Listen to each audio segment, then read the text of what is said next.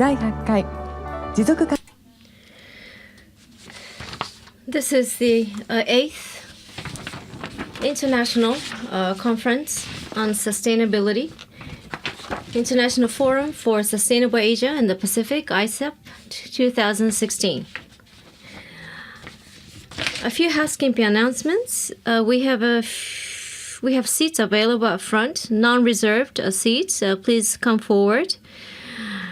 We also ask for your support in filling out the questionnaires that was distributed with the program. The questionnaire is also available online as well from your PC and your smartphone. We will begin shortly. Thank you for your patience.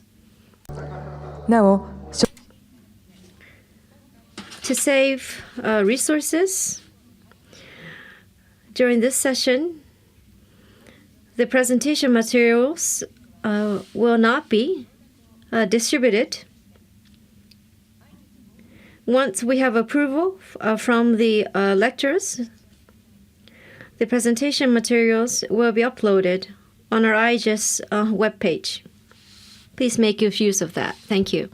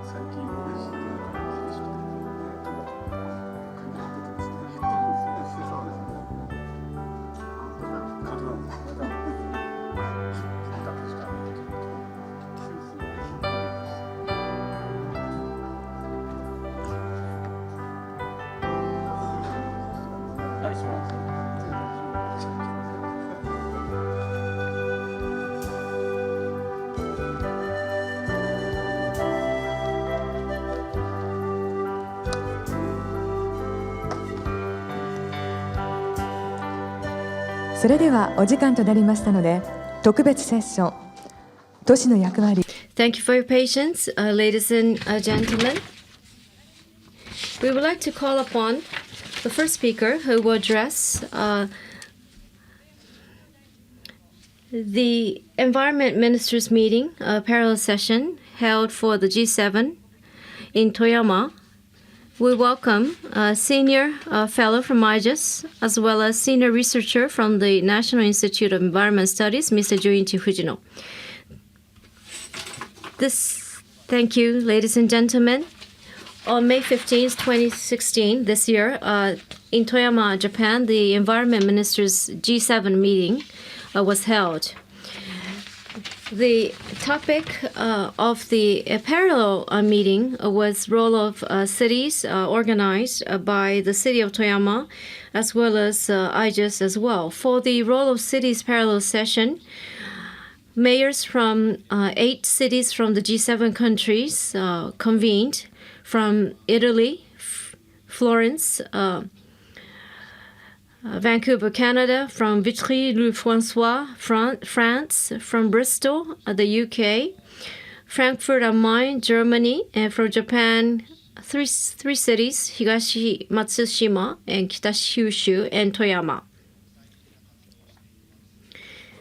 We also had international entities join the parallel session.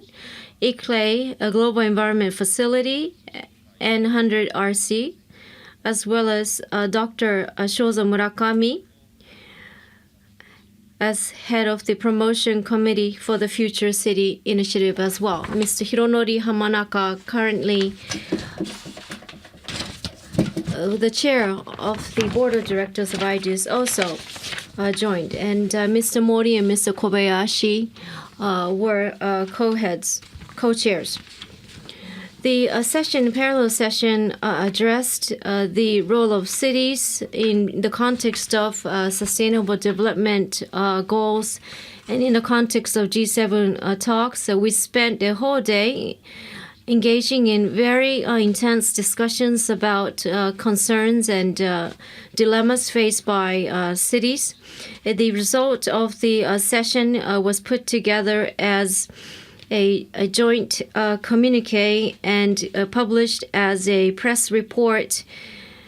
And as you see in the morning breakfast meeting, the press report was shared by the environment ministers.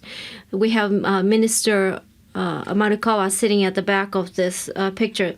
This was the first opportunity for cities to submit a report to the G7 ministerial meeting. The key issue was to leading advanced efforts in cities to make the transition to sustainable societies and to encourage new cities to be involved. For example, this year in October, we will meet in Quito in a similar manner, and also mainstreaming the role of cities. Please refer to the IGES website for details. And I'm looking forward to the presentations by the three speakers. Thank you very much for that. We will move on to the session, which will be moderated by the chair of the board of directors, IGES, Mr. Hironori Yamanaka. Thank you very much, Mr. Fujino, for that introductory remarks. We have limited amount of time, but we are happy to welcome Mr. Mori, Mayor of Toyama City, as well as Mr. Kobayashi, Vice Minister of the Ministry of the Environment, Japan. Back then, he was the counselor for global matters of his ministries. Today's topic is looking back on the role of cities as addressed by during the parallel session in the context of G7, Minister of Environment Studies for G7. So first round, we will look back on that parallel session held in the context of G7, in the framework of G7. And then part two is looking forward, what should be done. So let's go to the first round, which is a look back on the G7 Minister of Environment session. Why is it that, Mr. Mori, the G7 Minister of Environment meeting was held in Toyama? From a standpoint, from your perspective, Mr. Mayor, you probably want the government to respond to that question, but I'm sure you spearheaded a lot of efforts to invite the meeting to Toyama as well. So if you could share your experience as well as the significance of holding that environment ministers meeting in your prefecture, in your city. And lastly, your impressions or your hopes for future roles of cities in the context of sustainability, and from the standpoint of resilience, how cities should become resilient in the face of natural disasters such as earthquakes. So there are many issues for cities. We just saw. a picture from that session. I'm wearing the same jacket as I was the other day. The fact that Toyama City was chosen as a venue for the G7 Minister of Environment meeting was really a great privilege, and we are grateful for the Minister of Environment as well. SC for All, Energy Efficient City was an award given to us from Rockefeller Foundation. We were picked as one of the 100 resilient cities in the world. So we're picked. We've been commended for efforts against climate change as well. Compared to cities which generate energy from geothermal, Toyama City does not have similar achievements. But for a long time, in an age when population is decreasing and the society is aging, Toyama City has looked at how to make use of public transport, and also to strike a balance between automobiles and public transport, and to concentrate to centralize the city instead of expanding the city too much. So this was the first effort by a city to look at urban planning, city planning from an environmental perspective in this city. So it's shorter time to travel means more people are walking, more people are using bicycles. So that's what we try to aim for in Toyama, and we are grateful for the recognition. The Canadian delegation all decided to ride their bikes during the G7, and I think the security people were quite alarmed. And the fact that the mayors met together in the framework of G7 was itself is significant, as Mr. Fujino noted. It was the first attempt. So governmental ministerial meeting was held in conjunction with the mayoral meeting. At the end, our international friends talked about North-South relationships, that is, the relations or ties between developed and developing countries, how we can work together to leverage each other's strength, as well as South-South relations as well. And I think it was meaningful that we were able to share that view. And during the breakfast meeting with the ministers, it seems that the mayors were much more active in their discussions. It's not for nothing that they beat elections, other opponents during elections. In the future, there should be more opportunities like this, mayoral sessions in parallel with ministerial meetings, and that was voiced as well. And I think as a city of Toyama, we should build on that experience to move forward. Thank you. Thank you very much for that input.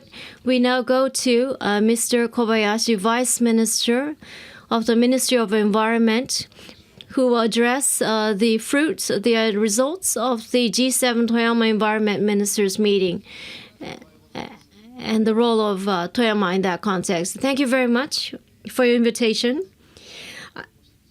I'm both excited and happy to be here. The city session was held in this order, with this dynamic. Under this dynamic, meaning I was mostly the observer then. The fact that Japan had an opportunity to chair the G7 this year, in a way, was a good fate for Japan. It was good fortune as well. Of course, we had to do well, so there was that tension. Last year was an important year when the SDGs were defined. Global goals for sustainability was defined, and how in this first year, how to kick off efforts warranted much attention. The fact that the environment ministers met in Toyama was an important milestone, and the fact that Toyama was picked is partly due to the very enthusiastic efforts by the mayor as well. Toyama is endowed with nature and industry as well. The city session, the session on city was a public session. It was held under a very collegial atmosphere. Some people say that the ministerial meeting perhaps was more interesting, rather the city session was more interesting than the ministerial meeting. So we welcomed 5 mayors from abroad. Mr. Mori, the Toyama mayor, was the chair, but we also had mayors from Kitakyushu and Higashi Matsushima as well. There was a lot of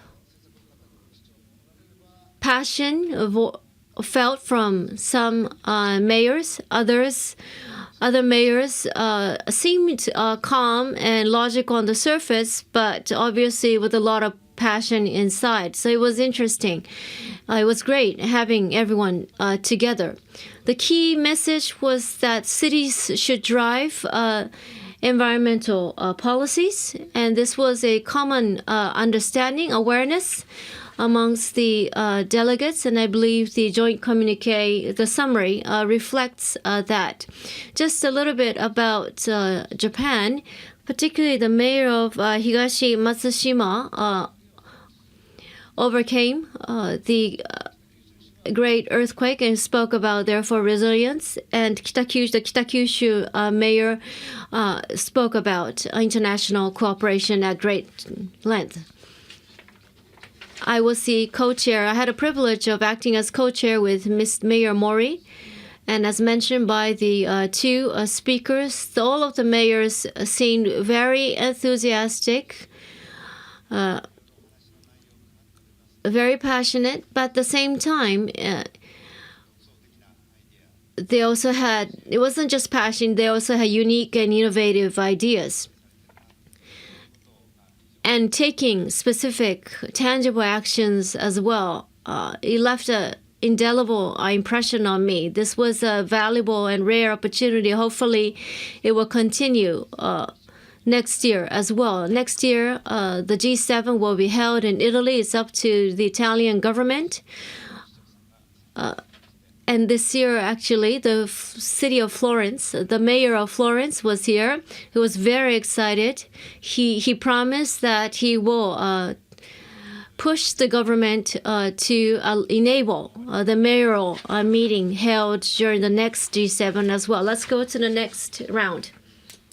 And in this, the city-related parallel session, and would like to talk about the future undertakings and the future initiatives. And on the May 15th, following this session, what happened is something that I would like to reflect. And there were many things discussed. And first, I would like to ask Mr. Kobayashi, the Vice Minister, to share with us what happened, what was talked about. Thank you. And in the city session, and also in the Toyama Environment Ministerial Conference, is the topic I'm going to cover. And so the city to cooperate and collaborate together it seems to be forming some momentum.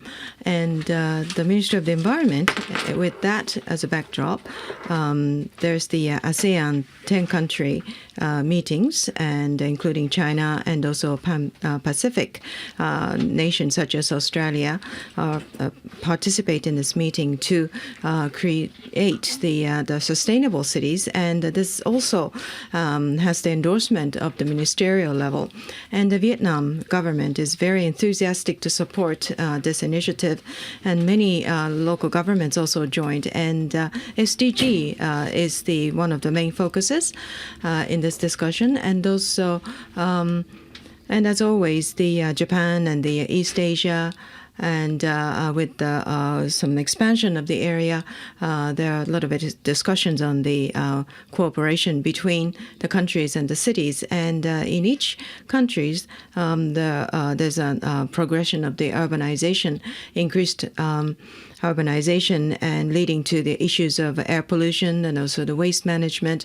And so many of the cities are now facing the need to start incinerating the municipal waste. And Japan also has the Japan Credit Mechanism JCM system, and this attracted a lot of attention.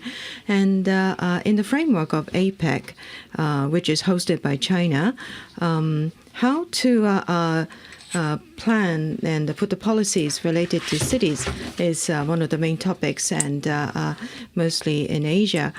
So have been working mainly in the Asia in this regard, and there are some more concrete ideas for green cities and the eco town, and even the mayors from China are beginning to mention such the environmentally friendly policies and initiatives.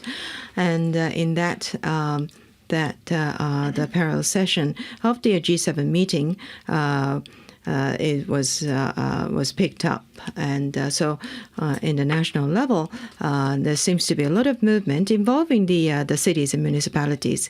Now, I would like to ask Mayor Mori, in your experience of participating in such international conferences, please share with us your experience. And so the following the ministerial meeting on the 16th of May, I joined the meeting to consider the sustainable city, and it had a subtitle that the cities, the future picture of the city starting from Toyama, and the participants were the experts from different areas, and they contributed to the meeting by sharing some expert knowledge, and it was a good venue for Toyama to be presented to the rest of the world.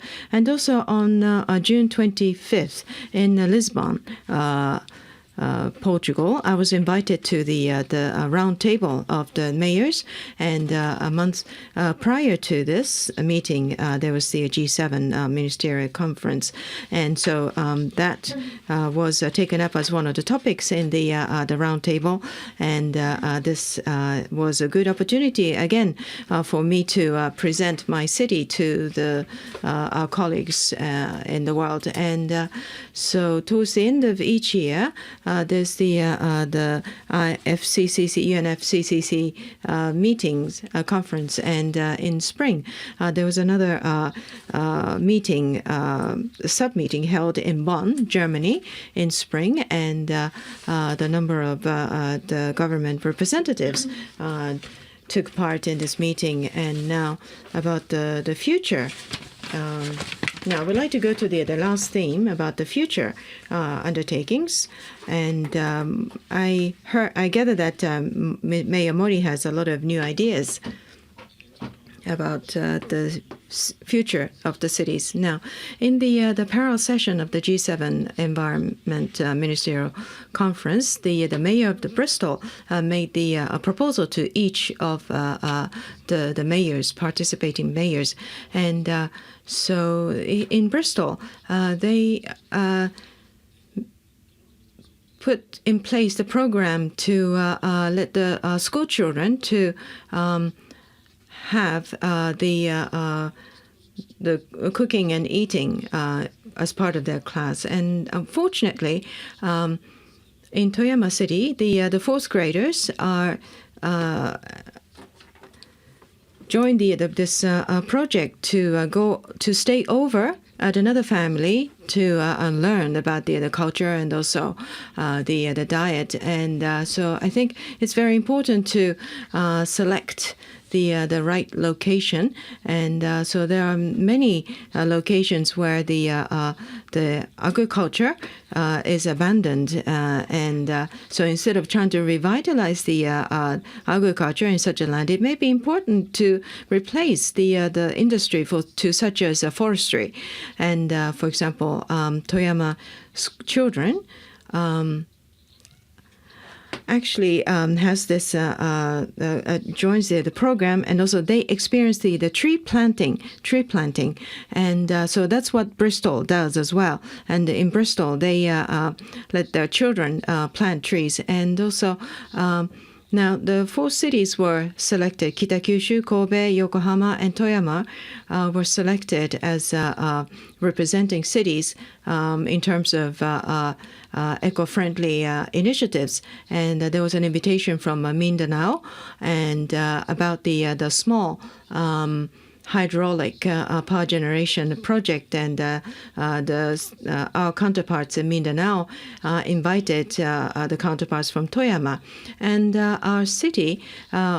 We have an agreement with the governor of the Kavangan prefecture, or the province of the Indonesia, and we provide with the technical support, and they also provide technical support in the Mindanao as well. And so we would like to continue with such initiatives to encourage the local companies to provide with the technical support to our counterparts in Asia and in other areas. I think Mayor Mori only had the very limited time to present, and Toyama expands from the Japan Sea all the way to the very high mountains, and also the caldera plain may collapse should there be any major earthquake. Therefore, Toyama is very keen to build the disaster prevention and disaster mitigation plans. And so tree planting will also contribute to mitigating the impact of natural disasters, and also it caters for the quality of life for the city people as well. And Toyama has this program to let the school children to go to the rural area to experience the lifestyle, and also to plant trees, and they will foster in that way their love of the home countries, and are very, very touched by the programs. And so I think that this type of activity should expand to other cities. Now, we'd like to invite Mr. Kobayashi to talk about the governmental support in municipal initiatives. Now, Mayor Mori has already acted upon the different agenda, and I'm very impressed about that. And so when I start talking, I may sound abstract as opposed to a more concrete presentation by Mayor Mori. And now the school children in Toyama plant trees, and I'm very excited about the growth of this forest. And the Toyama is very rich with the forestry, and also it has a very rich cultural asset, such as the art museum in the forest. And when it'll be very exciting to see this rich nature of Toyama to be even richer in the future. And now, Minister of the Environment, how we will work with the cities is something I would like to elaborate on. And so this there was a moment of some anxiety, or some tension during the Environment Ministerial Conference, in fact. And there was some gap in understanding between the ministers, and we had the open session. So I was wondering how the discussion will proceed, and I was feeling a little nervous if I But then there's some healthy level of nervousness is good for productive meetings, and the cities, what the cities are wishing to do should be reflected in the national policies as well. That was also mentioned. And there's a climate change issue and also SDGs. And we are now in the phase of determining the major direction of the national policies and the cities. And I'm pretty sure that people from there are many stakeholders in this meeting, and there's been a history of the environment policy of Japan, and the cities led the way informing the environment policies in this country, and cities have a very important role to play going forward. And the role played by the Minister of the Environment is to pursue the INDCs, and it's not an easy goal and this requires the involvement of the entire citizenry of this country, and in that the role of the cities is quite significant, needless to say, and to address the climate change. In one way is to try to ambitiously build a low-carbon society by reducing the emissions. And also the impact of the climate change needs to be mitigated, and there's also an adaptation issue as well. And so these are very important keyword going forward. So we need to both think about the emission reduction as well as the adaptation, and this all certainly pertains to the actions made by the cities, and we need to have a low carbon vision with the 50 years and 100 years from now in our vision, and we would like to as ministry build the very vigorous and ambitious measures to allow this to happen. And from the global perspective, Japan is have been working quite actively in the international cooperation with our Asian colleagues.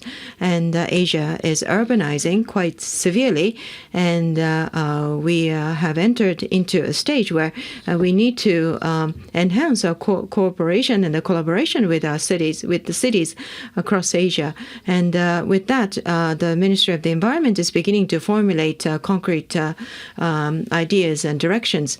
And these in future, the one-off actions will not suffice, and we will need to lay out the series of actions and the series of projects with the robust policy in the backdrop, and by soliciting the participation of the cities.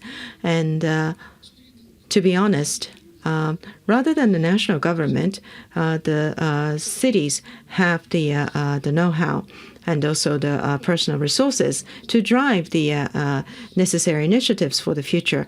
And we would like to work with the cities so that there will be a major movement to work together between the cities and between the governments to address the future issues and the existing issues such as SDGs and the climate change. And thank you very much for very interesting comments. And it was a very short time, but we have once again recognized the importance of the roles played by the cities going forward. And because the time is limited, there wasn't much time allowed for Mayor Mori, but there's the cooperative program of the city of Toyama in Latin America for the segregation of the waste, municipal waste, and Mayor Mori is called Sensei, the teacher, leading the way this project for the waste segregation, and in that the cities have a lot of strength. And yesterday, at the beginning of the ISAP, we had the panel discussion in a similar manner. And Paris COP21, the Ambassador Chubiana, who was the special envoy to COP21, And in Marrakesh, in Morocco, in November and December, there'll be a COP22, and the role of the city will be once again recognized to be very important. So this special envoy will incorporate such an agenda in COP22 as well. And so now that the Paris Agreement has been reached and adopted, and so towards the achievement of the goals for towards 2030, we would like to expect the cities to be even more vigorous in their undertaking. And the time is up, so I would like to once again thank Mayor Mori and the Vice Minister Kobayashi to have joined us out of their very busy schedule. Thank you very much.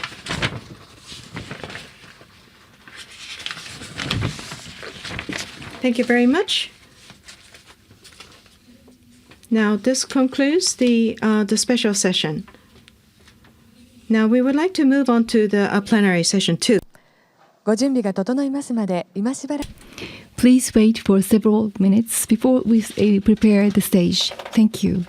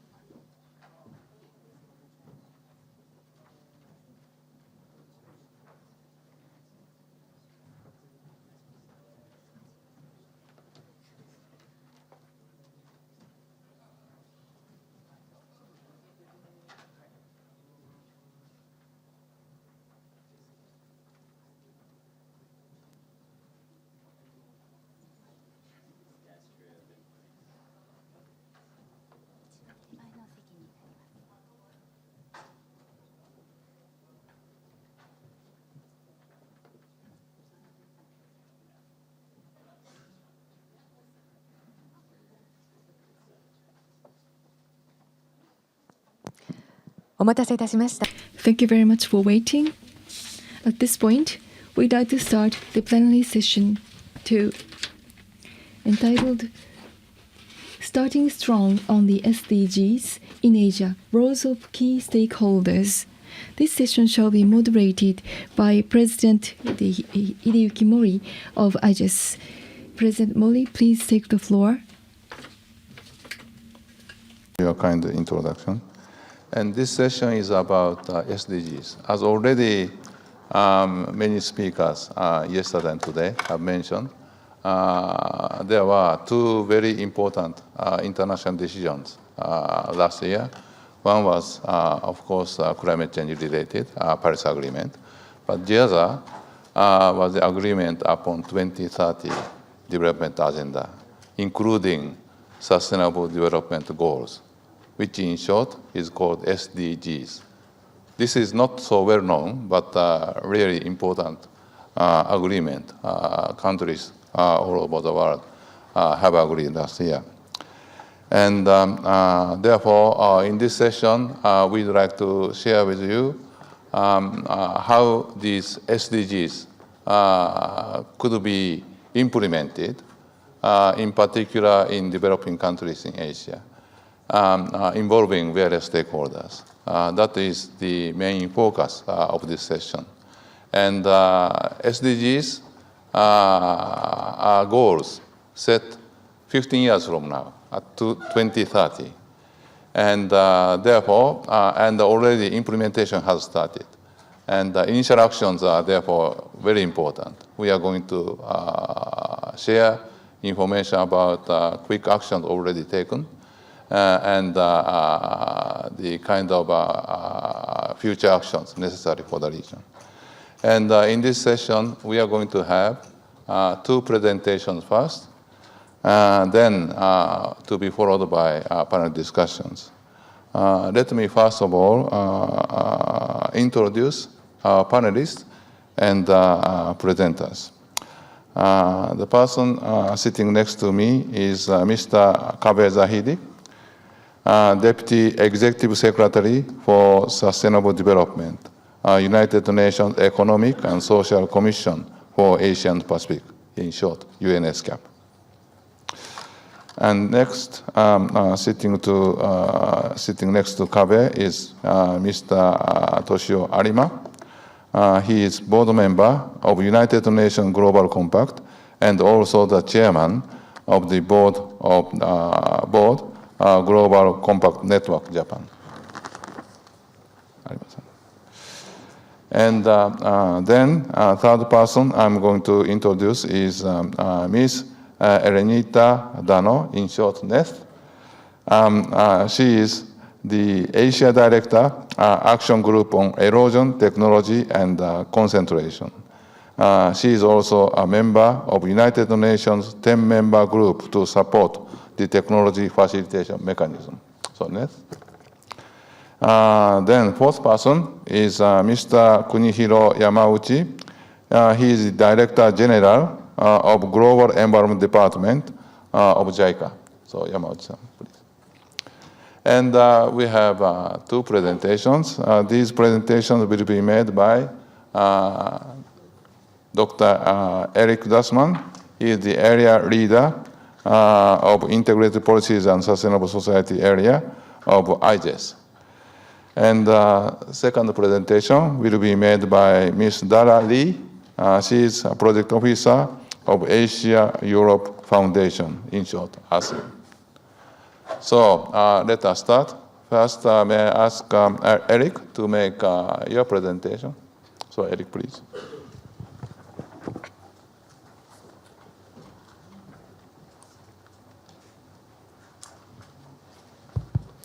Okay, thank you very much, Mori-san. The title of my presentation is Starting Strong on the SDGs in Asia, Results of National Readiness Studies. This presentation reflects the collective efforts of many colleagues from my team as well as the Project Management Office. They're listed there. And the main argument that I'm going to advance in this presentation is that basically many of the countries within Asia have already taken a relatively quick and decisive start on these new 17 Sustainable Development Goals. As Mori-san mentioned, these goals were agreed upon in September of last year, and they will frame the development agenda from 2015 to 2030.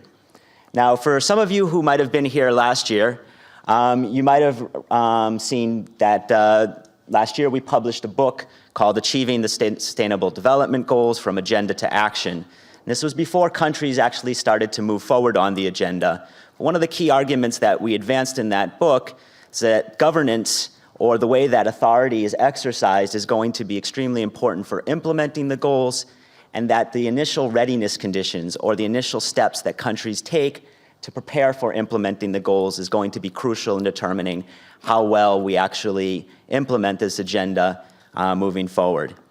And so what we've done this year in preparation for the ISAP is we've done a series of readiness studies looking at how several countries in Asia have prepared for implementing those goals. And if you go outside, you can sample or you can pick up some of the studies. We have studies on Philippines, on India, on Bhutan, and on Korea, as well as a framing paper.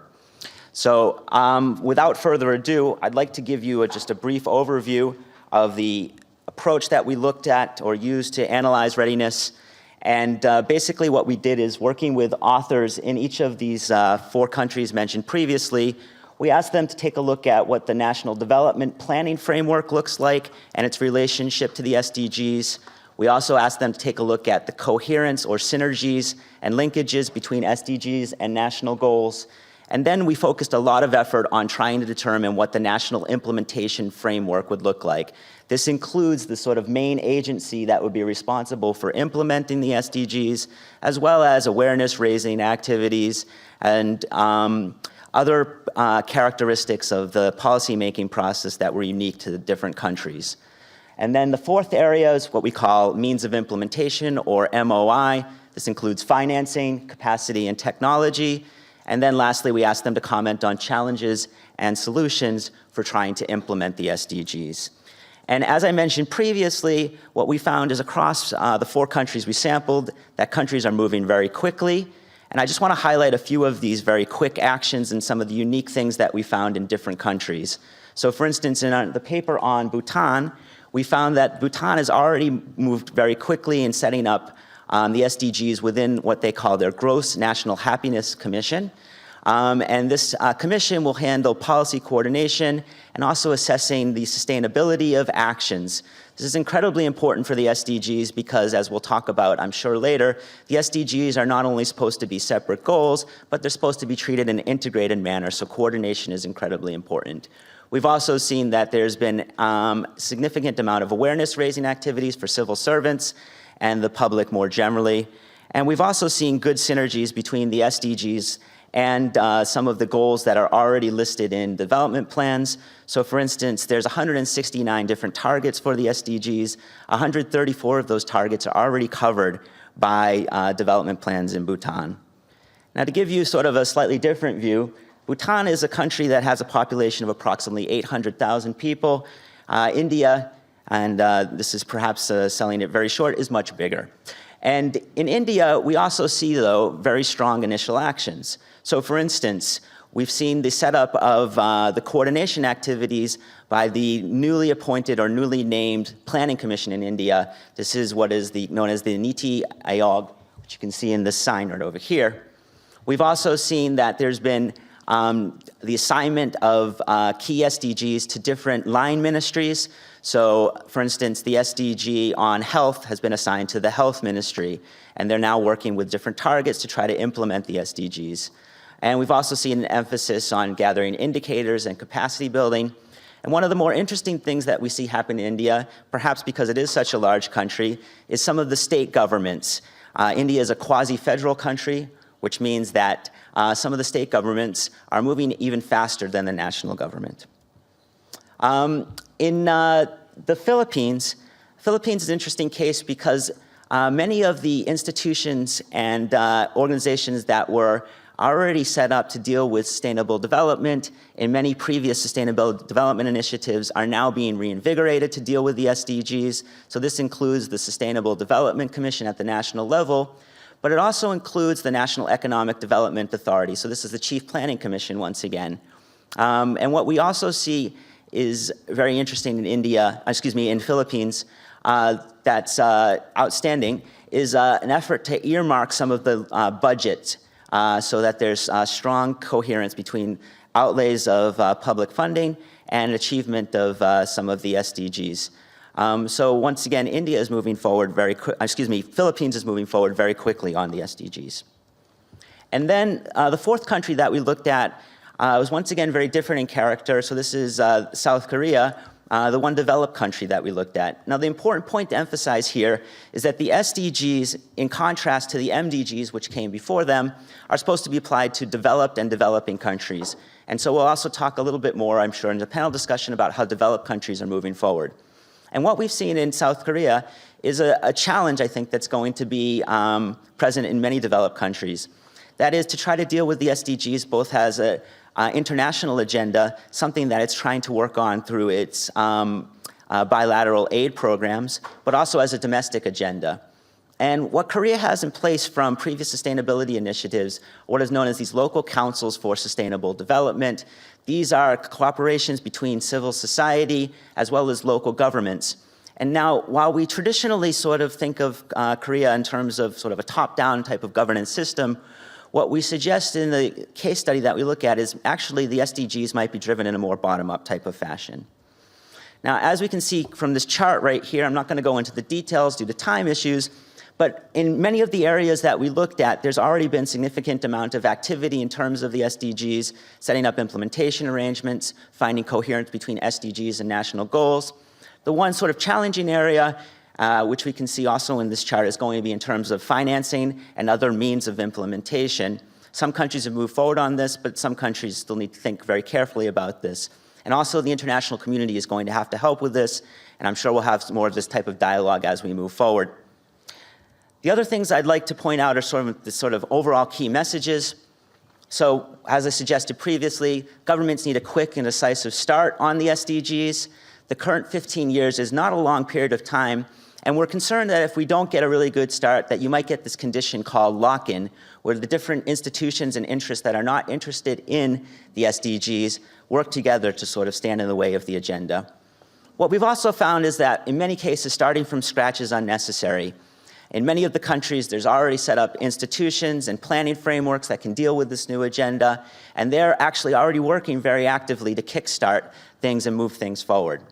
Lastly, I want to sort of close with highlighting 4 areas that we think need additional attention moving forward. And those 4 areas are integrated planning and improved policy coherence, enhanced capacity to mobilize and deploy financial resources, as mentioned previously, more and better data that's easily available to all to track progress and ensure accountability, and then strengthen capacity to form multi-stakeholder partnerships.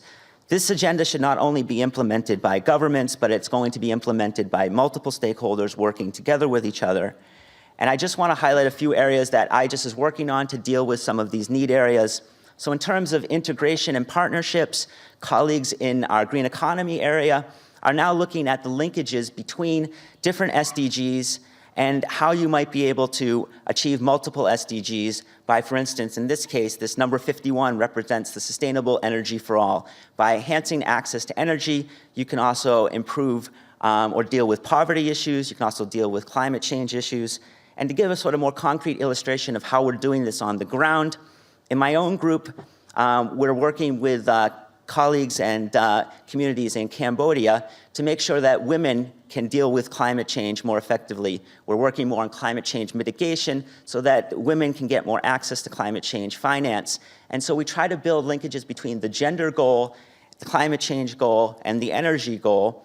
And we do this in a way that when the climate finance comes in, it can also lead to more jobs, for instance, in this case, in marketing and selling clean cook stoves.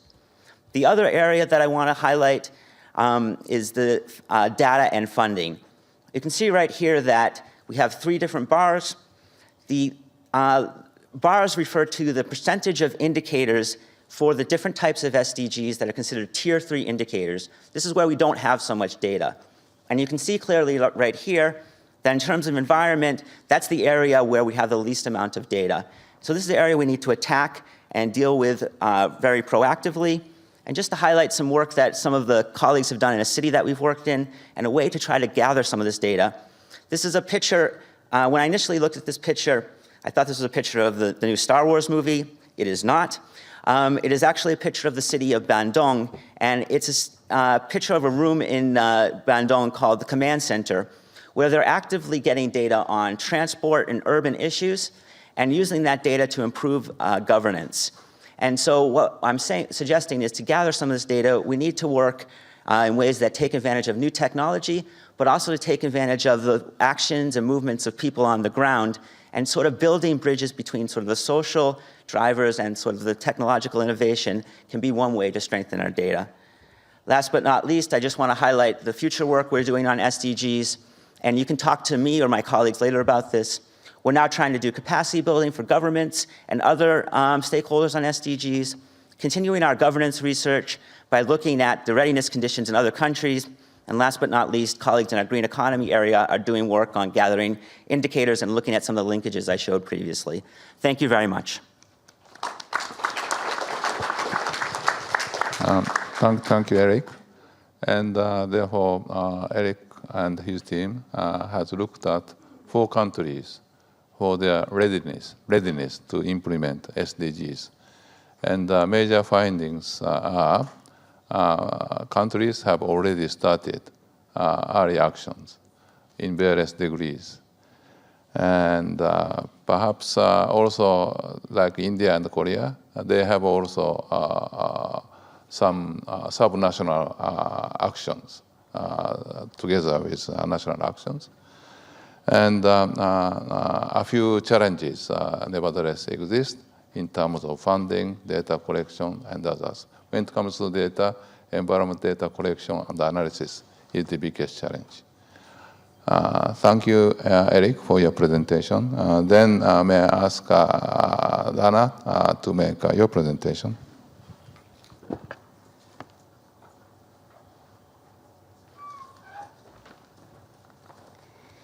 Thank you, Mori-san, and thank you to IGES for the invitation to speak here today. My name is Dara Lee, and I am from the Asia-Europe Foundation, ASAF, specifically in the platform called the Asia-Europe Environment Forum. I'm excited to share with you the insights we have gained with regards to national readiness for SDGs in Asia through the capacity building workshops we have organized in the region. To begin with a brief introduction about ASAF, or the Asia-Europe Foundation, it is an intergovernmental, not-for-profit organization based in Singapore. It is the only permanent established institution of the ASEM process and is funded and supported by the 53 ASEM member states. ASAF's mandate is to promote understanding and exchange between Asia and Europe, and we organize projects to achieve these goals. And finally, we are proud to say that in 18 years, we've implemented 700 projects with about 750 partners, benefiting more than 20,000 active participants. One platform that ASAF is actively engaged in is the Asia-Europe Environment Forum, ENV Forum, a partnership of a number of institutions working in sustainable development, one of which is our host for this conference, IGES. The ENV Forum has supported the SDGs process since 2013, launching a program to support policymakers in understanding SDGs and preparing for their implementation and monitoring. In this endeavor, we have conducted research related to the SDGs and organized a number of capacity building workshops, as you can see there in the green arrow, bringing together national policymakers, notably from Southeast Asia, as well as development experts from Asia and Europe. Cooperating together with partner organizations in various countries in the region, we have worked with ASEAN member states, particularly with Cambodia, Laos, Myanmar, and Vietnam, in supporting the implementation of SDGs in these countries. Regardless of the national context, our key message in these workshops has always been that countries should take the lead in implementing the SDGs, which are designed to respect countries' priorities, capacities, and situations. In previous years, these workshops tended to focus on raising awareness on SDGs, as well as an introduction to the more practical matters of SDG implementation, including financing, monitoring, and governance. Our workshops provided a platform for policymakers from government to get started with mapping existing national policies to the global SDGs with the support of international experts to assess the alignments in these areas. Now, with the adoption of the SDGs in September 2015, our workshops have become a bit more technical over the past year, developing from policy mapping exercises to sharing national experiences and conducting needs assessments for tailoring SDGs to the national context. In doing so, we ultimately hope to support countries as they prepare their implementation and monitoring frameworks for SDGs. The methodologies that we have taken in our capacity building workshops and in previous research projects are outlined in our upcoming publication, Implementation Guide for the SDGs, which are designed to support policymakers in getting started with implementing the SDGs. Includes a step-by-step guidance in national SDG implementation and a final section on country case studies to illustrate how selected ASEM countries have gotten started with the SDGs. The guidance and the case studies that are presented in this publication were researched in close consultation with development experts and government officials involved in our workshops. So, where are countries in Asia with regards to their national preparedness in SDGs? Broadly speaking, with regards to the institutional frameworks, most countries have begun and even completed mapping existing national policies to the SDGs. So for example, Cambodia has mapped policy alignment with the SDGs with regards to its rectangular strategy, national strategic development plan, and relevant sectoral action plans. This mapping is designed to lead into the tailoring of the SDGs and their targets into specific national contexts. So Indonesia, for example, has selected 119 of the targets to include in its development plan that correspond to all 17 of the SDGs. Some countries are also planning possible custom SDGs, so for example, Cambodian SDGs, CSDGs, with the inclusion of a goal on demining and UXO to complete the unfinished work from the MDG era. Interagency and multi-stakeholder platforms are also created to conduct these initial steps in consultation with the relevant actors. So as Eric mentioned, NIDA is very active in this area, working with civil society, academia, and all levels of government to map alignment with the SDG indicators. Indonesia, too, has worked to ensure that its lead agency and SDG implementation, Bappenas, is working with different levels of government, private sector, academia. So we've discussed that one of the key principles of the SDGs is to leave no one behind. And countries have taken this call seriously in establishing stronger monitoring mechanisms to track the attainment of SDGs in all levels of society and geographic location. Countries have made progress in mapping existing national indicators to the global SDG indicators, of which there are 231 unique. For example, Lao PDR has found that 45% of the 156 indicators in its national socioeconomic development plan are linked to the global SDG indicators, and discussions are underway to identify and integrate new indicators from the global SDG indicator list. Some countries are also in the midst of conducting assessments on data availability, especially with regards to their ability to disaggregate or separate data by sex, age, ethnicity, and other classifications. Myanmar, for example, has mapped out the global SDG indicators and has applied readiness criteria to each indicator with regards to data availability, clarity on indicator methodology, and applicability to Myanmar's context. Moving past this step, a few countries have also assigned agencies that will be responsible for gathering and synthesizing data for certain indicators. Vietnam and Philippines, for example, have both assigned indicators to relevant agencies and in-line ministries and general statistics offices. Philippines in particular is considering working with non-state actors to build opportunities in new data sources, such as big data with the private sector and community-level data with CSOs. Though significant progress has been made, common challenges include, firstly, acquiring reliable and timely funding support, especially as a number of countries in Southeast Asia graduate to lower middle income status. Governments are recognizing the limitations of relying on international public finance and are considering other avenues for resource mobilization.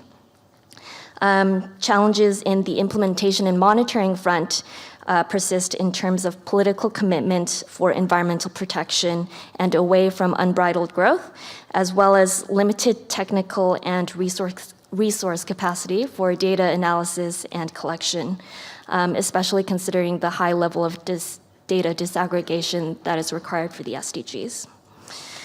In terms of national level coordination, mechanisms for cooperation between agencies and sectors have been set up, but coordination in overcoming competing interests remains a challenge.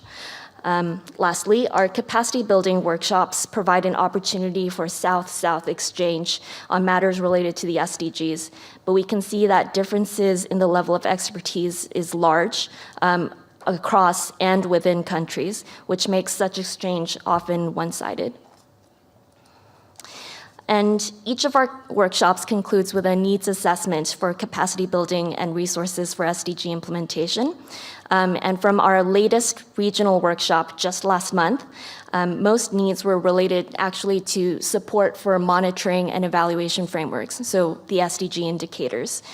And other needs included technology transfer, human resource development in thematic experts and statisticians, and opportunities for resource mobilization. Policymakers were also eager to participate in further platforms for international and regional exchange based on best practices for SDG implementation, which leads me to my final slide on the ENV Forum's upcoming work with regards to SDGs. We'll be holding a conference on SDG delivery in Stockholm later this year in October for policymakers from ASEM countries to gather to exchange experiences related to SDGs. And a final version of our implementation guide will be released around this time, and a draft of this publication is available at the foyer. So I'd be glad to hear your feedback and on its contents for its finalization. Thank you very much.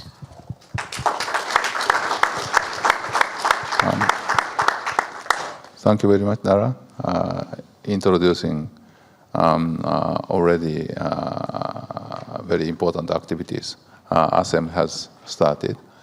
And for your information, ASEM is Asia, Europe and Asia platform where countries in Europe and Asia get together to discuss various issues, including sustainability issues, and therefore including SDGs.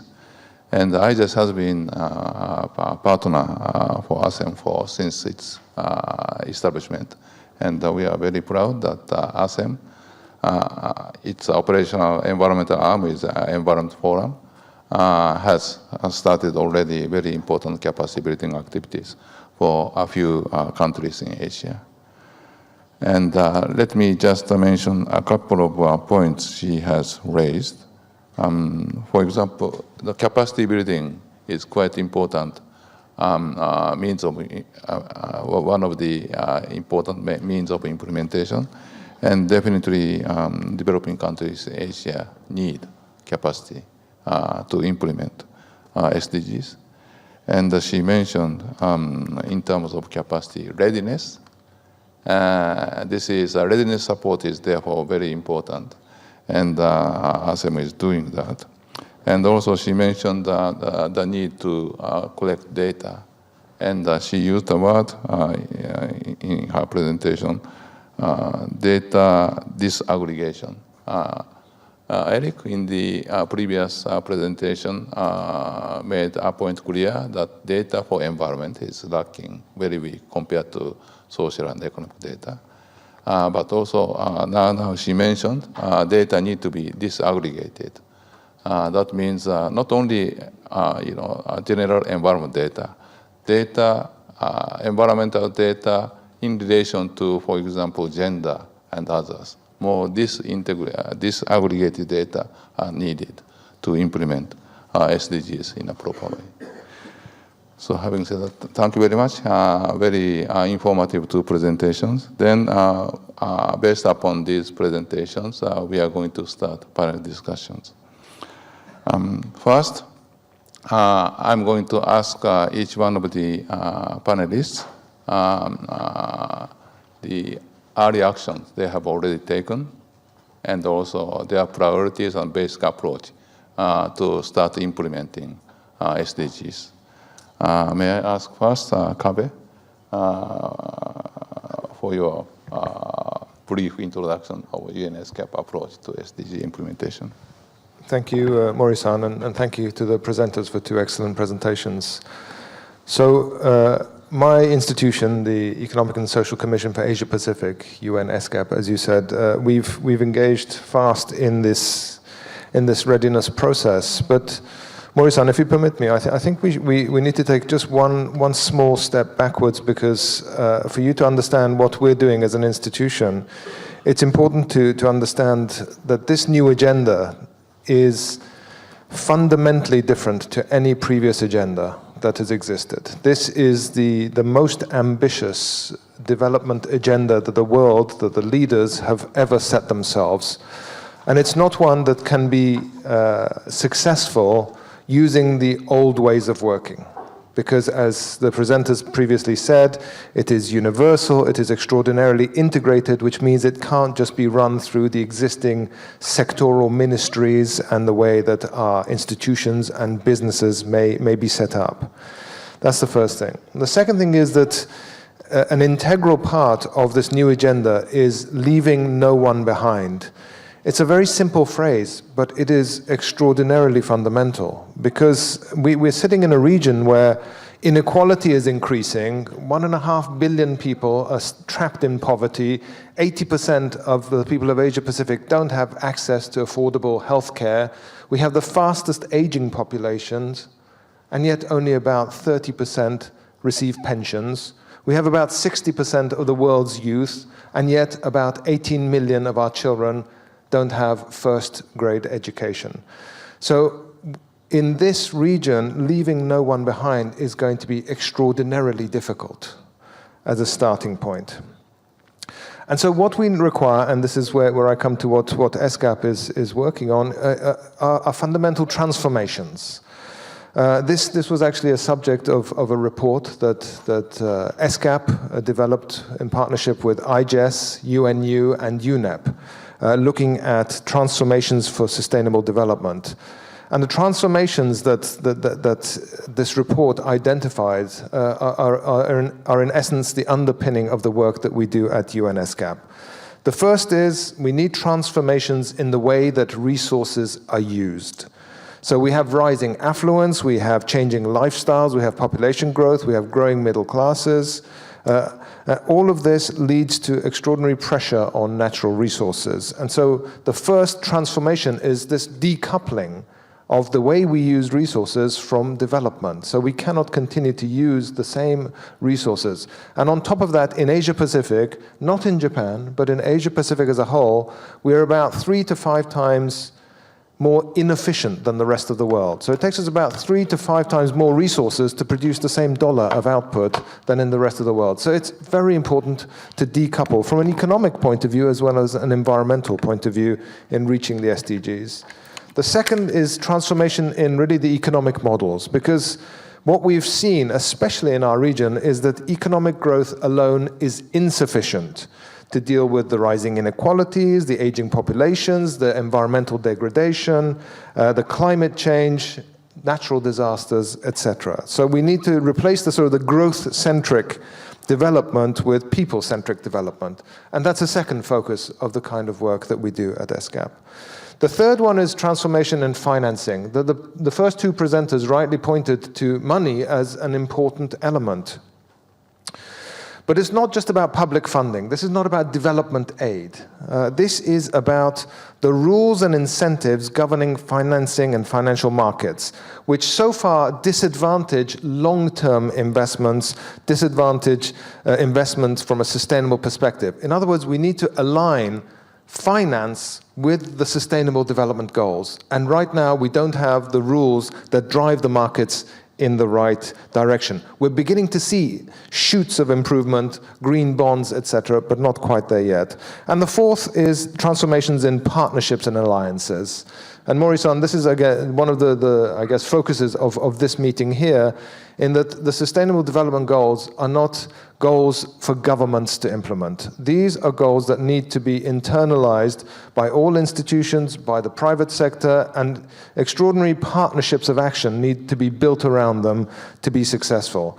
At ESCAP, we've begun this. We have an annual Asia-Pacific Forum on Sustainable Development, which brings together multiple actors, and Ned might touch on this in a moment as well. And the point is for the actors to get together and share the experiences that we saw from the presenters. In other words, who is doing what, how are they overcoming the data challenges, how are they overcoming the financial challenges, how are they moving forward on the SDGs. So I see the colleague waving at me that the time is over. Let me leave that as my first introductory comments. Thank you.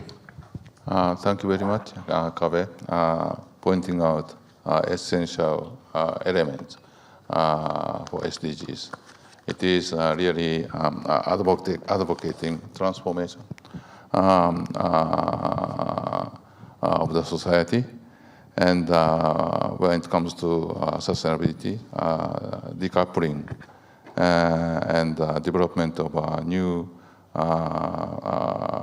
business model could be the very essential part of this initiative. When it comes to funding, you mentioned different kind of funding mechanisms need to be developed, including perhaps green bond and others. And lastly, quite important point he has mentioned is SDGs are not only for government, but also for all stakeholders, for all of us. Thank you very much. And let me ask one particular question. We understand UNESCAP has developed a partnership with very important organizations like ADB and UNDP. And could you just elaborate on this partnership and meaning, important implications for Asian countries? Yes, as I mentioned in my last point, these partnerships are going to be fundamental.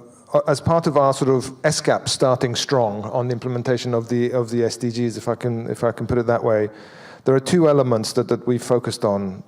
One is what's called follow-up and review. In other words, working with countries to be able to do exactly that, to assess their progress on implementation of the Sustainable Development Goals.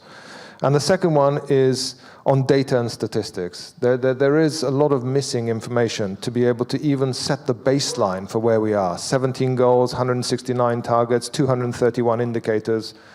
They can be further adjusted for the national needs, but this is a massive change from the kind of data and information that was needed. So the partnership, Mori-san, that we've built with ADB and UNDP is primarily built around an annual stocktaking of where are our countries. How are the Asia-Pacific countries progressing in meeting and matching and implementing the Sustainable Development Goals? Of course, in addition to that, you're bringing together ESCAP, which has probably the convening power that's unparalleled in the region, that we bring together, in essence, what is the Parliament of Asia-Pacific, or the closest thing there is to the Parliament of Asia-Pacific, on the one hand, with the sort of the national footprint of a UNDP and the financial clout of an ADB. And of course, this could be a very powerful combination for sparking change in many countries and in many circumstances. So that's the partnership that we have built with UNDP and ADB. But it's only one of many partnerships. We have a similar partnership with ASEAN to try to do the same, but more at the sub-regional level. And that's why I was particularly interested in what the last speaker had to say, because the ASEAN Secretariat and the ASEAN community has come to us to help them with the follow-up and review, this annual stock-taking, the sharing of experiences, and building up the statistical and data capacities. And of course, in doing that, we very much hope to maintain our partnership with the likes of IGES, and the others we've been working with, like UNU, on the report. Thank you very much. 次に有馬さんから。Next, from Mr. Arima, about SDGs.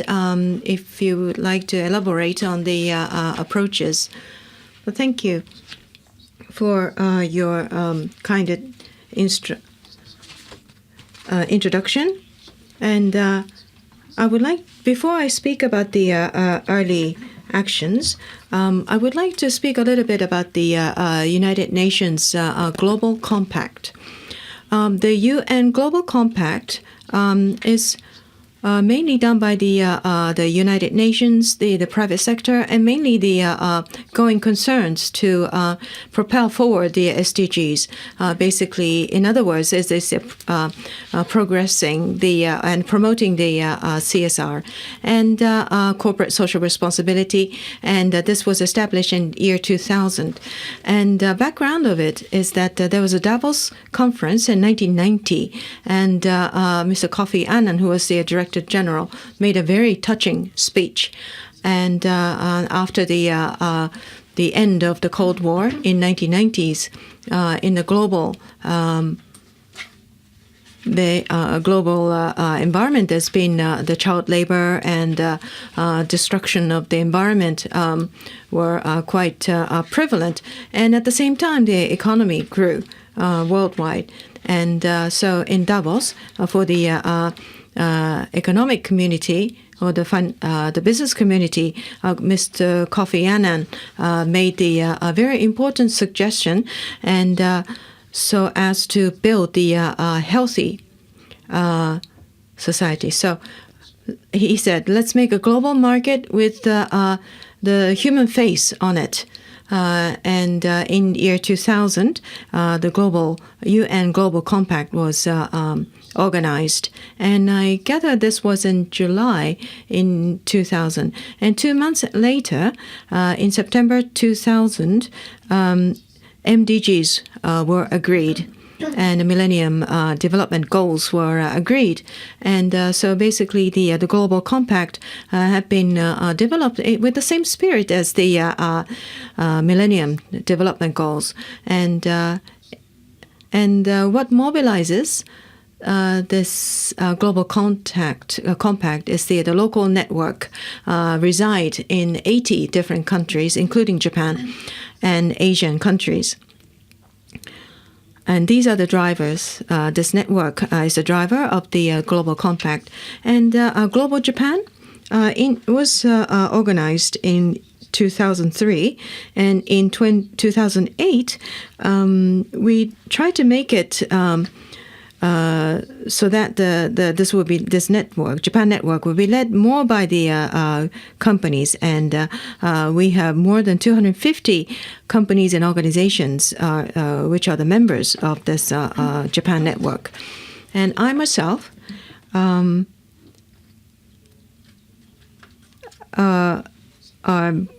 board members. One of the 30 board members of the Global Compact, and 15 come from the corporations, 50 from others, and the top of this organization is the Director General Ban Ki-moon, and I am also head of the Japan network. And with this as a backdrop, with regards to the early actions, I would like to elaborate on the early actions. To be honest, I cannot really say that we have done anything concrete. And Rio, in 2012, following the Rio Plus 20, this post 2015, basically kicked off the formation of the SDGs, and we have been, this UN Global Compact has been involved in this as well. And since about last year, we have been focusing our efforts more on the building awareness of SDGs across the society. And so we have been working to disseminate the ideas of SDGs, utilizing different social venues. And also we assisted the media people to understand the SDGs so that so as to solicit their support. And we have been conducting this study meeting, SDGs study sessions, and we are having increasing number of participants. And also we use the different venues such as G7 summit meetings. In the stage of preparation, we made the presentation to the relevant people with the NGOs.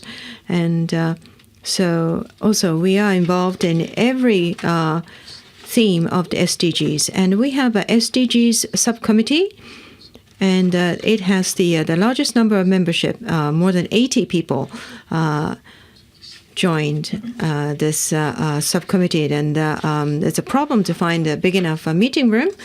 And in fact, this demonstrates the high level of interest in this topic. And we also run the questionnaires, and this is a questionnaire answered or filled in by the member companies, and majority of the companies have some level of awareness about the SDGs. They have their own interpretation, but when it comes to the concrete actions, so the 17 items of the SDGs, how the corporations will link their CSR activities to the 17 goals and 169 targets is something that they're working on right now, and that it'll be a next step for them to put those ideas in action in the framework of the corporate social responsibility activities. But there are some advanced companies that are working with the UN Global Compact and the GRI, which is called the Compass. This is a very effective guidebook, and we translated this into Japanese with IGES, and we disseminate this across the Japanese companies. And some of the companies have already incorporated the Compass into their business plan. And so there are some companies like that, and such initiatives have already begun. And so if such activities become even more vigorous, then I believe that the corporate involvement in the SDGs implementation will be further enhanced. And also, there's six industry matrix by UNGC, the Global Compact, and meaning that the corporations, including the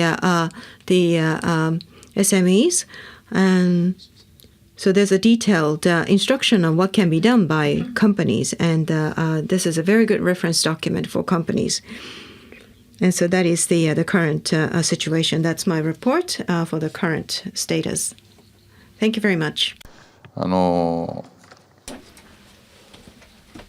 You talked about the history behind the Global Compact. Thank you very much for letting us know about the history. Now, as was mentioned, before SDGs, we had MDGs,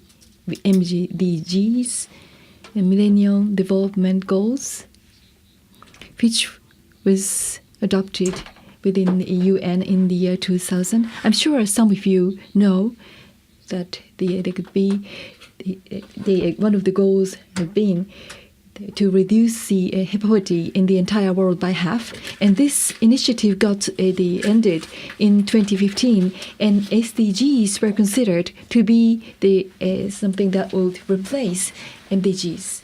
And then at the same time, about the Global Compact, this was established in the July 2000, and this was driven by Secretary General Kofi Annan back then. And for the UN, this was a very important initiative.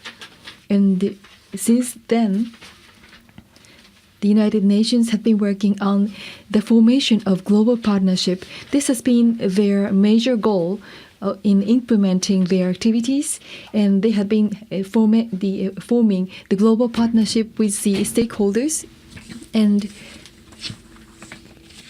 one of the contributing factors behind that was the United Nations Compact, or UNGC. One more thing. Toward the end, you talked about UNGC working hand in hand with the SDG Compass. This was also the wonderful document, and we had the honor of translating it into Japanese together with them. The main message here is that in implementing SDGs, it is important to incorporate that into the core business of the enterprises. In other words, the SDGs should be considered as a business opportunity So in that respect, this is quite surprising. We use the term mainstreaming. So streaming of SDGs within the corporations was written in Compass. And also based on Compass, some of the Japanese enterprises have already introduced that aspect of the philosophy into their management plans. So this is quite encouraging. Could you tell us a bit about this? So what do you think about the future perspective of this getting into the management plans? Well, the companies and corporations would they get into to introduce this kind of concept into the midterm plan, and every 3 years or so they introduce the midterm plan. So it's dependent on the timing. So some of the companies have been working on the incorporation of this idea into their midterm management plan, and we have interviewed some of them. And the first step would be to understand the processes of Compass. So the understanding the priority is of the essence. And please note that this is quite flexible. It is easy for the enterprises to incorporate that into what they do. So what they have to do is to prioritize what they do, and then after that, they connect that into 17 goals of SDGs. That's the kind of feedback we are receiving. And one more thing that is also very important is that on the back side of the first page, the message of Kofi Annan, the former Secretary General, is shown. This is the short and simple, but very strong.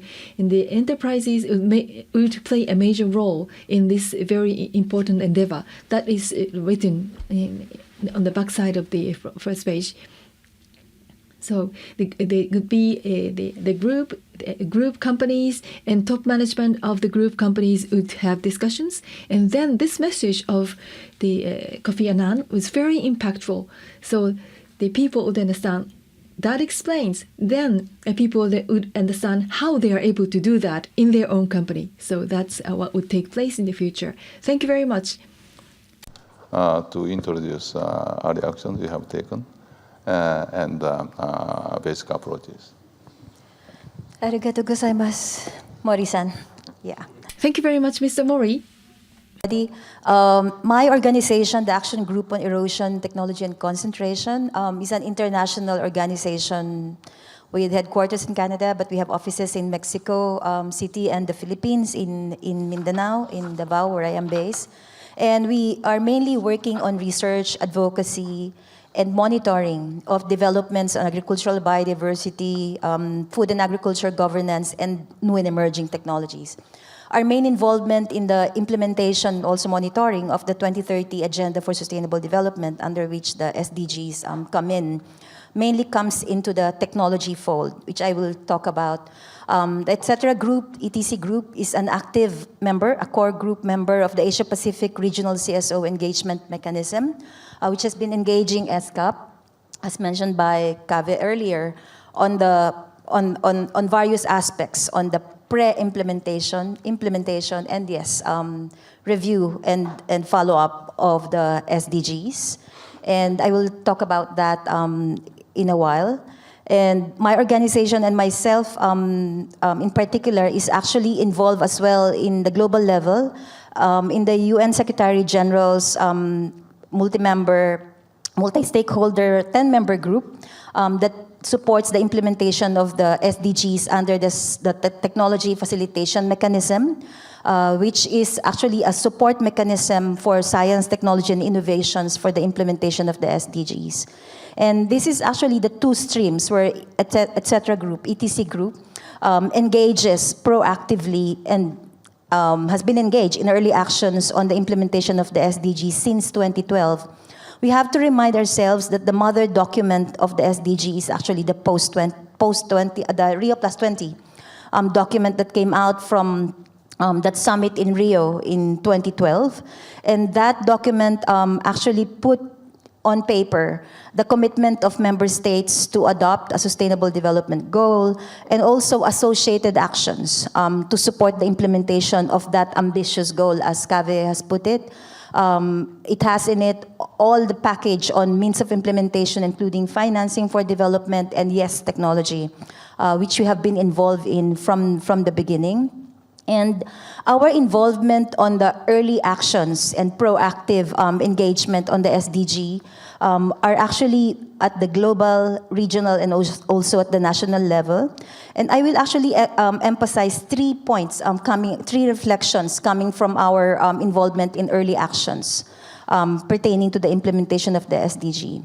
One, as Kave mentioned, the SDG is really revolutionary in many ways. And there is no way we can implement it and we can pursue this revolutionary commitment of member states of the international community by doing business as usual. It has to be revolutionary action as well. We have to think out of the box to be able to implement and deliver these ambitious goals, all 17. And first, we should not look at it as individual goals and cherry pick on what particular goals we want to implement. As Kaveh mentioned, they are integrated, and we should not forget as well the means of implementation to support the implementation of these goals, which are indivisible. They come together.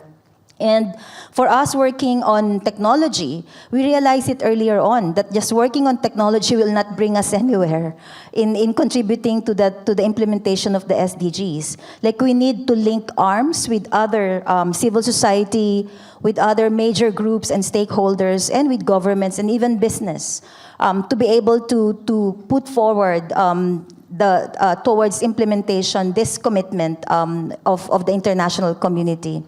So working together with others, working across the goals is very important, not just on a particular goal. The second reflection that I'd like to put forward is that many civil society are actually working at the national and local level in respective goals, often in 1, 2, or even 3 goals at the national level, but there are actually a lot of avenues for us to be able to work with others who are working on the 16 or 15 other goals. And we realize that there are unexplored areas and spaces where we can work together. And through the Asia-Pacific Regional CSO Engagement Mechanism, we identified regional engagement in monitoring and ensuring accountability of governments at the regional level on the implementation of the 2030 agenda. This actually brought us to a proactive engagement with SCAP that started in 2013 and actually maturing in the process of the 3rd year of the Asia-Pacific Forum for Sustainable Development, which SCAP has initiated. As mentioned by Kave, it's actually a mechanism, a platform for multi-stakeholder discussion, deliberation, and partnership to advance the Sustainable Development Goals.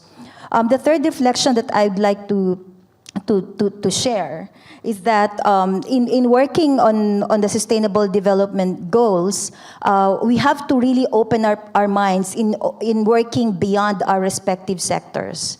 And even non-traditional sectors. In working on the technology front, for example, has brought us to the area where we are working closely with the scientific and academic community, with business and industry, and also with other parts of civil society whom we have had no relationship with before, and also closer working relations with member states. The technology facilitation mechanism that has been set up under the 2030 agenda that was adopted by member states in September has been very clear from the beginning that it's a multi-stakeholder mechanism to allow for discussions, deliberations, and ensuring facilitation of genuine transfer of environmentally sound technologies, and also bringing in non-traditional sources of knowledge and innovation, not just coming from the academia and the scientific community, but local innovations, traditional knowledge, and indigenous knowledge as well, are actually part of the diverse sources of knowledge that we need to support the implementation of the SDGs. So it may not just be high-tech, but as pointed out by the UN Secretary General in the Science and Technology and Innovation Forum in New York on June 6 and 7, he actually said that we may not need high technology to be able to deliver the SDGs. In fact, most of these technologies may already be existing in communities, that we may have to tap local innovations and traditional and indigenous knowledge to be able to advance the SDGs and make these technologies matter in the lives of communities. And lastly, I'd like to also emphasize that In moving forward in engaging the SDGs, it's important for us not to forget the means of implementation that are necessary to advance this. I think in the presentation of both Eric and Dara emphasized that in the needs assessment, that countries have emphasized the need for support, not just on finance, but technology and capacity building, which are often forgotten. When we discussed each of the goals, let's bear in mind that each of the goals actually comes with very specific means of implementation and an overall means of implementation that was adopted in Addis Ababa in July 2015, which includes capacity building, partnerships, and finance and technology. So engaging in each of these means of implementation is not also a cherry-picking exercise. Member states, particularly developing countries, have emphasized during the negotiations process that this means of implementation come as a package, that they are indivisible, which means you cannot separate one from the rest. So you have to look at them as one together. So I would like to end by the way I start, calling on everyone to think out of the box and follow the tone that the SDGs have set, that it's a revolutionary way of moving forward, particularly in a context where we are actually confronting multiple crises, not just climate crisis, but development and environmental crisis as a whole. Thank you. Thank you very much, Ines, for your very positive note on SDGs. So SDG is revolutionary. That's really important message. And may I ask one question for you? In the process of developing SDGs, voices of CSOs all over the world have been very much reflected. Therefore, your voices have been reflected in setting agenda, as it were. But now we are talking about implementation or follow-up or monitoring. What kind of role CSOs could play in implementation and the monitoring of SDGs? Thank you. For us, it's been very clear from the start that the strength that CSOs are bringing, civil society organizations are bringing into the SDG engagement is our strength in implementing the goals. And many of us have been engaged in implementation of each of these goals or respective goals for the past 2-3 decades, no? You have a lot of NGOs involved in implementation of goals related to water, to energy, to sanitation. But then here comes the 2030 agenda, bringing in a framework that challenges each of us to work together, to look at our engagement in respective goals in a more holistic, comprehensive, and integrated way. The agenda actually provides a framework for us to work together, that there is no way for us to be able to attain the goal of leaving no one behind if we will not work together. Like doing individually good things in water will not deliver you the 2030 agenda. You have to work together with others working in other sectors. And another thing that's important there is really bringing in national and local experiences that civil society have gained across countries, across communities, to higher level of engagement. At the regional level, the Asia-Pacific Forum on Sustainable Development, initiated by ESCAP, where the RSEM has been working very closely, is actually looking at this as the mechanism to bring up and to learn from experiences at the national and local level implementation of the SDGs, and ultimately to bring that up in New York through the high-level political forum and contribute concretely in monitoring and ensuring accountability of member states. We have to bear in mind that it is challenging to be involved in monitoring, follow-up, and review, and ensuring accountability if you are not involved in implementation. There's nothing to monitor if you are not involved in implementation. And I think this is the one of the biggest strengths of RSEM. The Regional CSO Engagement Mechanism is actually comprised of more than 400 civil society organizations working across Asia-Pacific, at different levels, at the local and national level. And the way we've organized ourselves to ensure that it's going to be bottom-up approach, that we'll be bringing up experiences from the local, national level to the regional and the global engagement, is to organize ourselves beyond the 9 major groups, but into 17 constituencies that are not, or that are beyond the 9 major groups, including migrant constituencies, which are very important in this region, the constituencies of the persons with disabilities, also those who are in the LGBT, the community, which are non-traditional groups, but are increasingly very vocal and very much involved in many development issues in these regions, are actually captured in the way the constituencies are organized under RSEM. So we are bringing this as strength into the APFSD, coming from our experiences of many decades of implementation. Thank you very much. Next, we'd like to invite Yamauchi-san to share with us basic approaches and early action JICA has taken. Thank you very much, Ms. Mori. I'm from JICA. JICA is the bilateral aid agencies to aim at the achieving sustainable development in developing countries in cooperation with the multi-stakeholders, including the government and communities and the donor agencies and civil society. By addressing the global agenda and reducing poverty through equitable growth, improving governance, and achieving human security. I'd like to touch upon the human security. This is a key.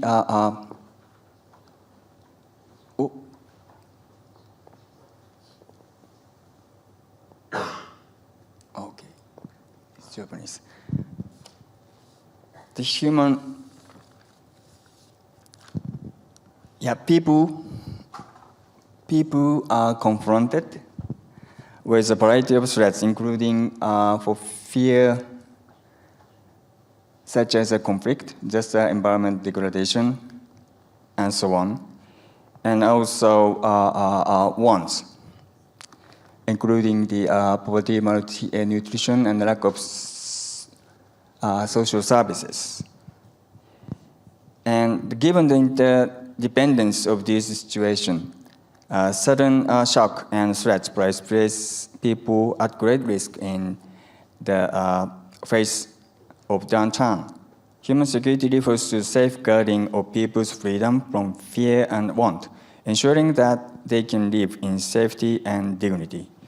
According to the final report of Commission on Human Security, co-chaired by Sadako Ogata and Amaracha-sen, human security means to protect the vital core of all human lives in ways that enhance human freedoms and human fulfillment. And to realize human security, there are 4 approaches.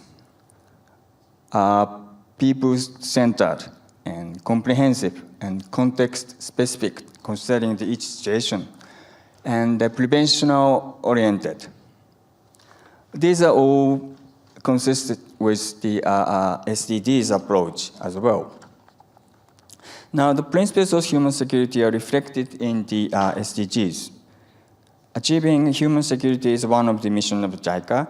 To that end, JICA practices the following 4 practical policies: comprehensively address freedom from fear and want, place special emphasis on benefiting the society, socially vulnerable, aim to achieve both protection and capacity development, and address global risks and cross-border issues. In recent years, problems resulting from climate change as well as environmental problems are posing threats to people. The importance of human security also seems to be increasing from the environmental aspect. Meanwhile, in our vision raised by the SDGs, they set out such guiding principles as being centered on people and ensuring that no one will be left behind. This reflects some of the principles of human security, a concept that Japan has been advocating in the international communities. Thus, environmental and human security are highly consistent. Through its effort to realize human security, JICA will also contribute to the international community in achieving the SDGs. JICA will place strategic emphasis on those sectors where Japan's experience and expertise can be put to good use to meet the partner countries. Now, from environmental point of view, the SDGs are in fact a continuation of Agenda 2021, the plan of action adopted at UNCTAD in 1992. The Agenda 21 emphasized the need to shift our economic activities to something that allows to conserve environmental resources necessary for social development and to ensure economic development at the same time.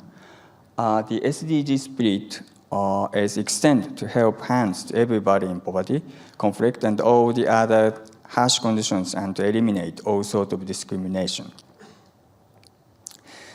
Having said that, now what we have done, I'd like to explain a bit about what we have done. Oops.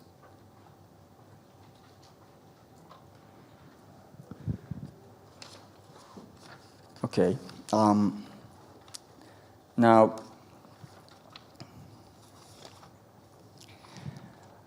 I understand that the sustainable development goals now stress the quality of growth more than ever. I therefore attach importance to three key aspects of development cooperation in addressing global issues. The three aspects are inclusiveness, that ensures the fruit of growth are shared with society as a whole, leaving no one behind. Sustainability over generations in terms of both consideration of environmental and social development. And third, resiliency, that makes it possible to adequately withstand natural disasters, economic crisis, and other shocks. Now let me share with you some of the good practice of JICA and global issues from these three aspects. Now, inclusiveness. JICA has been working on an initiative aimed at changing the world from forests. Forests have diverse range of functions, including the prevention of floods and landslides, as well as absorbing carbon dioxide as a major greenhouse gas. However, the world is seeing 13 million hectares of forest disappearing every year due to the mass consumption of resources and large-scale development. The area is equivalent to 1/3 of Japan's land. To stop deforestation is a viable option to address climate change. REDD Plus is doing just that. RED stands for reducing greenhouse gases emissions from deforestation and forest degradation. JICA is implementing RED Plus in many countries in Asia. In Japan, JICA and the Forestry and Forest Products Research Institute jointly launched the Japan Public-Private Platform for RED Plus. This platform involving the participation of business interested in RED works on the information sharing and business promotion related to RED. Efforts are being made to create mechanisms that will help local people living on forest resources to gain economic self-sufficiency and allow the local community to manage those resources. This initiative is a typical example of successfully achieving the involvement of diverse stakeholders and distributing the output among the local people. This initiative concerns the goal 15. Now it comes to sustainability. Major cities in Asia have been undergoing a population concentration. And as one of these negative externalities, the facing the challenge of how to manage solid waste and waste water. During its period of rapid economic growth, Japan faced the same challenge and overcame it. Take solid waste, for example.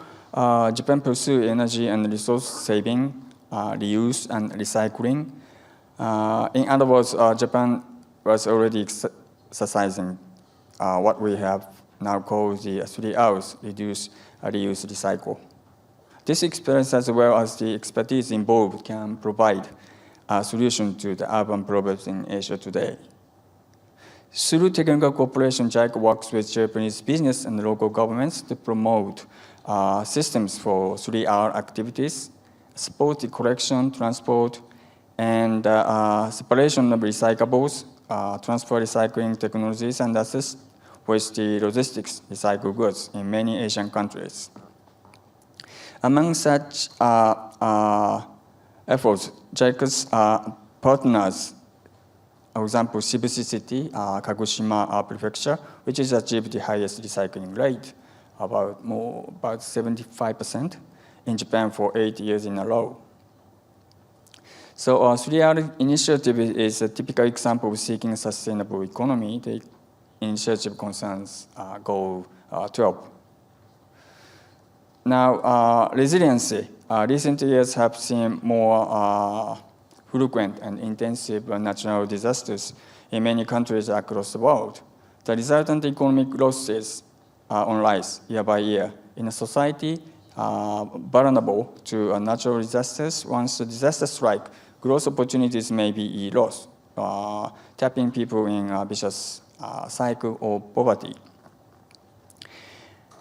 And in disaster risk reduction, JICA has focused on all 4 phases of disaster management cycle: prevention and mitigation, preparedness, response, and recovery and reconstruction. Last year we had UN World Conference on Disaster Risk Reduction in Sendai, and we agreed that the conference adopted the Sendai framework for disaster risk reduction for 2015 to 2030, aiming at to reduce the deaths and economic losses. So now, Sendai framework incorporated JICA's long-term DRR principle, including prior investment in DRR, a greater role of the central government, and Build Back Better concept. Now, this picture shows the Bangladesh examples. This country hit by cyclones and floods every year. JICA has provided assistance in such forms as the establishment of nationwide flood forecasting and warning system, the construction of cyclone shelters at 120 locations, and development of disaster risk reduction human resources. Such assistance, coupled with effort by the government of Bangladesh, has resulted in a drop in the number of people affected by cyclones from 300,000 in 1970 to 4,000 in 2007. JICA's disaster risk reduction initiative is a typical example of seeking resilient society. This initiative concerns Goal 1, 11, and 13. And to scale up the outcome, the global partnership and stakeholder participation is inevitable.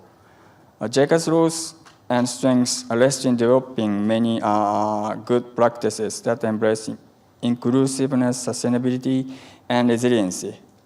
Also of importance is to learn from other stakeholders good practice and coordinate with them when extending assistance. Such good practice can be shared with, disseminated among the wider stakeholders, including other Asian countries, business, NGOs, and donor community as a whole. I believe this approach will advance the world one step closer to achieving the SDGs. This is what we have done, and based on what we have done, and we'll now preparing the strategies for SDGs. And then we had a conference attended by country directors, all country directors in April, and we'll reviewed, and we are now making strategies to achieve SDGs, aligned with the national goals in each country. Thank you very much. Thank you very much. Indeed, this concept of human security is very much along with basic messages of SDGs, putting people in the middle of the development. And having listened to your presentation, I've got the impression that now it's not only social issues, but resilience and sustainability issues are all included in SDGs. And therefore, quite many operations of JICA are one way or another related to SDGs.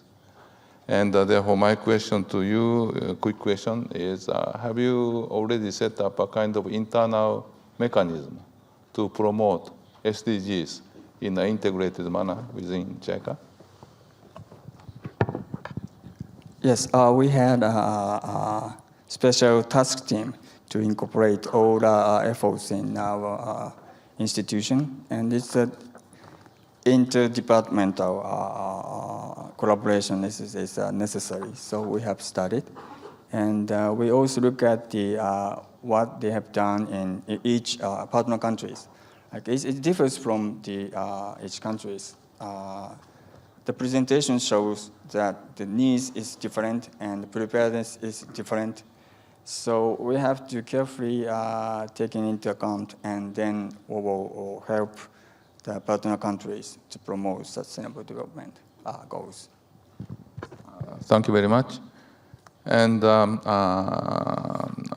we have another round in that I'm going to ask each one of the panelists how to promote engagement of stakeholders. It is obvious that without having true partnership with key stakeholders, SDGs can never be achieved. And therefore, I'm going to ask first, SCAP, Kabe, about what kind of mechanisms have you already set up to promote engagement of key stakeholders? Thank you, Mori-san.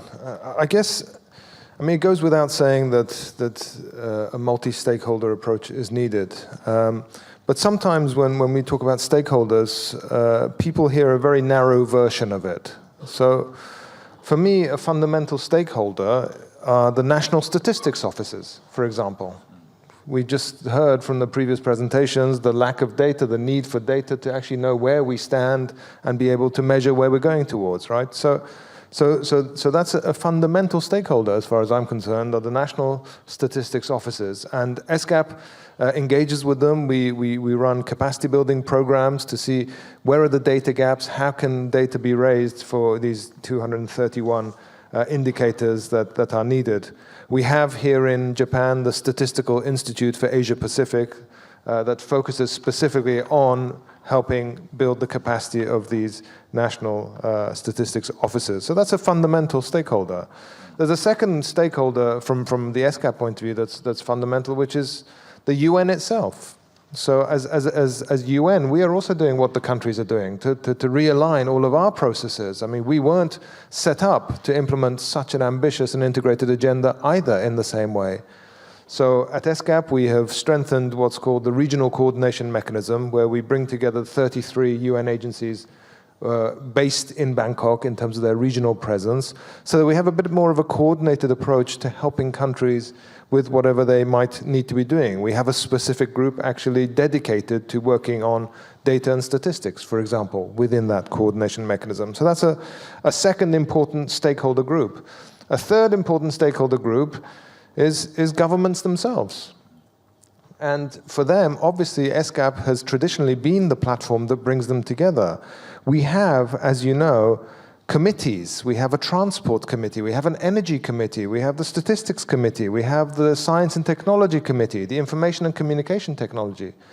And what we're doing is reorienting every single one of these committees, where countries are represented by the Ministry of Energy or the Ministry of Science and Technology, reorienting every single one of these to talk about and put in place action plans to deliver on the SDGs. So we have the platform and we're entirely reorienting that, as well as setting up the new platforms like the Asia-Pacific Forum on Sustainable Development or the platform Financing for Development that brings another key stakeholder, which is the Ministries of Finance and the central banks, to look at how to change the rules of finance to align private finance better with the investments that are needed. So these, for me, are all fundamental stakeholders. And of course, beyond that, you have what you would traditionally put in the stakeholders, which is the CSOs. And Ned talked about one mechanism we have, which is, a work in progress, I would say. We need even more involvement and even more implementation, as she said, through those groups. And then we have business. And here I have to admit that on the SCAP side, we do have a platform that brings together business, but I don't think it's yet fit for purpose of delivering on this extraordinary agenda. And it was very interesting to hear about the Global Compact and the moves here to internalize sustainability into each and every company. We traditionally always said, from the UN perspective, that the timelines of businesses are too short. You're always planning for 1 year, and you cannot deliver sustainability or make a case for sustainability in 1 year. And I think companies are now expanding their time horizon. So that's another important stakeholder that we have begun our engagement with. Thank you.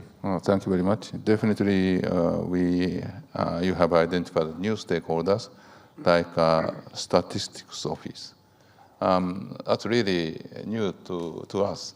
And because basically goals and targets are set in quantitative terms, and follow-up is very, very important by collecting data and analyzing data to ensure the progress made. And for that purpose, the role to be played by statistics office is very important. Thank you. Definitely, that is quite critical part. And also, towards the end, you have mentioned the importance to work with business and CSOs. And the mechanism you have for business is still a bit weak. Thank you very much. Work in progress, I said. Work in progress, okay. And okay, so 次に有馬さん。So let's go to Mr. Arima next. We just heard from Kabe about the importance of partnership with business. And in that context, from your business person's perspective, the time frame tends to be, would you agree that time frame is inclined to be quite short, a year or so? And that may not be enough. That is probably not enough to address SDGs. So in that context, from a business person, in order for business to be involved in SDGs on a longer perspective, and also to work with a body entity like SCAP in Asia on a longer term perspective, how do you see that can be achieved? I would like to raise 2 points, 2 perspectives. So one is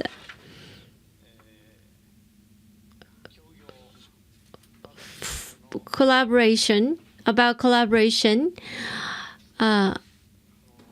with other entities as Global Compact. As I said, there are 3 layers. One is the United Nations Global Compact layer or level, which means UNGC itself already has 13,000 plus members. It is recognized as the world's largest CSO. And there are also several platforms as well, not just a single platform, but it is actually several platforms. I think this is in itself a platform for partnership. Now we turn to the Japan network. Japan network is working on several initiatives to that end. One is to partner with academia.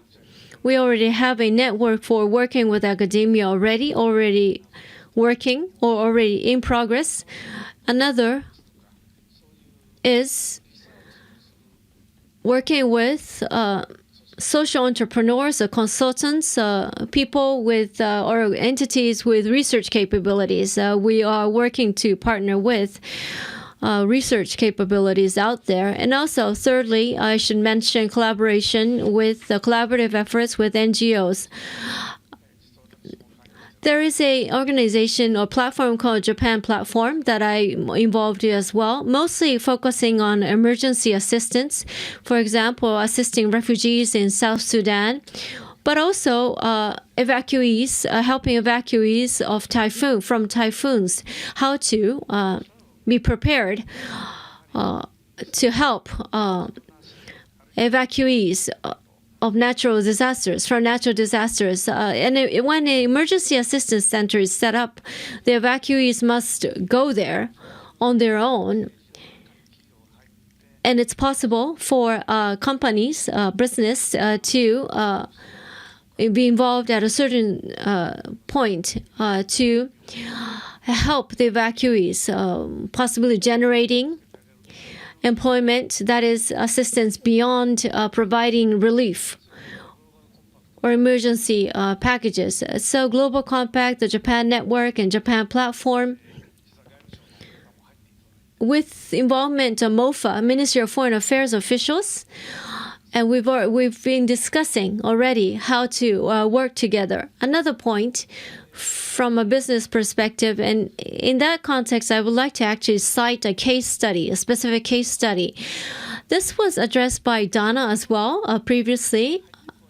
She said we don't really need high tech. The technology doesn't have to be that high tech. I would like to cite, in that context, Fuji Xerox, a case study of Fuji Xerox. There is a poverty-ridden area in the Philippines. People who live in poverty has been partners in a poverty reduction program. And what we found out is that there's a lack of textbooks, that there aren't enough textbooks to go around. To keep a long story short, a certain textbook publisher provided textbook material content to us, tailored to the Philippines, and we had a printer involved who would print the materials, and then we partnered with local NGOs to deliver the textbook, the printed textbooks, to students, to children. We had to, of course, identify the children who would need, school-age children who would need the textbook, and we solicited funds from companies who are interested. Fuji Xerox acted as a coordinator, as a facilitator, and the textbooks which were published, printed, were delivered to the NGO to deliver on the ground to the children. That's a typical example of how companies work together with other entities. Another case study involves Vietnamese, Thailand,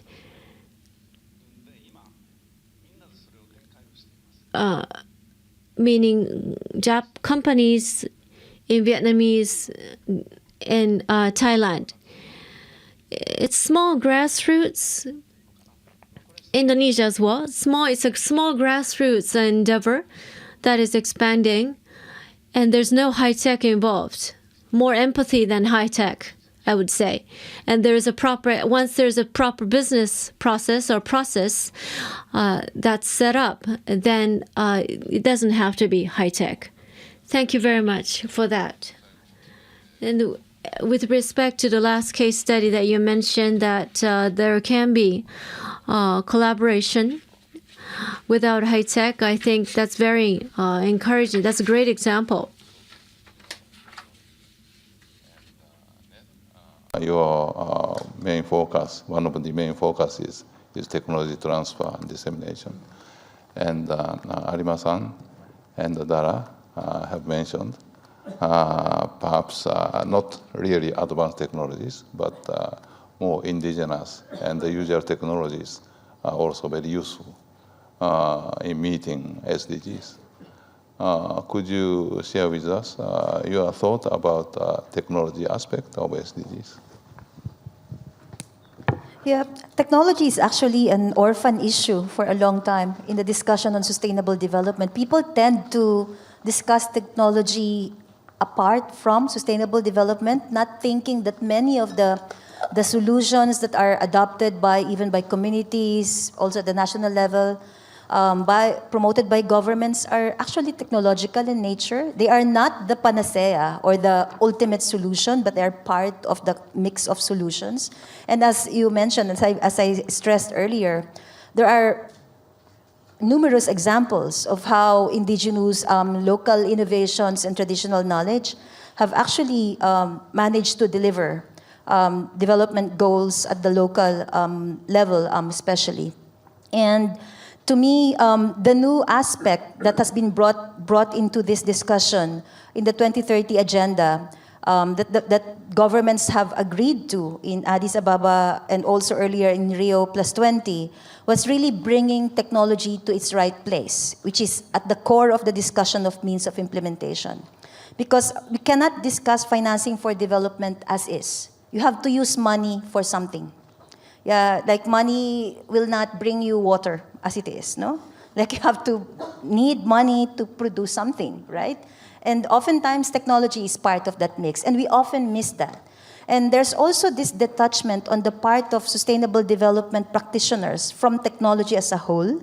And there are very few NGOs engaging in technology, in fact, especially at the advocacy, global and regional level, because we have seen technology as an ivory tower issue, that it's an issue only for the scientists and the academics and even business to discuss, and civil society has no room in it, which is really a myth, because many of the solutions that communities are engaged in, like you talk about clean cook stoves, you talk about pedal pumps, are actually promoted, and some of them were actually innovated on by local NGOs, like the whole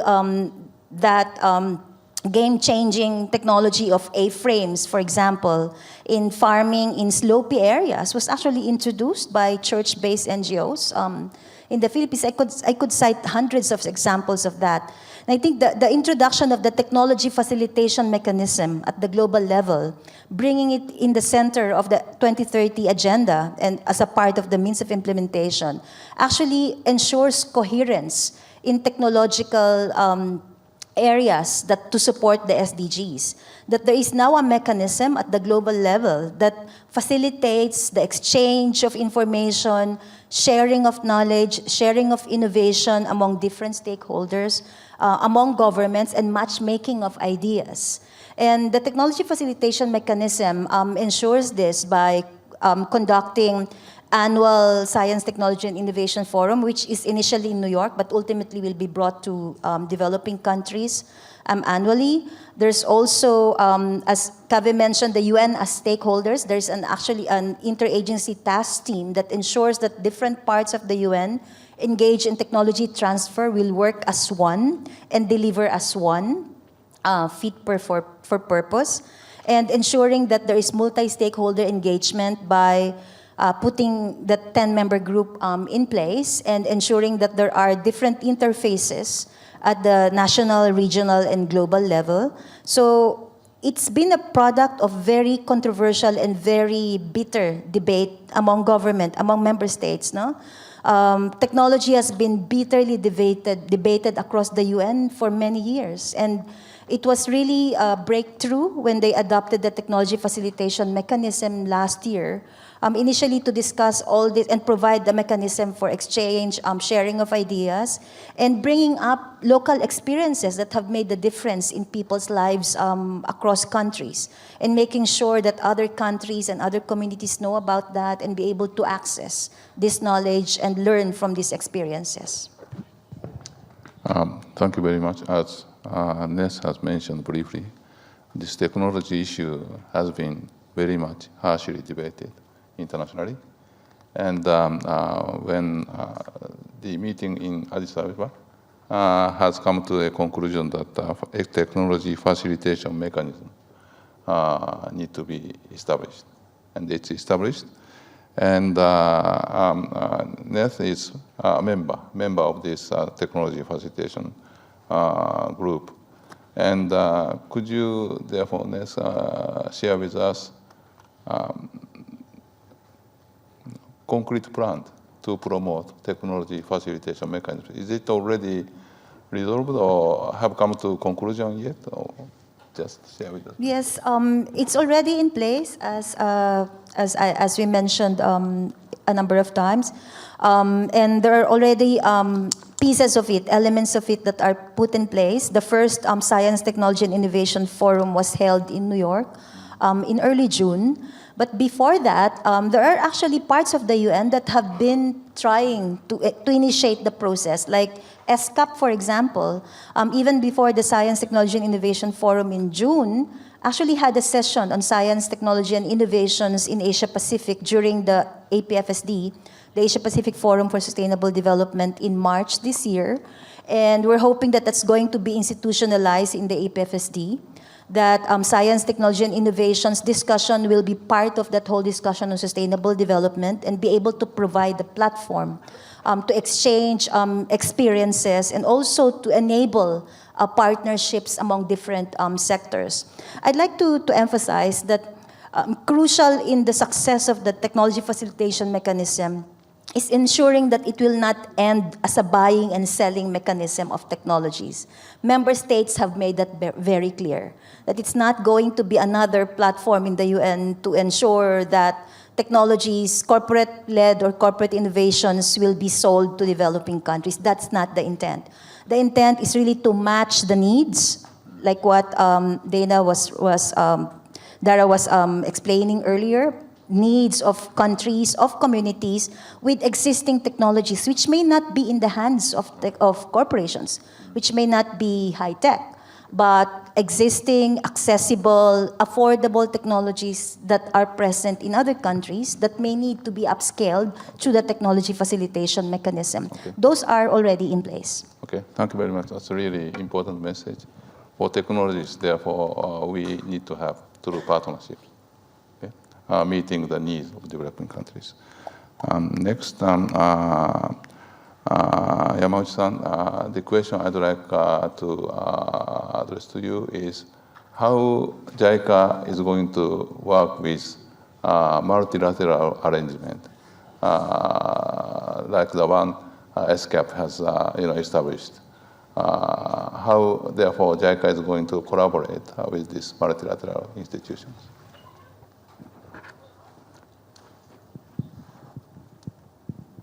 Yes, we have several opportunities to work with the international communities. And of course, we work with the UN organizations and World Bank and the Asian Development Bank to promote dialogue and cooperation in many sectors.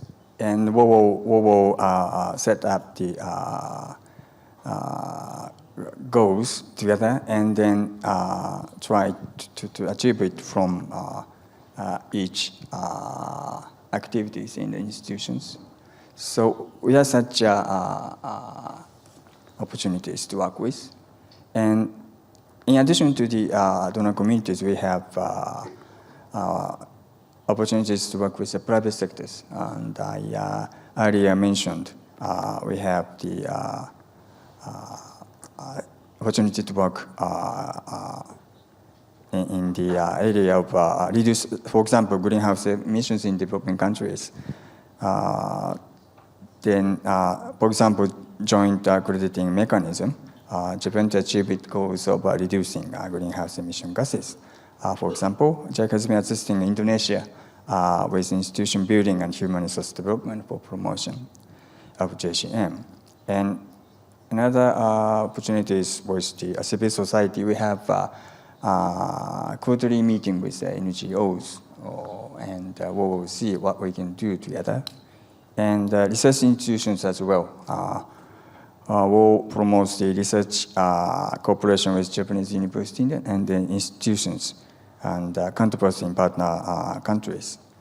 So science and technology research partnership for sustainable development. So these kind of opportunities we will take and work together. Okay, thank you very much.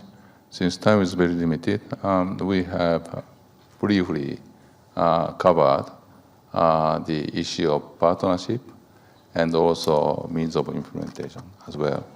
And we have about 12 minutes to take questions or suggestions from the floor.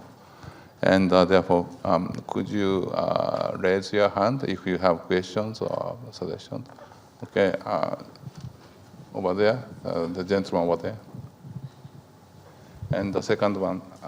では2つ目の Okay. Second one over there. The lady. Just the lady raising hand there.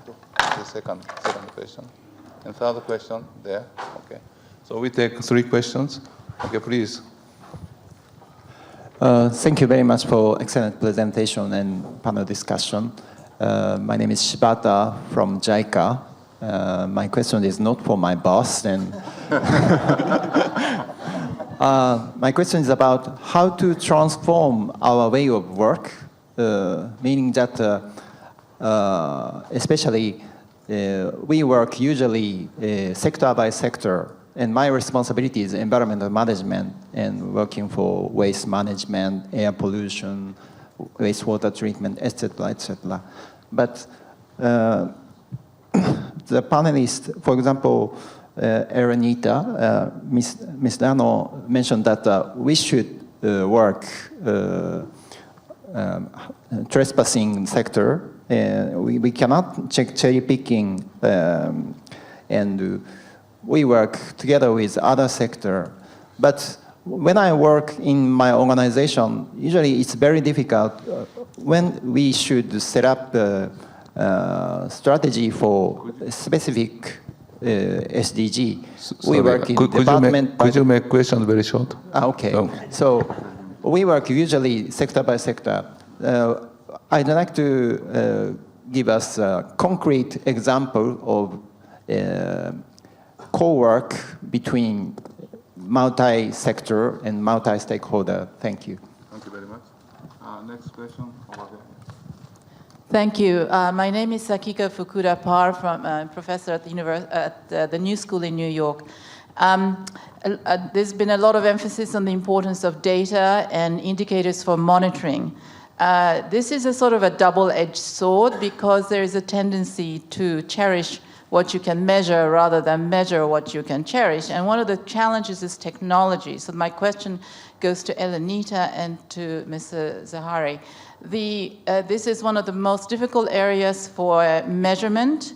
And in fact, many of the indicators that have been proposed for monitoring technology access, innovation, are pretty silly, actually, if I may say so. I mean, it's like the number of internet nodes or something like telephones, portable telephones, etc., which are indicators that do not really reflect the intent of the goal and the target to expand innovation and use of effective technologies that you need. So is this really a constraint? Is this something you can go around?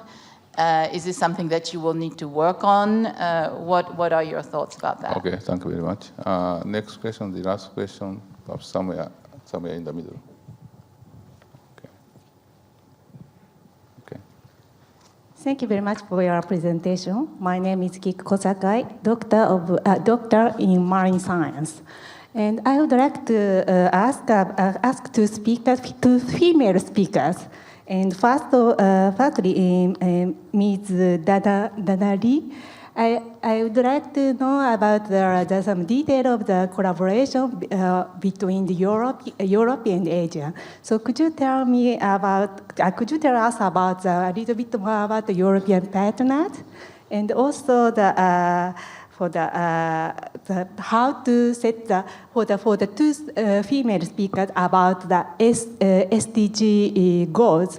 So it's very global goals. So how to set the criteria of to implement your programs and project.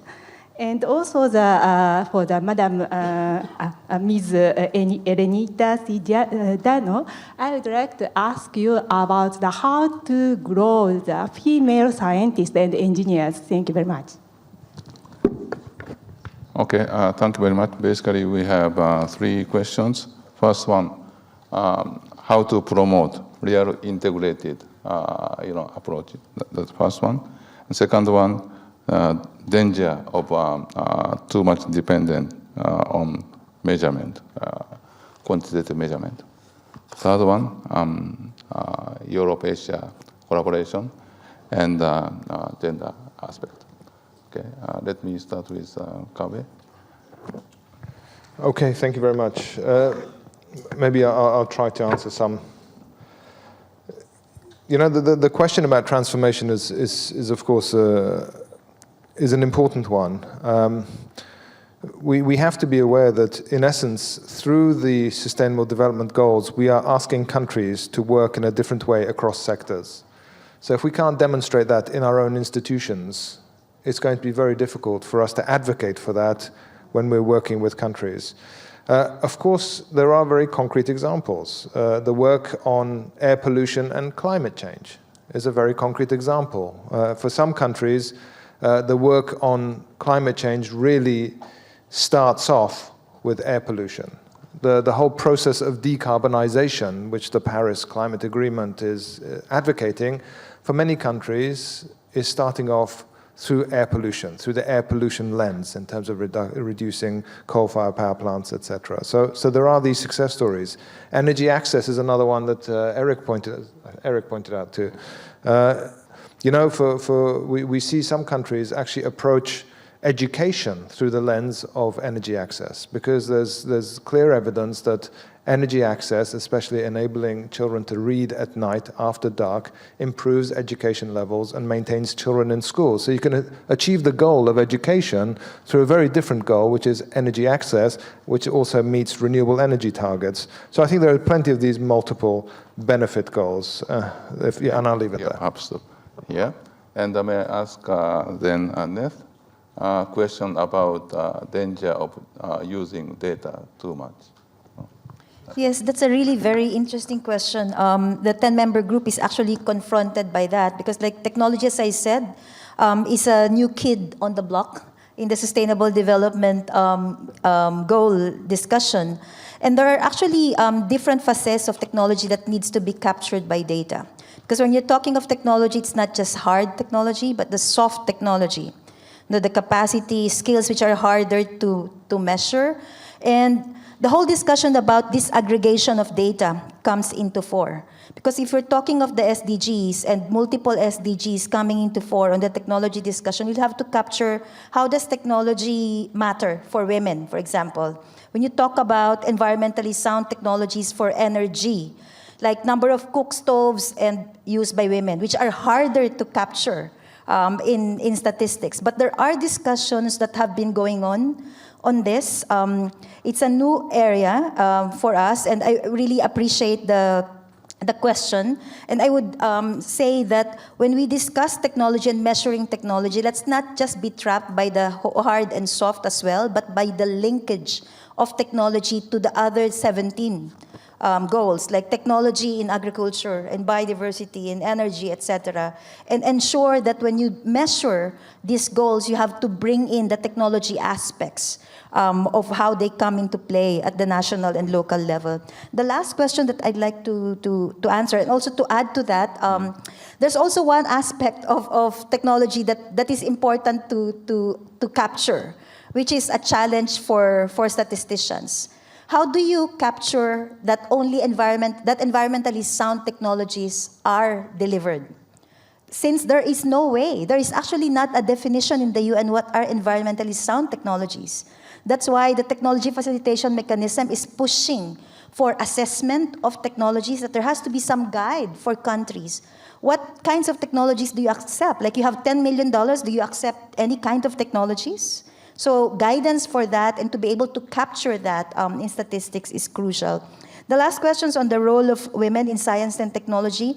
This is really a bothersome question because it is not just an issue for developing countries, but for developed countries as well, where women, young girls, or young women are actually a minority in the science, technology, engineering, and mathematics area.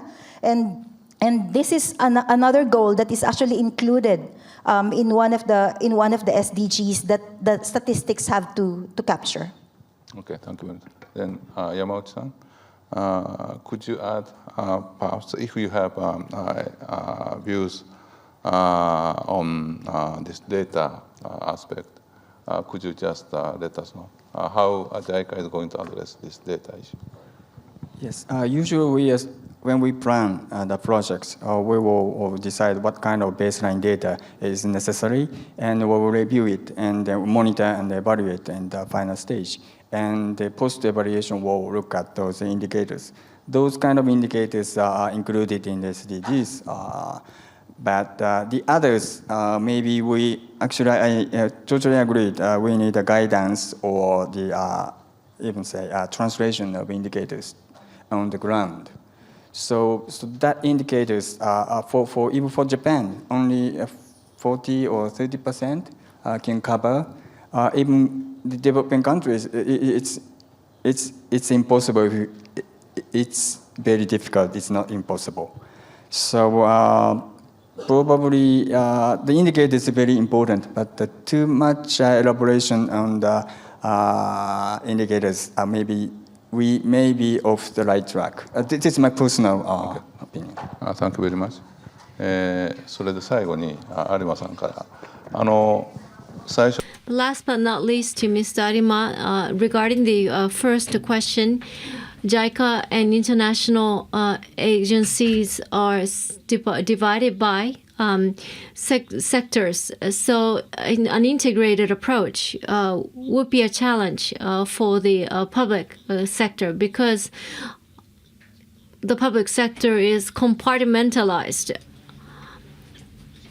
But the business world does not necessarily face that constraint. I think it's quite possible for business to integrate, to implement integrated approach. Due to lack of time, let me keep it simple. Of the many sectors and many stakeholders that need to work together,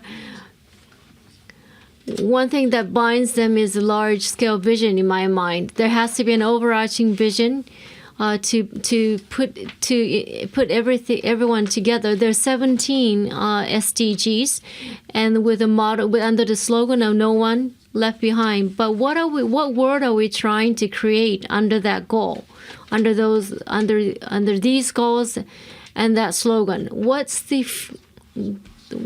is the world heading to? That vision has to be defined in a concrete manner, and everyone can agree to that vision. Then I think linkages would be born as well. Mr. Kofi Annan said, we want to create a global market with a human face. That's, I think, possibly an overarching vision. A great idea, really. If we can all walk towards that, I think naturally linkages would emerge. And as you have already noticed, SDGs are such a big agenda, and a lot of challenges we have in front of us. With this very limited amount of time, only 2 hours, we cannot discuss all important aspects of SDGs. But at least we believe we have some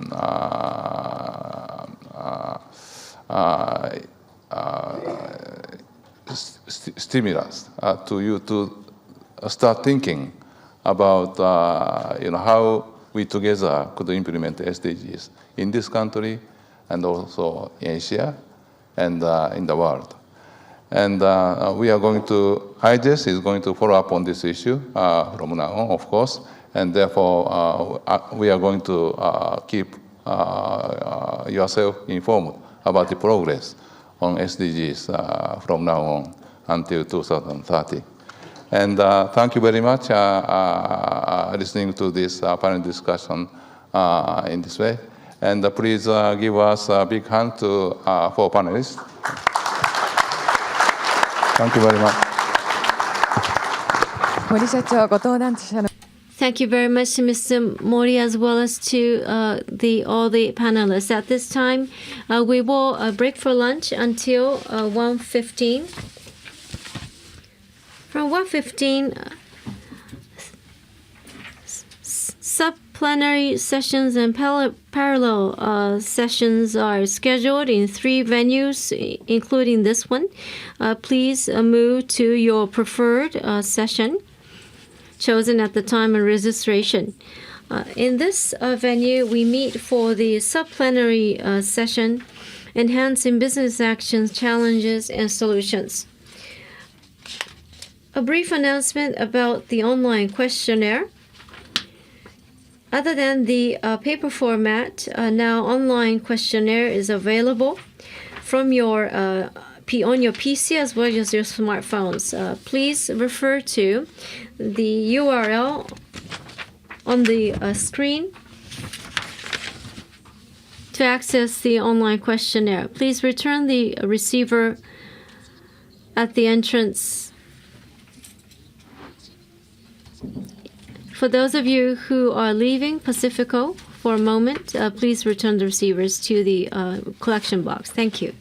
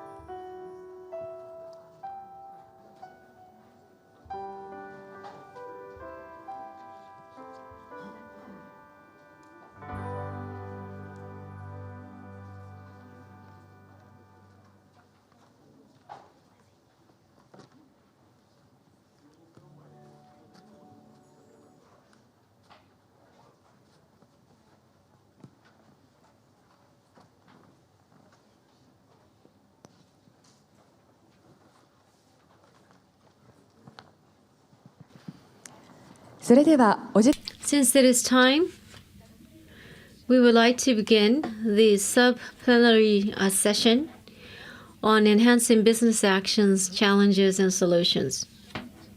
This session will be moderated by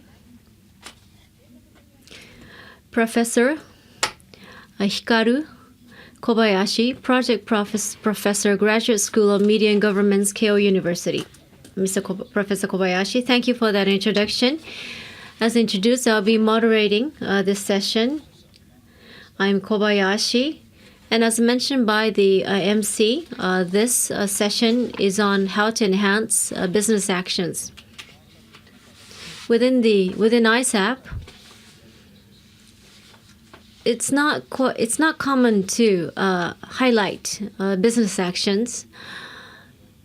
So all the more we should make this a meaningful one, and I look forward to working with you. The goal of this session is, as explained, as written in the program, coming out of the Paris Agreement, and in the process of achieving SDGs, there are many things that industry and business companies can do, and how they can help or contribute, and what role they can play is an important topic. I believe businesses have an important role. I worked in government for a very long time. I'm always impressed by the works of the industry. And recently, I've had the privilege of working as a sole proprietor, still running losses, by the way, in that field. But I have a privilege of serving on the board of a certain private company as well. Looking back, the fact that we made so much progress, mankind making so much progress, is due to collaborative efforts in building knowledge, and that's partly due to the role of organizations. To digress a little bit, I just had an eye surgery recently. The fact that eyes can be operated on is because there are equipment. Even with a very skilled surgeon, that person alone, a skilled surgeon alone, cannot operate on a person's eye without the adequate equipment. So for the benefit of people, for the benefit of society, businesses work hard to deliver what's needed and generate profit that way. So in the context of SDGs, the goal is to reduce CO2. It's obvious that business have a role to play to achieve that goal. So we're honored to welcome 5 panelists this time. I would like to introduce them in turn. Right next to me, on my left or on my right from where you are, we welcome Filippo Beglio, from Managing Director of the BCST. From Indonesia, Unilever Foundation, Miss Sinta Kaniwati, Mr. Shoichi Ando from Sumitomo Forestry, Mr. Haruhiro Tsubota from Komatsu Limited, and last but not least, from Sumitomo Mitsui Banking Corporation, Mr. Seiji Yamagishi. The 5 members will engage in a discussion. And to kick that off, I will have one speaker speak about global trends, and then turn to each of the panelists to speak about their experience. So let's welcome from WBCST, Mr. Filippo Beglio.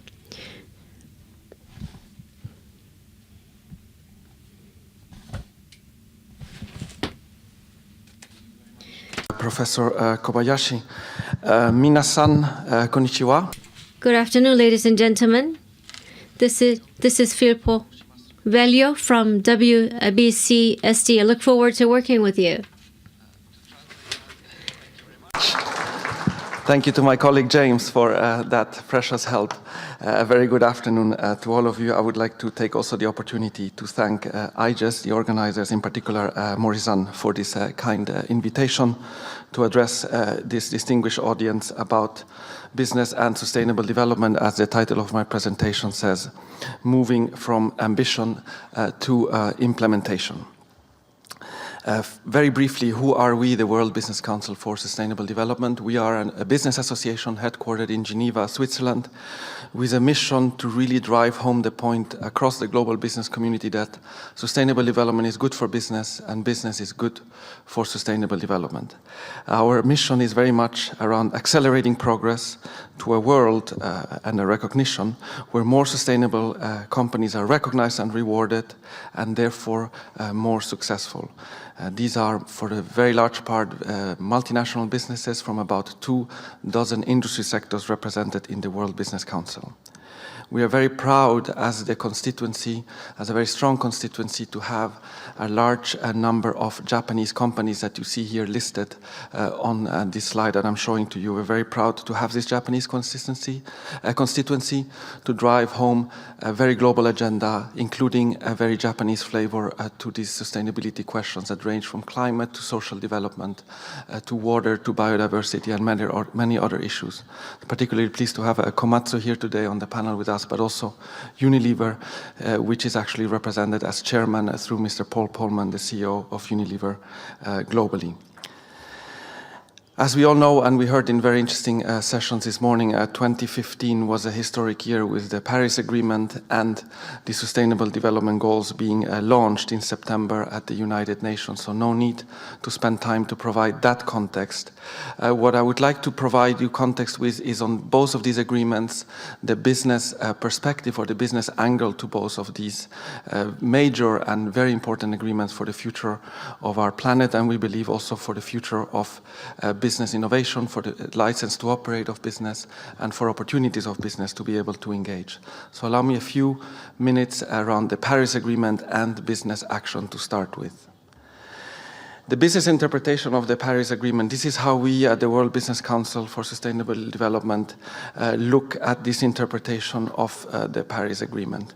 First of all, it is great to have, as we call it, global ambition through these national climate action plans of 187 countries, covering virtually all emissions. Second of all, it is crucial for the business sector to have what we call policy certainty through a global mitigation goal of net zero GHG emissions in the second half of this century.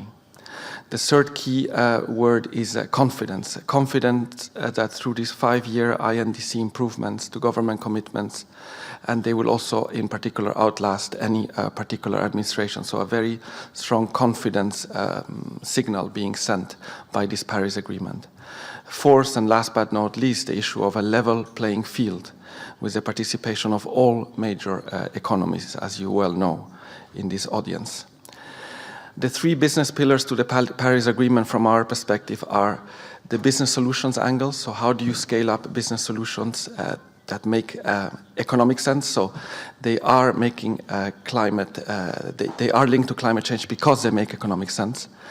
The increase of innovation, which is very much encouraged by these policy frameworks that I outlined before, but including also by regulatory, fiscal, and pricing signals that are being sent to the business community globally. Last but not least, and also a topic of today's panel, the issue of collaboration within sectors or between sectors across the supply chain to remove certain barriers that still exist so that cleaner technologies and best practices can be deployed. At the level of WBCSD, very briefly, I want to touch upon a major initiative that we have launched over the last 18 months that we are accelerating now, which is very much about accelerating the development and deployment of low carbon and climate smart technology and business solutions. There are concrete action plans behind the 9 areas that you see listed here on the slide, and they were presented at COP21, and the focus now is very much on implementation, with about 150 companies being actively engaged in the search for solutions at scale to the climate challenge, always underpinned by a strong business case for being actively engaged in it. Allow me to use the second part of my few minutes to give you the perspective then from the World Business Council for Sustainable Development around the Sustainable Development Goals, the SDGs. So what is the business context for these SDGs? From our point of view, our key message is that governments are asked to deliver the SDGs. Business is not asked to deliver on the SDGs, but at the same time, a clear message that the SDGs will not be delivered without business. And we place the business angle to the SDGs along three pillars. As you can see here, the issue of role, the issue of responsibility, and the issue of opportunity. First of all, very briefly, there is, in our perspective, a very clear and crucial role for business as a vital engine of finance, of technology and innovation in crucial sectors, if you think of cities, of energy, of food, to play in this particular agenda. Business is the key to any country's economic growth and employment strategy. The responsibility angle points to the fact that business should really prioritize identifying and mitigating negative social impacts. They cannot be offset, and they should be particularly focused around the area of human rights, which is a very wide encompassing and cross-cutting area across the SDGs. Last but not least, the issue of opportunity. The SDGs point also to opportunity, particularly around growth markets. They point to the opening of new opportunities around business innovation, about what business does best. But they also point to a roadmap in which business can align itself with society around positioning these opportunities for growth in line with future trends outlined by this very comprehensive agenda. The baseline responsibilities, all I want to point to is the importance, nonetheless, despite discussing innovation and opportunities, to really think about complying with all relevant national legislation, to uphold internationally recognized guidelines, principles, and frameworks, and to respect human rights and prioritize action on adverse human rights impact of risk. So a very important baseline responsibility for business. In terms of the business case, and you can find more documentation on our website, and I'll point you to the specific sections for that, we see 8 pillars of the business case, ranging from risk management to anticipation of consumer demands, to the strengthening of supply chains, to the enhancement of corporate social responsibility activities, to the identification of new markets and opportunities, to the differentiation, an important point, from competitors through this agenda, on the level of access to capital and increasing screening of financial institutions about how companies are thinking through some of these issues, how they are addressing them, and also how they are not addressing them, and ultimately also a strengthening of stakeholder relations. And as Mr. Polman says, our chairman and CEO of Unilever, there is no business case ultimately for enduring poverty. So an added quote here on the business case angle to the SDGs. There are, however, some barriers, and we should not shy away from addressing them. The SDG agenda is very complex, it's very broad, and it can be very difficult for business to understand properly. The SDGs should also not be perceived as a cost on business, but rather be looked at through the lens of an opportunity to get engaged in a very important and global agenda. The language of development and sustainable development that may not instantly resonate with the business community, that's certainly a challenge. And then the last point, businesses maybe see delivering the SDGs as a responsibility of governments and hence not within their remit. Yes, we agree with that, but at the same time, business has a crucial role to play. To articulate this business case and the ultimate economic prize, there is an ongoing work which will be finished by the end of next year around articulating this economic prize of achieving the SDGs by 2030. So watch out for some news by this Business and Sustainable Development Commission, chaired by very prominent business people and bringing together various leaders from business and civil society to address precisely this economic prize discussion. Very briefly, a global perspective from numerous hundreds of CEOs of leading companies across the world around the importance of the SDGs, how they are perceived globally, before I then end my presentation on the Japanese context. We see here some very important figures around the importance that is attached to the SDGs to demonstrate commitment to societal purpose as a differentiator in their industry. So 80% of CEOs surveyed earlier this year see it as a differentiation opportunity. 70% believe that they provide a clear framework for structuring sustainability efforts. Almost 90% believe that the SDGs provide an opportunity to rethink the approaches to sustainable value creation. And half of them believe that business will be the single most important actor in delivering, again, back to the delivery and the delivery mechanisms. How should business engage? Very briefly, I know my time is up in a few seconds, if not 1 minute. May I continue? Thank you very much. I'm a Swiss citizen and I'm very used to punctuality, but it's a lot of pressure to see the clock going down on you. So I will do my best to finish very briefly. I don't want to speak too fast either. How should business engage? All I want to show you with this slide is that business is aware of the SDGs globally. Business is planning to take action, as you can see. But there is a significant gap, in particular, about how then to take action. So how do you align goals with the SDGs, and what kind of tools do you use? So on the basis of that work, we have partnered with the Global Compact and our colleagues also at GRI to produce this SDG compass that was alluded to before by the gentleman from the Global Compact, the chairman of the Global Compact in Japan.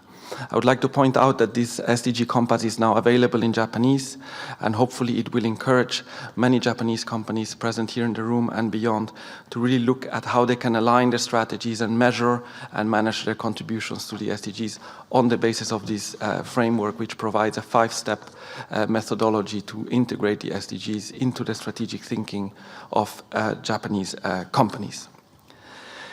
Allow me then to finish just in a little less than a minute around the perspective of Japanese companies and the SDGs. We have put together some thoughts that we're happy to share with you today around how we believe, from the World Business Council's perspective, how Japanese companies could be thinking through the SDGs agenda. A very important point I want to drive home across to you is that from our perspective is that Japanese businesses are ideally placed, as we put it here, not just to achieve the SDGs in the context of Japan's development, but also to leverage business opportunities and make a significant contribution on a global scale, based on 3 elements that we would like to share with you today. Japan is a leading global hub of technology and innovation. We have heard it repeatedly, and we know it from history and from experience. Japan is a world leader in efficiency and sustainable urban development, and Japanese businesses have a truly global presence with very strong risk and governance management systems embedded across their corporate governments and their operations. So they're ideally placed to provide a significant contribution from our perspective. We would like to encourage all Japanese businesses to think through this SDGs lens as the time goes forward. With that, I would like to thank you again for this opportunity to share very briefly in this context setting, and I look forward to the panel discussion and to our colleagues' presentation. Thank you very much. Okay, thank you very much for your very concise and informative presentation. And for instance, I myself am very impressed with slide number 16, which represents a conviction of the CEOs of foreign companies, and they are convinced that a private company can play a very important role to realize the SDGs. So I'm very impressed. Thank you very much. Okay. Now we'd like to move on to panel discussion, and there are 4 points of discussion today in the session. And there are 4 points listed here. And the first point is how exactly are we going to incorporate the Paris Agreement to our day-to-day actions. And the second point is that more specifically, what can the businesses do to contribute to the implementation of the actions to address the climate change and sustainable developments. And the third point is the difficulties and the challenges. And the fourth point is that the businesses alone cannot achieve these goals, and involvement of other stakeholders will be required. And so with these 4 points in our mind, we would like to go into the panel discussion. And first, we would like to hear from the panelists, and then we'll have discussion. And the first stage is, as Filippo-san, Mr. Beglio also said, I would like to ask the other panelists as well about the current the trend and update of the current situation, and then we would like to go into a discussion. And I would like to save time for you to go to the podium, so I would like you to make a presentation from your own seats. Begin our panel discussion by the presentation of the representative of Unilever of Indonesia. So you have, excuse me, 7 minutes. Okay. Okay, for your presentation. Okay. Okay. Right. Hi, everybody. I'm actually representing Unilever, but not from Japan. It's from Indonesia. And I will highlight not only what we've done in Unilever, but a little bit of the perspective of UN Global Compact, and a little bit of practice that what Indonesian government has done in regards to SDG. All right, so this is just a hint to all of us that these trends is actually happening around us, and this is globally. So we're not talking only about the planet, which is under pressure, but also there's energy transition. As you see that we want to go for greener energy. Employment, also part of the future challenge. And also resource, we used to have everything, now it's becoming less and less. And also the future demographic. I think we see a lot of population are now shifting. I think more aging population, that's something, a challenge that we have to also tackle, but also how to tackle actually the young population.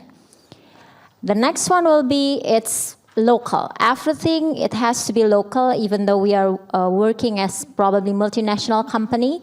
But when you operate overseas, you have to also looking from the local lens. And also there is a big issues on the wealth gap. So the disparity between the rich and the poor is actually getting wider. And also now people are more connected and information are transparent. So it's not only we can keep it a secret, but it's becoming accessible by everybody. And this actually requiring also a disruptive business model. We are in the business side. We cannot just operate the way we do things before, but we have to go through a breakthrough approach to be able to embrace future challenge.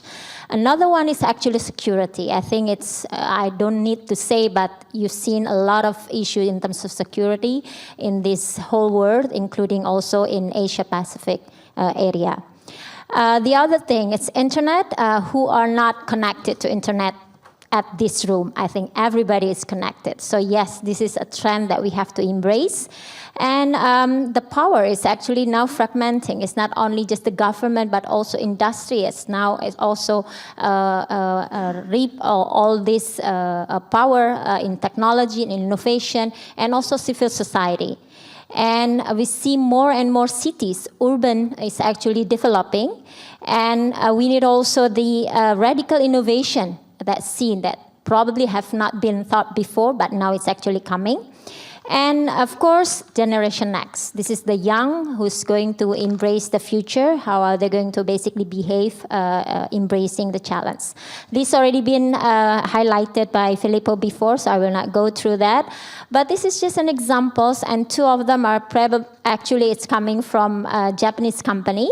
On SDG goal, on number 3, is that this one is on good health and well-being, where Sumitomo Chemical Company is actually addressing one of the challenges on the health and well-being in regards to malaria. And this actually still a big challenge for the world. And the work and economic growth, where Nestle is actually working with their value chain on cocoa. And another one, it's on responsible consumption and production. I think both Unilever as well as Fuji Xerox is actually they creating the recycling value chain across the operation company that they are in. So this is actually an examples, and some of the company in Japan already started. So it's actually an inspiration to all of us here. Just to basically quote this Lisa Kingo, the executive director for UNGC, is that the companies that do responsible and find opportunity to innovate around the SDG will be actually the market leaders of tomorrow. And for the business, I think it's really significant. So this already been also highlighted, the CEO survey.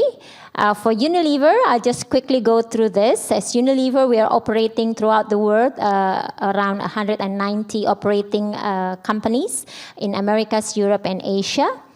And this is our chairman, CEO, and this is a part of the commitment from the leadership that we're not only just setting the agenda or the mission or the dream, but we're actually doing it. So we said after the COP meeting in Paris that we as a company would like to set a 2030 goal that will be carbon positive company.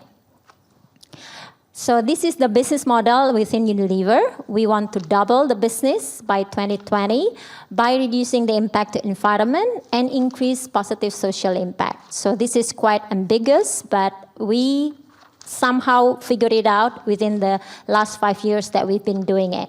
And this is all not about just business, but how actually balance it. So we have actually 3 goals to help 1 billion people improve their health and well-being, half our environmental footprint, and also sourcing 100% of agricultural raw materials and sustainably.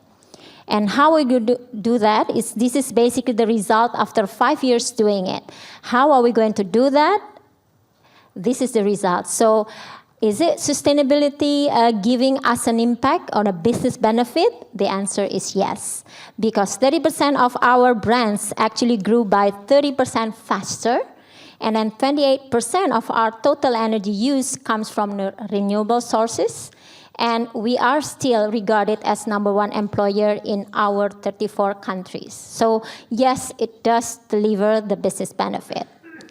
So this is a little bit of Indonesia. This is the all archipelago. I have to be quick on this one. But this is one slide that I like to actually stop a pause. It's actually a collaboration that we do as a company where we actually engage or reaching out for community. We as a company is actually there, part of facilitation. We are working with government, we're working with NGO and academics, and we're also working with media. The focus is really the community and how they can actually empower and able to do it themselves. So we implement this strategy of relevance, model, and partnership. Once we actually prove the model, we can actually replicate it.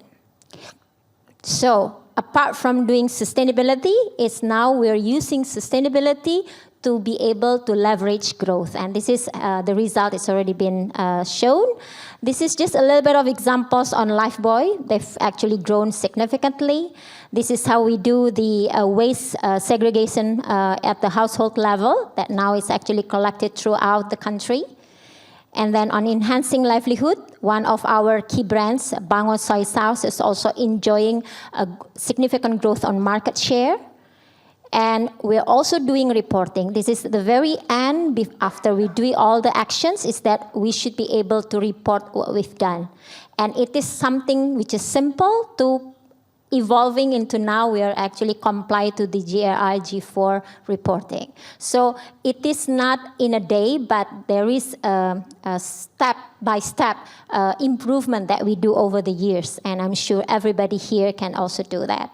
So this is just an example from the Indonesian government when they see the SDG. So if you see the previous charts that I show, it's actually similar to what the engagement model that I showed. So the government of Indonesia have seen and recognized that to be able to implement this in the country is not only the government role, but also the role of the academia, the role of civil society and media, which include the business sector, as well as the philanthropy side of it. So all of these factors our sectors are actually working hand in hand, and for that we are on the business sector are very much involved with the effort.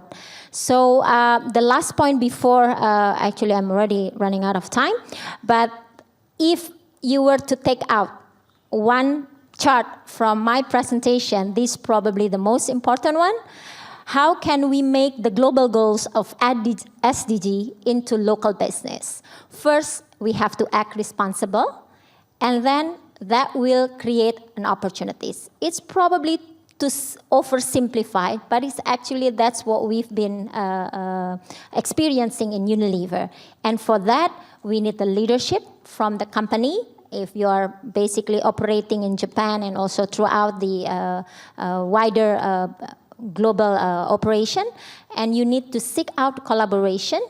And finally, you have to actually report and being able to be transparent to your stakeholders. So this is the last chart on the Ban Ki-moon that the saying that there is no plan B because there is no planet B. So we only have one planet. So the choice is ours whether we want to do it now or probably we're not going to see our beloved planet. So thank you. Okay, so thank you very much. Thank you very much for your so another very informative presentation. And I'm apologize for you that I asked 4 questions, so you you have to spend lots of time. So I'm so sorry, but I'm impressed with the fact that the SDGs shows a real need for the private enterprise. So the SDGs is a good reference for the activities which the private company should conduct. Okay, thank you very much. はい、それでは今度日本の産業界。Next, we would like to call upon the representatives of the industry of Japan, and I would like to hear their self-introduction and also their reports on their activities. And I'm very sorry, but we are running out of time, so please be concise. And I would like to call upon Mr. Ando from Sumitomo Forestry. Ando from Sumitomo Forestry, and I'm the general manager of the environment and energy and activity of a company. And I would like to begin that our philosophy is the sustainability. So sustainability is our company, and I would like to explain about the company. And our company was established in 1691. Started off the development exploration of the copper field, and also the forestry. And so we only basically shelled trees. But in 1894, we switched our policy to shift to the forestation rather than deforestation, to basically repay to the nurturing nature, the motherland. And so since the end of the World War II, we have been making a point of reforesting the land. And we started of a business from the plantation, and we have been providing with the forestry resources, and the much lumber was required to rebuild the country after the World War II. And in addition to the forestry in Japan, we started importing lumber from outside of Japan, and those the lumber was used for the construction of the houses. And so we got involved. We started being involved in the housing, and also now we have added to our business landscape the biomass power generation and other environment-related businesses and technologies. And the biomass power generation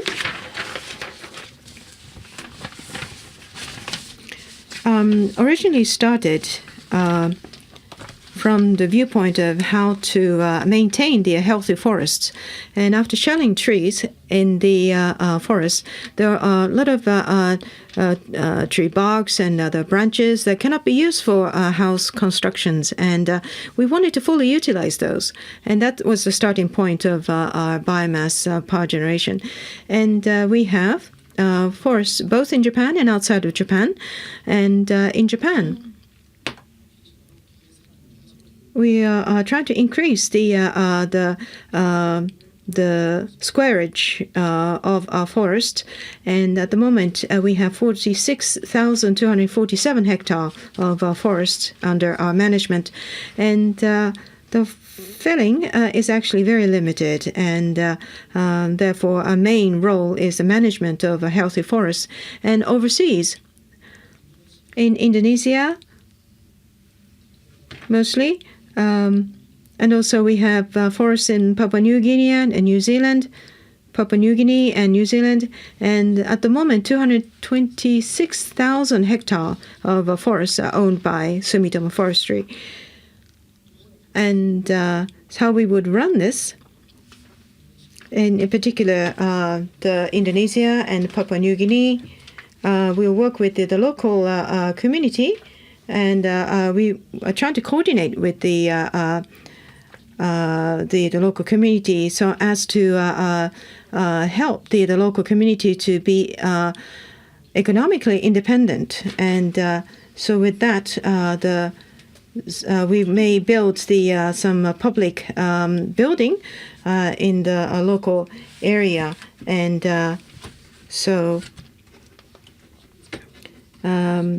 And they maintain the forest by slash and burn, and for their agricultural activities, and that is actually affecting the environment in a negative way. So the forestry not only is a business, but also it is a means to support their local community, and also it can be in the form of giving the right instruction for the healthy agriculture. And other than the forestry management, we classify between the two types of forestation. One is for the environmental integrity, and the other is for the industry.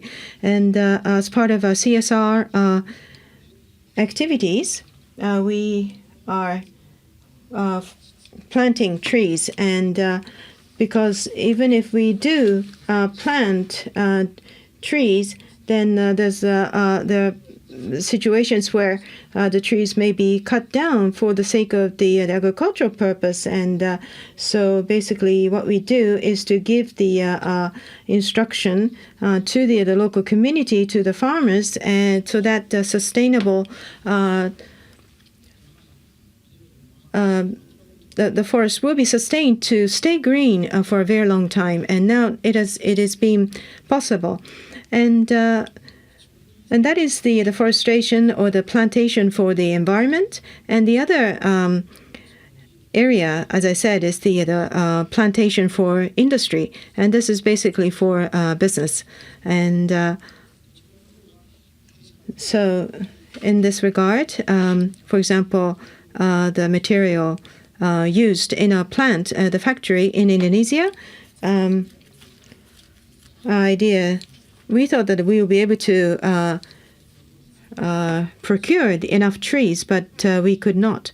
And so we shifted our idea, and we distributed the seedlings to the local residents, so that once the trees grow tall enough, then we will purchase those trees.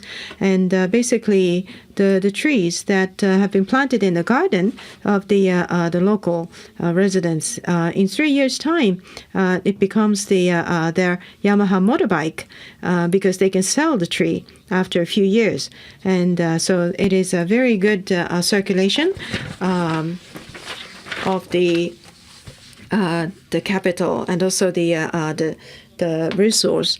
And now, when it comes to the environment and energy business, the biomass power generation station is under preparation now, and they will start the operation in December this year. And basically, the idea was to utilize the residual branches and so forth from the surrounding area. And we also have the Kawasaki biomass generation plant, and in this the fuel is the waste material from dismantling houses, and so the biomass energy is in the in operation in Tomakomai, or rather we are building another biomass power generation plant in Tomakomai and another part of Hokkaido. And in any case, biomass power generation is an example of our sustainable business model. That's all. Thank you. Now, so example from the forestation of Indonesia, and also I saw the picture of the Beshi copper mine field, and so business activities can result in a great outcome, and also the word sustainability was already incorporated in the company principle more than 100 years ago, and it was a pleasant surprise for me. Thank you very much. We'd like to move into the second presentation. I'd like to ask Mr. Tsubota to take the floor. Allow me to explain to you the background. Sumitomo Ringyo, or Sumitomo Forestry, has been working on the primary industry, and then on the right-hand side, Komatsu has been working in the secondary industry. That's the reason why we have chosen this company. And then we have chosen the Sumitomo Mitsui Financial Group. Again, this is on the third industry, or tertiary industry. That's the reason why we have three individuals from a different sector. Komatsu from the Tsubota from Komatsu. Maybe you might not understand what we do, so I'd like to share with you the 2 pages to give you the quick overview of the company. Please note that these are the construction machinery, and this is a company to produce and sell these machinery. About 90% of our sales is explained by the construction machinery. Please refer to the right-hand side. This is a world map, and you see the local production sites. And today, this is a conference of Asia Pacific region. So let me take a look at the area. So this area inside the red circle is Asia Pacific. This is the overall profile of the company. Total amount of sales is about 2 trillion yen, or slightly lower, and then operating profit is about the 200 billion yen. And then on the right-hand side bottom, you see the pie chart. This shows the fact that the 20% of the sales is from Japan, 80% from abroad. And then the Japan, US, and Europe explains about 50% or more of sales. And Asia Pacific, that is a theme of this session, including Japan, is about 40 to 50% against total figure for the sales. Then I'd like to turn my attention to the environmental issue, how Komatsu is working in the area of environment. This is a general topic. In order to be a good company, we have to fulfill some of the criteria. In the past, the companies have been working solely toward the maximization of financial performance. So many of the companies have been seeking for the best for the profit. But recently, things are changing. We are now faced with a situation where we need to pay attention to ESG. So we have to pay attention to the environment and also social responsibility and governance. So this is a generally accepted view. This was this is the first page of the presentation material, which was used back in April by the president, Mr. Ohashi, for the announcement of the mid-range management plan. And here on the second page, you see the background with which we operate our mid-range management plan. This is the environment surrounding us and the kind of focus areas that we have in our midterm business plan. And then on the left-hand side bottom, we have ESG. We pay attention to ESG, and this is considered to be our focus area. And about ESG, E is environment, S is society, and G is governance, as you know. And then for these three aspects, we have been saying that this is important, but furthermore, in this mid-range management plan starting 2016, we decided that this is very important. So we revisited this issue so that this is considered to be important for the employees and also the general public. So that's the purpose of having this in the midterm business plan. This chart shows the framework of our global activities. So this shows the Earth Environment Charter of Komatsu, and so we have the common guideline. Here we have a group-wide environment management system, which is meant for the group-wide management of the activities that we have for the environment. ISO the 14001 should be something we have to use. So not only in Japan but also in the rest of the world, we make sure that all the plants are certified with the 14001. And this way, we are able to show our commitment as a company as a whole, especially for the Earth Environment meeting. We hold this meeting twice every year, as can be seen on the right-hand side. Every year we have the Global Safety and Environmental Affairs meeting, and globally we make sure we align our understanding about the challenges that we have faced with, and we try to have a common solution for that. Again, we try to have the common understanding about the environmental affairs. This is a rather new topic. In order to reduce the CO2, we have done many things, and this is one more thing. This is the Awazu plant that we newly established, and in order to reduce CO2 emission, we decided to have a goal of 90% reduction for Awazu, and then in the plants in other plants as well, we were able to achieve the goal of reducing the power consumption by 50% in the year 2015. And also at the same time, we tried to reduce CO2 emission from the construction equipment as a whole. And as I said, looking at the life cycle, it was only 2 to 3% the contribution which was covered by the plant. But the most important is the CO2, the emission. So which is the CO2 emitted by the users of our construction equipment. So this is a very important issue. And then we have stepwise approaches. We have step 1, 2, and 3. First is that we will introduce the higher fuel efficiency. So as a first company in Japan, we introduced hybrid vehicles with the increase of the fuel efficiency by 25%. And then the second step is to look into the information from the equipment itself, and by providing information about the efficient use of the construction equipment, it is possible to make sure we are able to reduce waste. So this is called Dantotsu service. The first one was the Dantotsu product, and the second area was Dantotsu service, and then the third area is Dantotsu solutions. So Dantotsu means by far the best. And so what we try to do is to reduce the construction period by 2/3 or 1/3 at least. So using ICT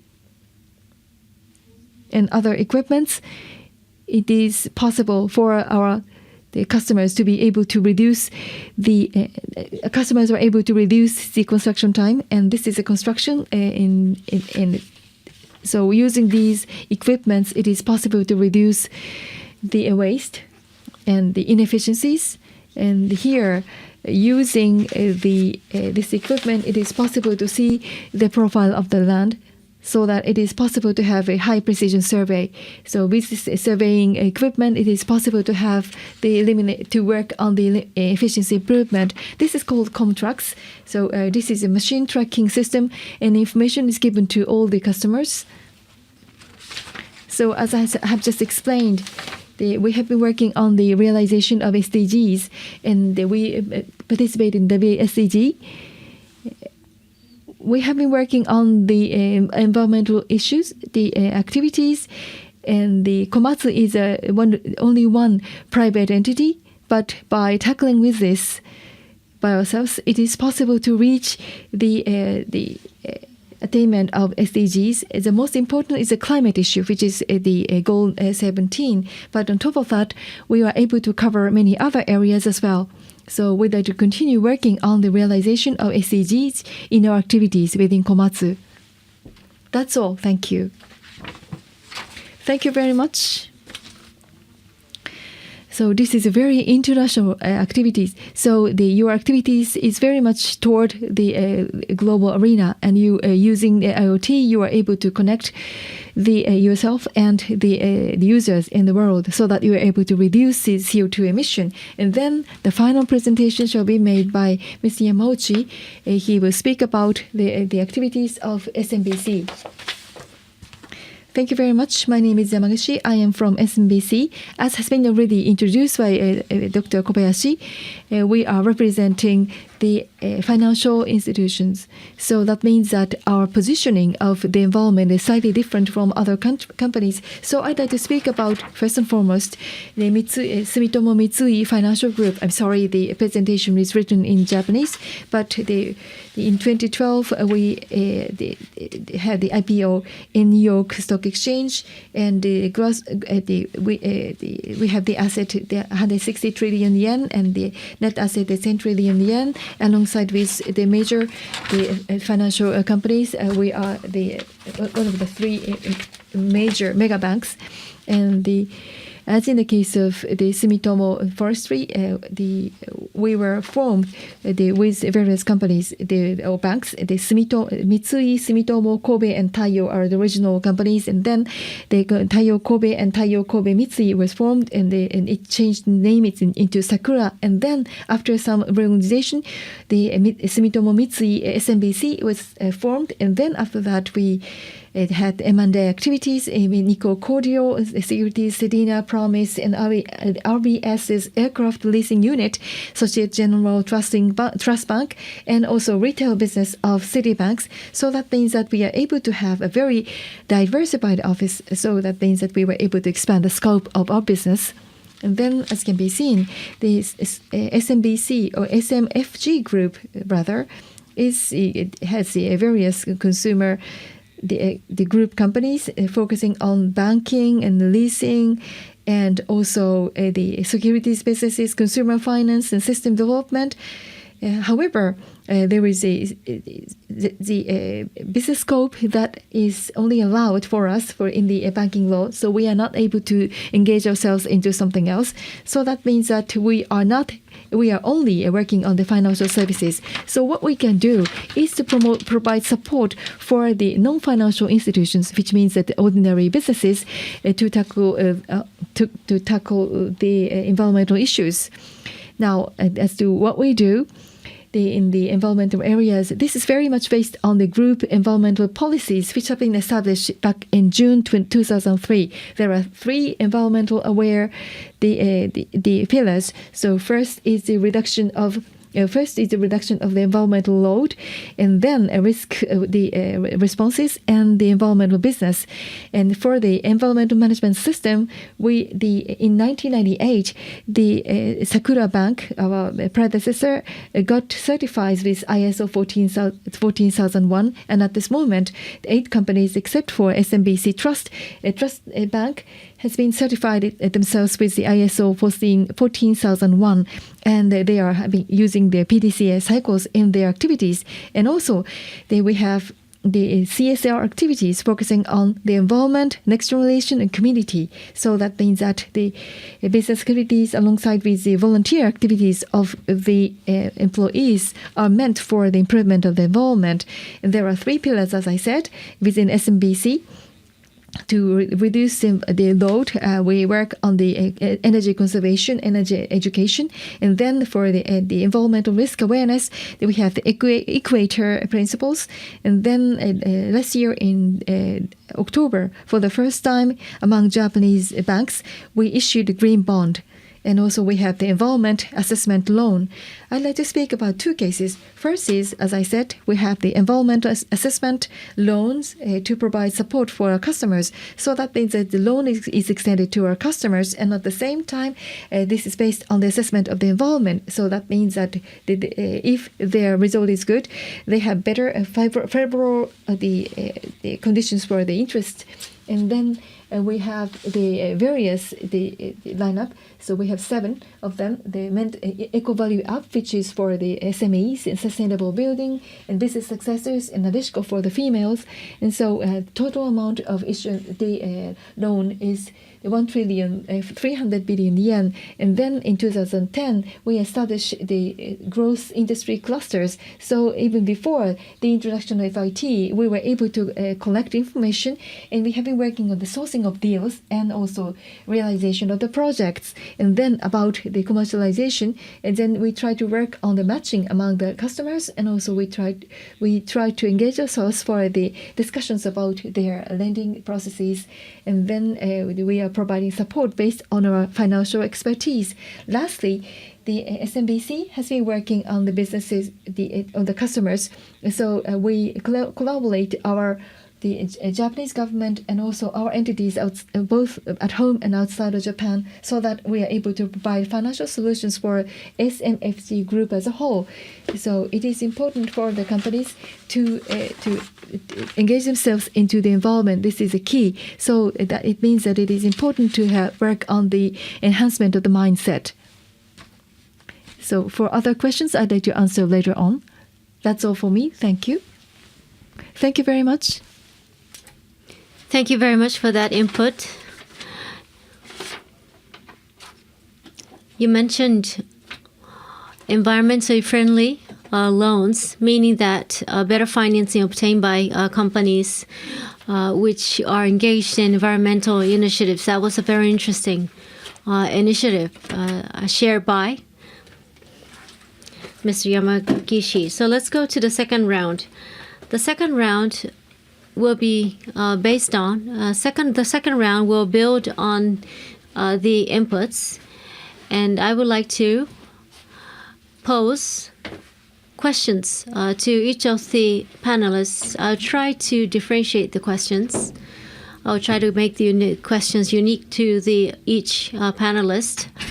And we are, of course, running out of time as well, so I ask you to keep your answers short and to the point, to the extent possible. So I would like to ask one question, so very simple question. So as you heard, the activities conducted by major Japanese private companies are very impressive. But if my understanding is correct, the presence of Japanese companies as a whole in the world, especially in terms of the realization of sustainable development, that is not so impressive. So what's the reason why there is a very significant difference between the activities, domestic activities of major companies in Japan and international reputation of Japanese company as a whole? Yes, hello? Yeah, can you hear me? Yeah. Thank you very much, Professor, for this question.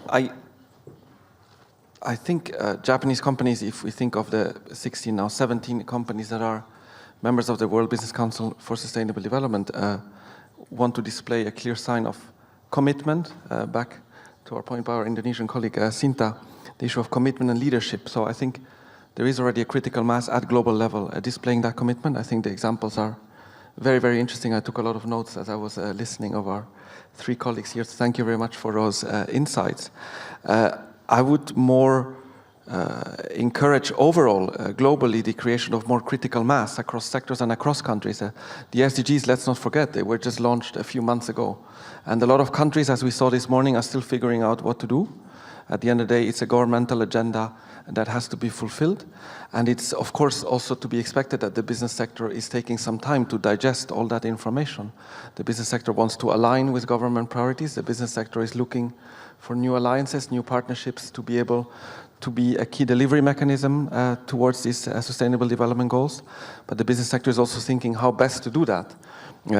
Are there on the CSR end all the way to then the business innovation end? I think there are some interesting ideas emerging, and I think I would like to call this work in progress in terms of how that works. So allow me to point maybe to how we want to sustain that work in progress and some very specific recommendations that we have around 5 points, how companies can best think through this SDG lens.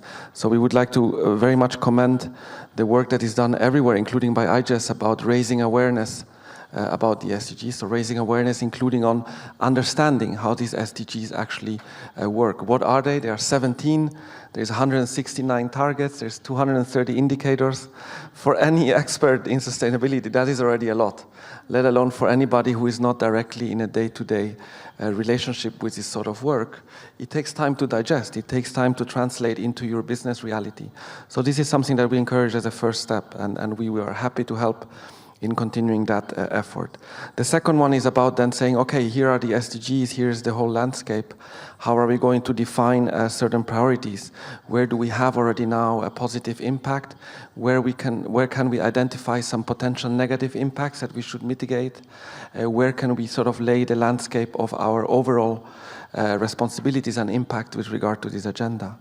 The third step would then be to set specific goals and KPIs, like any business does best, and we've seen it throughout the presentations. You set a vision, you set a mission, and then you set specific objectives that can last from 1 year to 3 year to 5 year objectives. Here we have sort of a 15-year overall vision for the world, and how does this translate also into sustainability thinking and sustainability strategy and KPI? So this would be the third step.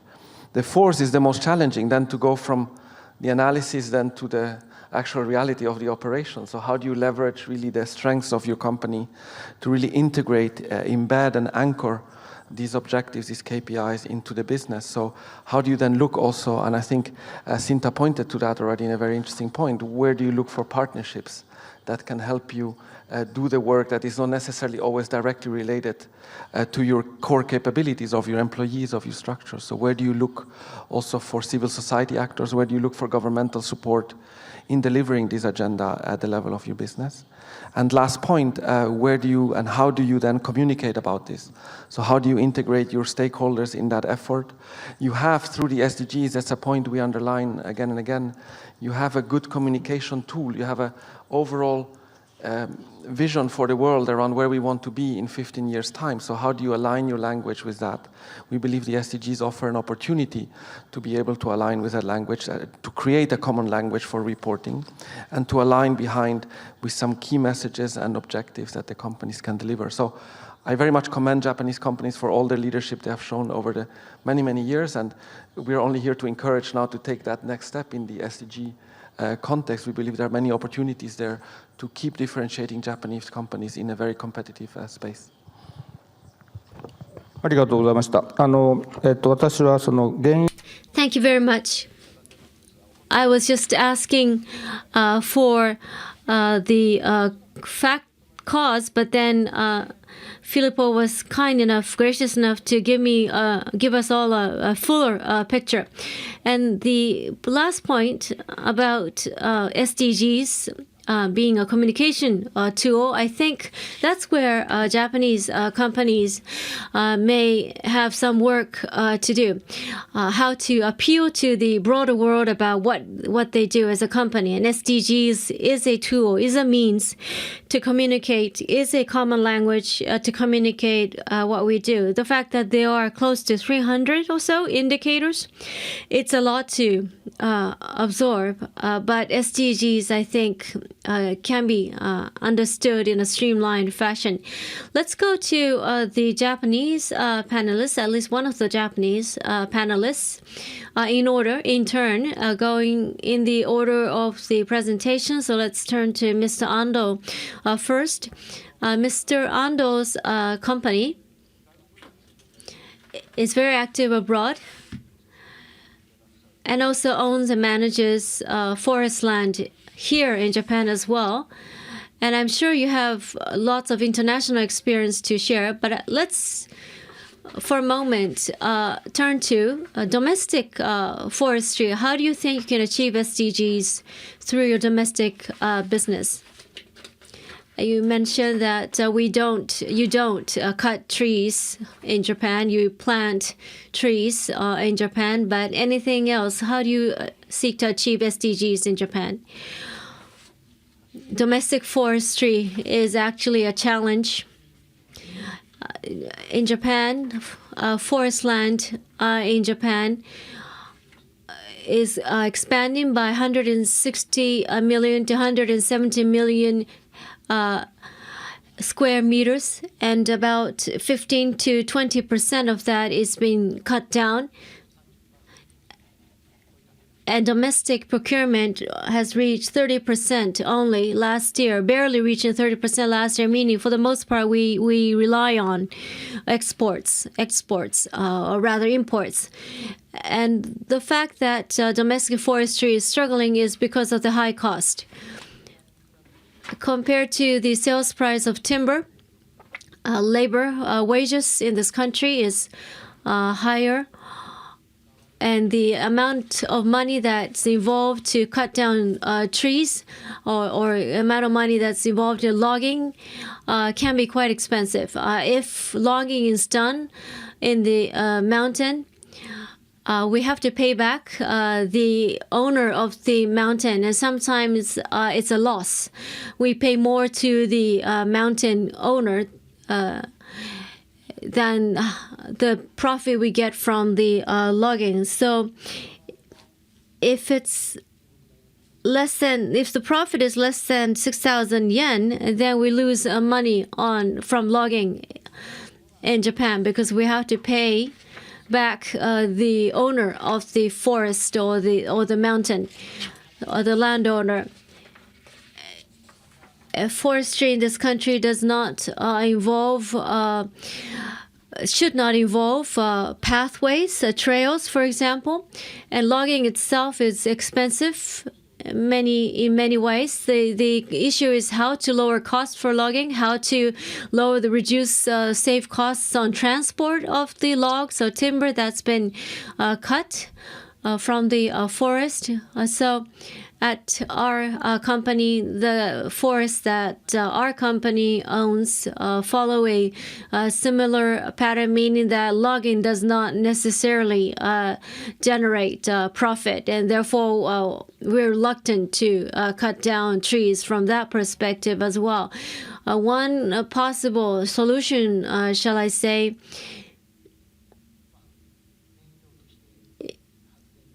is to use some of the logs as fuel to generate electricity for forests near power stations. The logs that were cut out from the trees previously were wasted, but now can be used as fuel to generate electricity. So that doesn't involve transport or little transport. And that's a new path for forestry in Japan. One example we could look to is what's happening in Europe. Currently, wood biomass is used as fuel by European utilities. For example, chips and pellets are burnt in a boilers or stoves. we turned to Austria and Germany to import the right stove or the right boiler. Until the 1990s, carbon tax was introduced in Europe. It was cheaper to burn wood as biomass than use fossil fuels, because there will be a carbon tax imposed on fossil fuel. What the Europeans did was to develop technology that would lead to efficiency in the use of biomass, and also, of course, that would reduce the use of fossil fuel. And I think we can do that as well. And the Europeans were ahead of us, ahead of the world in that. But in Japan, we could have done that. But the reality is we still rely on European equipment to use wood biomass as fuel. And once again, the issue is cost. How can logging be made less expensive? And in order to reduce cost, we need to make sure that wood biomass is used in a favorable environment, in a favorable way. This is something that we can ask the various stakeholders to provide input. Thank you very much. I believe yesterday in the last session, the Tamaki-san of the OECD said that the most effective message to the businesses is that you can make profit if you be part of the sustainable development, and that's what Tamaki-san said. And so cost has been the impediment for the businesses to be part of the SDGs, and so for that matter, the social sort of acceptance and recognition must be changed. And also something I found very interesting, because I had the completely opposite impression. I would like to ask Tsuboda-san of Komatsu. In the case of Sumitomo Forestry, they are facing the challenges of the domestic forestry business. But in the case of Komatsu, the company works quite extensively outside of Japan. And so how do you support from Japan the environmental initiatives overseas? What are your challenges? What's your headache? So as I explained using my presentation earlier, it is a global company, so the environmental initiatives are prepared in the Japanese our headquarters in Japan, and that is rolled out across the world through our businesses. And in order to make it happen successfully, we try to encourage communication. And once a month, we have a global environment meeting. And so we monitor the CO2 emission from the local business activities and and we check other relevant data. And each month, the data is sent from the local businesses, local branches to the headquarters in Japan. And when there's an improvement made by the local businesses, then we will commend. We give awards to our local businesses that have made progress in terms of the contribution for a better environment. And so environmental improvement is something that we encourage for overseas colleagues. And when we look at the other Japanese companies working globally, they have also been involved in the environment-related activities from early on, and they are very advanced in that. For example, the factory built in China, there is, of course, the there are some countries with insufficient legal framework to protect the environment, and therefore, when the Japanese companies have the business in Asian countries or China, they will introduce the practices in Japan to these host countries, and they will invite the people from these countries to Japan for the observation of what takes place in Japan, and to gain understanding and the impression of what is done in Japan. In particular, in the emerging countries, the situation is such that the legal framework is not stringent, but then they will have to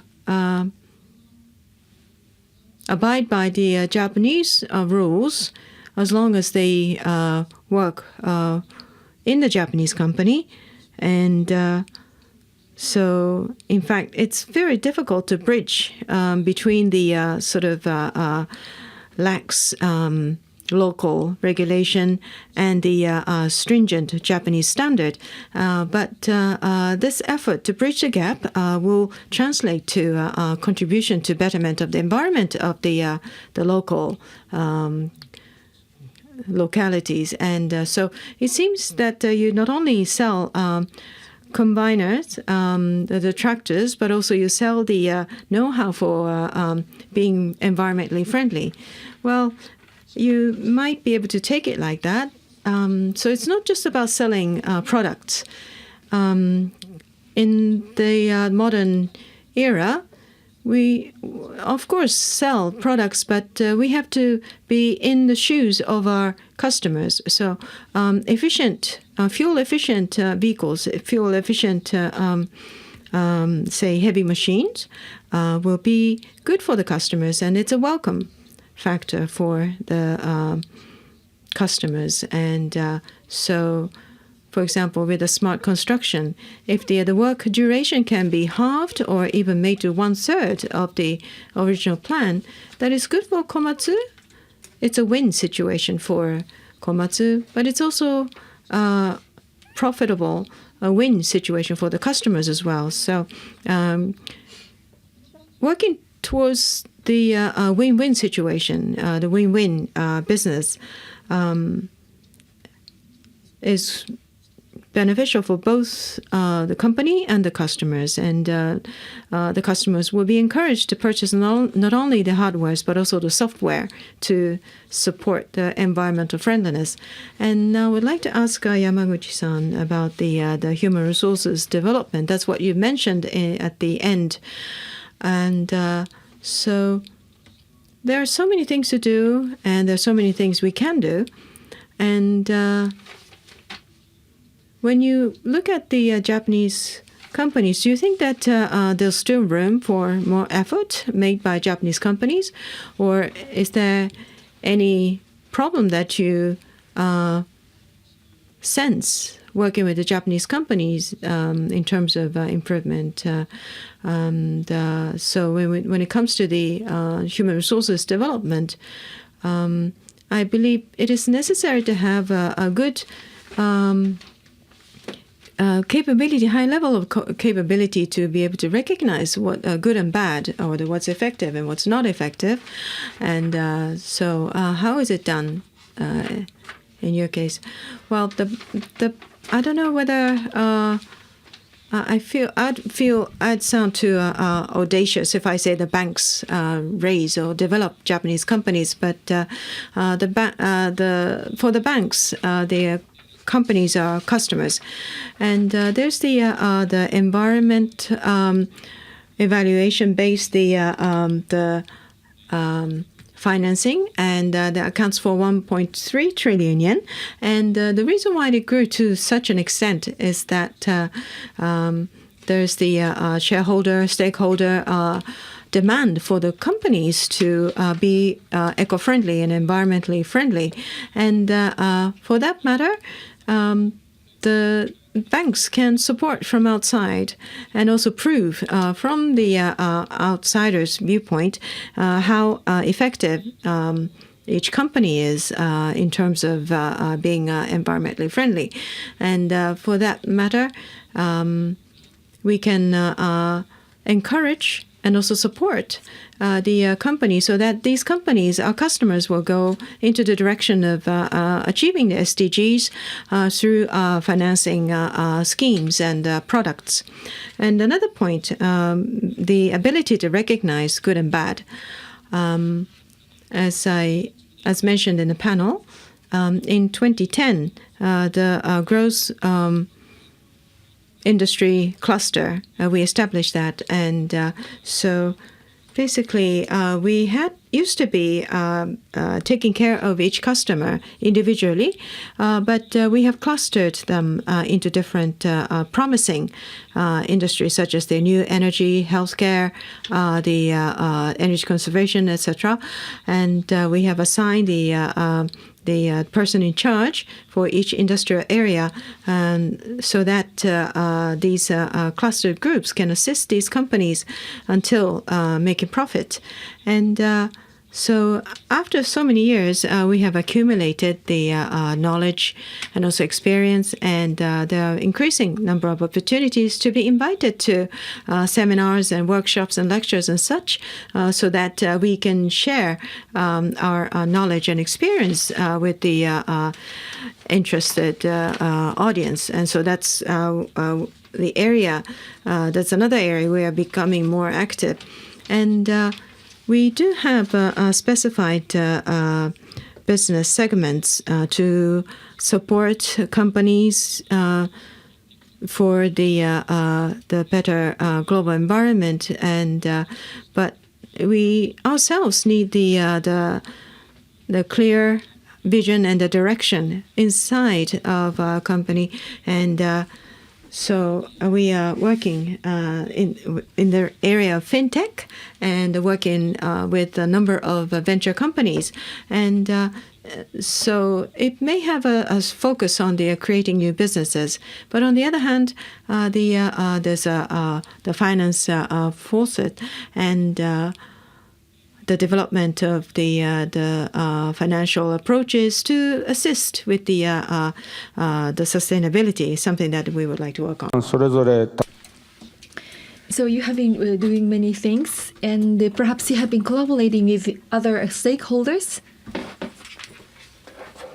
Now, in the second stage, I'd like to ask India-san. I would like to ask you to, I believe that you prepared some video which explain the need of the collaboration between the companies and the government or something like that. So you have some time, so I give you some time to show this video. So I would like to see the video, okay? Okay, right. So I'd like to actually show a video. I think this is a tool for inspiring all of us that sustainability really making a good business case for us. And I think it just delivers the business objective as well as the sustainability objective. So if I may, thank you.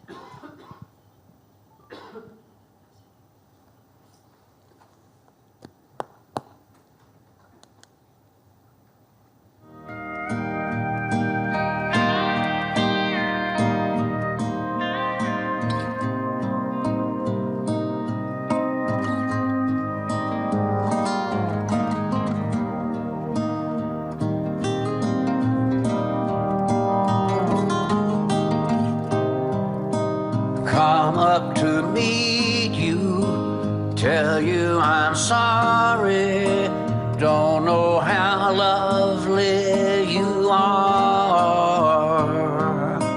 I had to find you and tell you I need you and tell you I set you apart.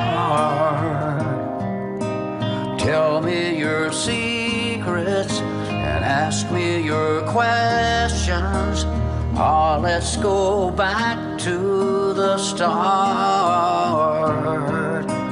Running in circles, come.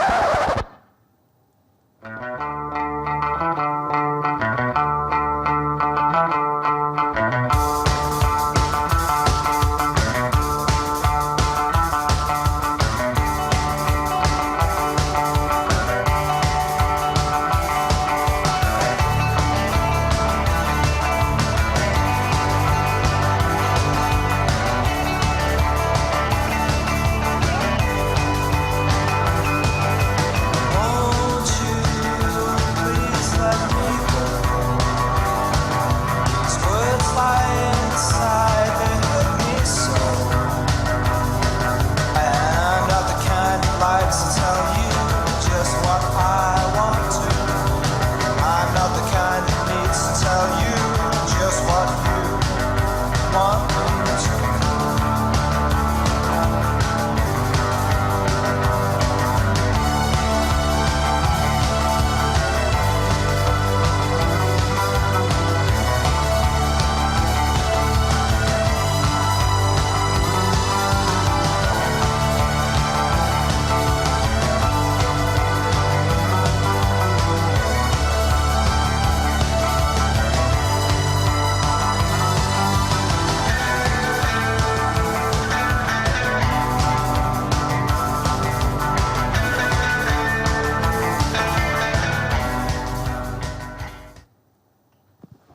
So that's it. I think it shows to all of us that it really gives the benefit for both the planet as well as the business and all of us here. Yeah. But I would like to ask another question. So, could you demonstrate or illustrate some the examples concerning the collaboration between the private company and the government or other stakeholders? So, please give us the concrete example. Okay.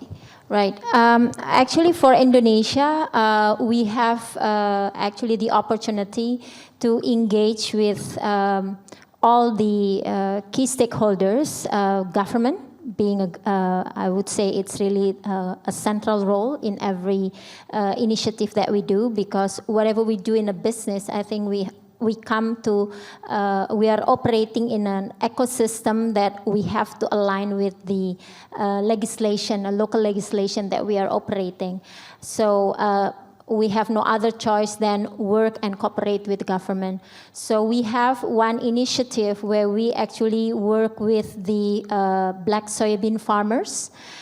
We have the product called Bango soy sauce. It's actually quite unique for Indonesia. It's a sweet soy sauce. You probably remember one of the chart where it's a big bottle. Indonesia cuisine is actually use this seasoning sauce on their dish, and it's actually sweet. We like sweet things. And this black soybean is actually one of the two main ingredients of this product. Before we actually engaged with the farmers in 2002, we have actually a big issue of supply chain. There is not enough raw material available in the market. And on the other hand, the company is actually having the ambition to actually grow the business quite dramatically. So we have no other options than we have to actually engage with the farmers directly. And it's actually reflected by the brand social mission, because Bango as a brand actually have the social mission to also enhance the livelihood of the farmers who actually produce the bean. So before that, we actually basically dealing with our supplier. But dealing with the supplier, not necessarily improving the livelihood of the farmers. So we choose to actually engage with the farmers directly. And what we do is basically a holistic engagement, starting off the agriculture practices, good agriculture practices. And then we also engage with the university. So we have very lucky and fortunate that we engage with University of Gajah Mada in Jogja, who actually help us providing the a good seed for the black bean. So over the 10 years, there is no innovation on the new variants of black beans. And this actually been resulted after the collaboration with Unilever. They were able to come with the prime seed of black soya beans called Malika. And that is one of the ingredients that we use until today. So it's over 15 years already that we use Malika. And this not possible unless the government provide the support. So the university, of course, is somehow it's related to the government, but I think the Ministry of Agriculture has been very, very supportive, that they also support all the black soybean farmers to actually allowing them to be part of the corporate program. And that is actually helping fulfilling the supply that we need from the business. And now we have actually engaged with over 9,000 farmers, starting off only with 12 farmers at the very early years. And the brand has enjoyed tremendous growth. So that is, I would say, one of the evidence that we need to reach out for the government support, as well as the academia, and of course the civil society, which is the farmer itself. Okay. Thank you. Thank you very much. Okay, so we have to consider the possibility in which we can collaborate with various stakeholders of value chain. So that is a good example. Okay, thank you. はい。あと2分しかありませんので、本当は3巡目をしたかった。We only have 2 minutes left. I was thinking of third rounds, but it was impossible. Now, I'd like you to comment for 30 seconds. So could you make a comment about your commitment, or maybe something that is important, anything that you expect for others, anything, the most important things, 30 seconds each. Mr. Yamaguchi, would you like to start? Thank you. Yamagishi, not Yamaguchi. As was mentioned by Philip, for the SDGs, the first step would be to have the good understanding, right understanding, to go toward the right direction within yourselves and within the industry. It is important to identify the good direction. If you are able to be on the right track, then you are able to go toward the final goal.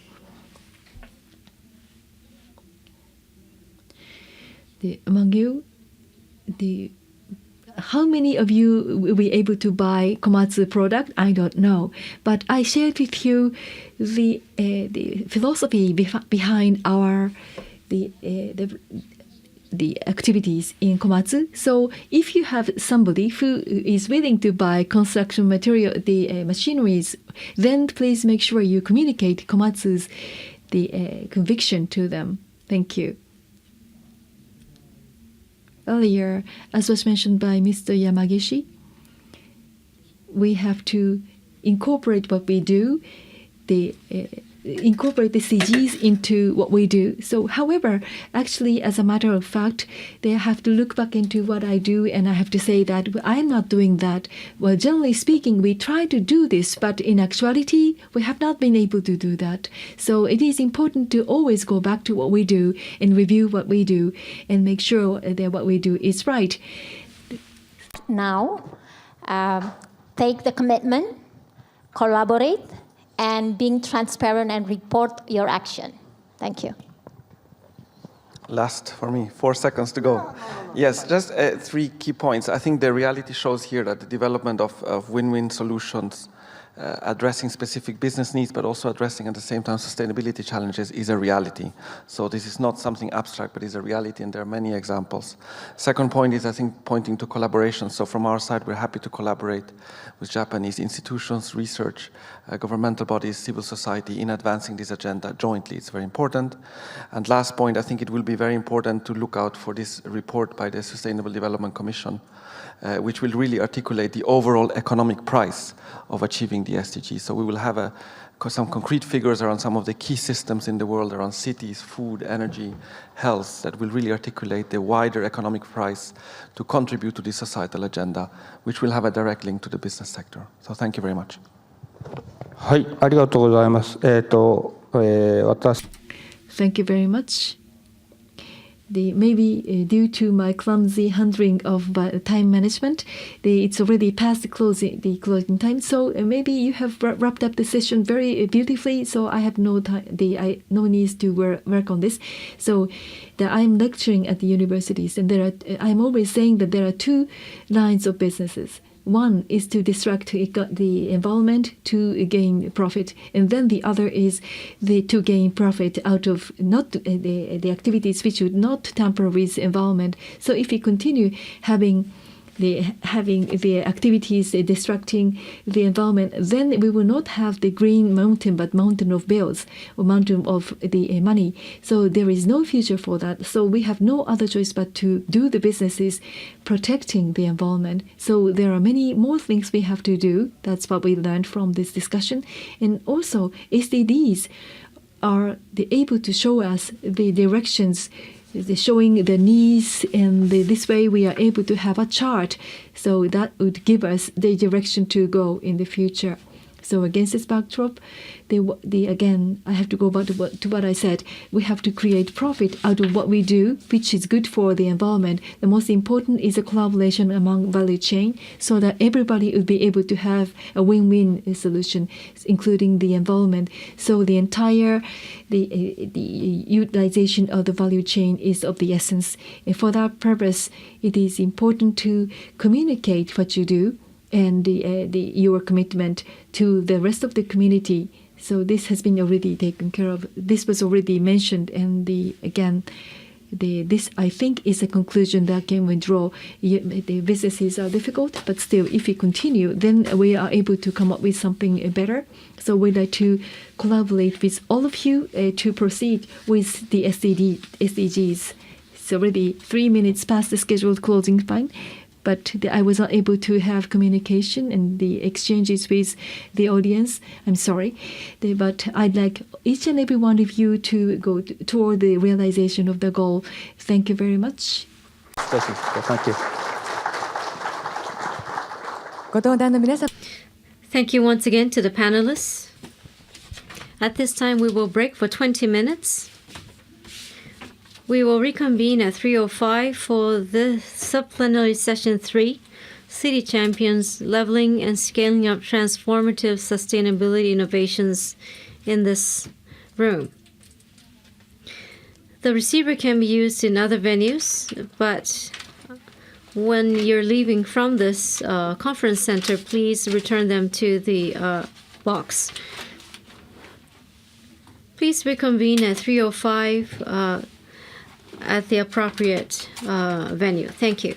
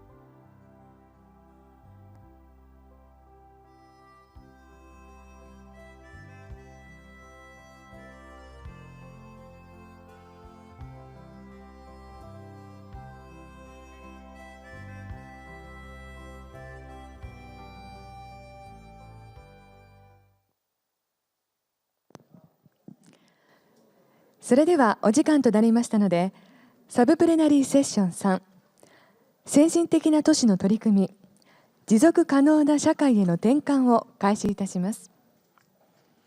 このセッションのモデレーターは、IGES 上席研究員、国立環境研究所主任研究員、藤野純一が務めます。それでは藤野上席研究員、よろしくお願いいたします。どうもご紹介ありがとうございます。皆さんどうもお疲れ様です。ISAP2 日間の最後の、セッション、もちろんこんなところ。We would like to move on to the last session to spend the next 90 minutes on this topic. I would like to make this an enjoyable one for everyone. We welcome panelists who are active in various fields to provide first inputs. Let's show the slides. This is in the order seated. Next to me, or rather farthest from me, is Mr. Professor Shuzo Murakami, honorary professor of the University of Tokyo. There was a session starting this morning at 9:30 on the G7 Environment Ministers meeting in Toyama, and Professor Shuzo Murakami, Professor Emeritus, was there as well. Then we also welcome Mr. Norihiko Nomura from the city of Yokohama. Yokohama was chosen as a futuristic city, an environmental city as well. And then we welcome from Bangkok, advisor to Governor of Bangkok, Valop, Mr. Valop Swandi, Dr. Valop Swandi. Mrs. Dr. Swandi will talk about Bangkok, its initiatives, and its partnership with Yokohama. We welcome also from Mr. Daniel Levine, Senior Officer, Tokyo Development Learning Center, the World Bank office here as well. Mr. Mori, Mayor Mori, spoke about the World Bank's partnership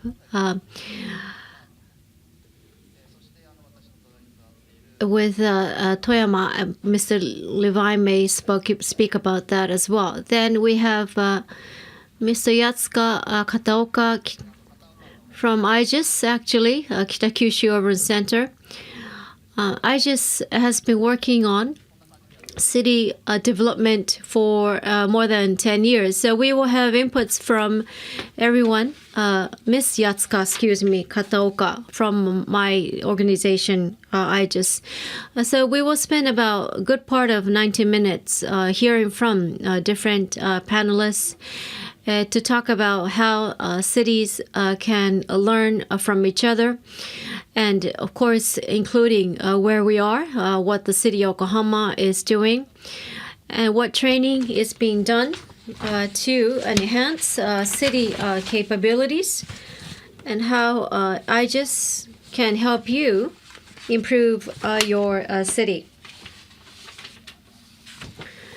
One request, a humble request I have is to ask the experts here on the panel to limit their presentation to 8 minutes. Then we will have 2 rounds of discussions. First round is about city initiatives, how experts see the cities and how the cities can do to improve itself. And then I would like to open the floor the next 10 minutes or so for Q&A. So please be involved, please be engaged in this session, I ask the audience. So Professor Murakami, as an expert on city planning, I would like to ask Professor Murakami to talk about the role of cities. Thank you for the invitation to ISAP 2016. I would like to today focus on transition to sustainable cities through reduction of L and increase of Q. Q stands for quality, L stands for load. We've seen the establishment of the Paris Agreement, as well as the defining of the adoption of the SDGs on a global scale. Paris Agreement was clearly about reducing the L, the environmental load, while SDGs is about development, meaning improving partly to improve the environmental quality. So if the vertical axis is Q and the horizontal axis is L, we want to cut down on L and to increase the Q. So we have the best situation and the worst situation. Traditionally in the past, when one tried to improve the Q, the L also went up, but we want to move from bottom right to upper left. Small L and high Q. Small on Q, small on L or high on Q. I mapped the same idea on the Earth, still the same axes, L and Q, but we have an eco footprint as well. I'm also involving the Human Development Index. Above 0.8 is the best, meaning that the green area is the optimal situation. The red is to developed countries, Japan, Europe, UAE, Qatar, all high on Q, but bad on L. And yellow is emerging countries, and the blue is developing countries, Niger, Ethiopia, Cambodia, India, and so on. Blue is high on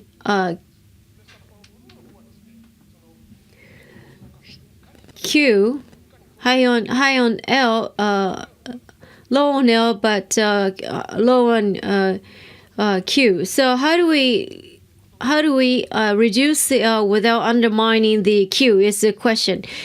So that was about countries, but let's go to cities. During COP21, Mr. Fujino spoke about this at the World's MPO meeting. We have L and Q, and we have in the middle, the red is the developed countries, Tokyo, Toronto, Sydney, and we have medium tier countries, middle income countries in the middle, and then low income countries on the far left. So developing and emerging and developed countries. So the biggest concern that we have is about city A. If the large population moves upwards, then the earth will collapse. We want developing countries to develop, but what I'm saying is that city A should provide a sample, should present itself as a model to move to make the transition to a sustainable city. So before city C would become sustainable. Minus 87% in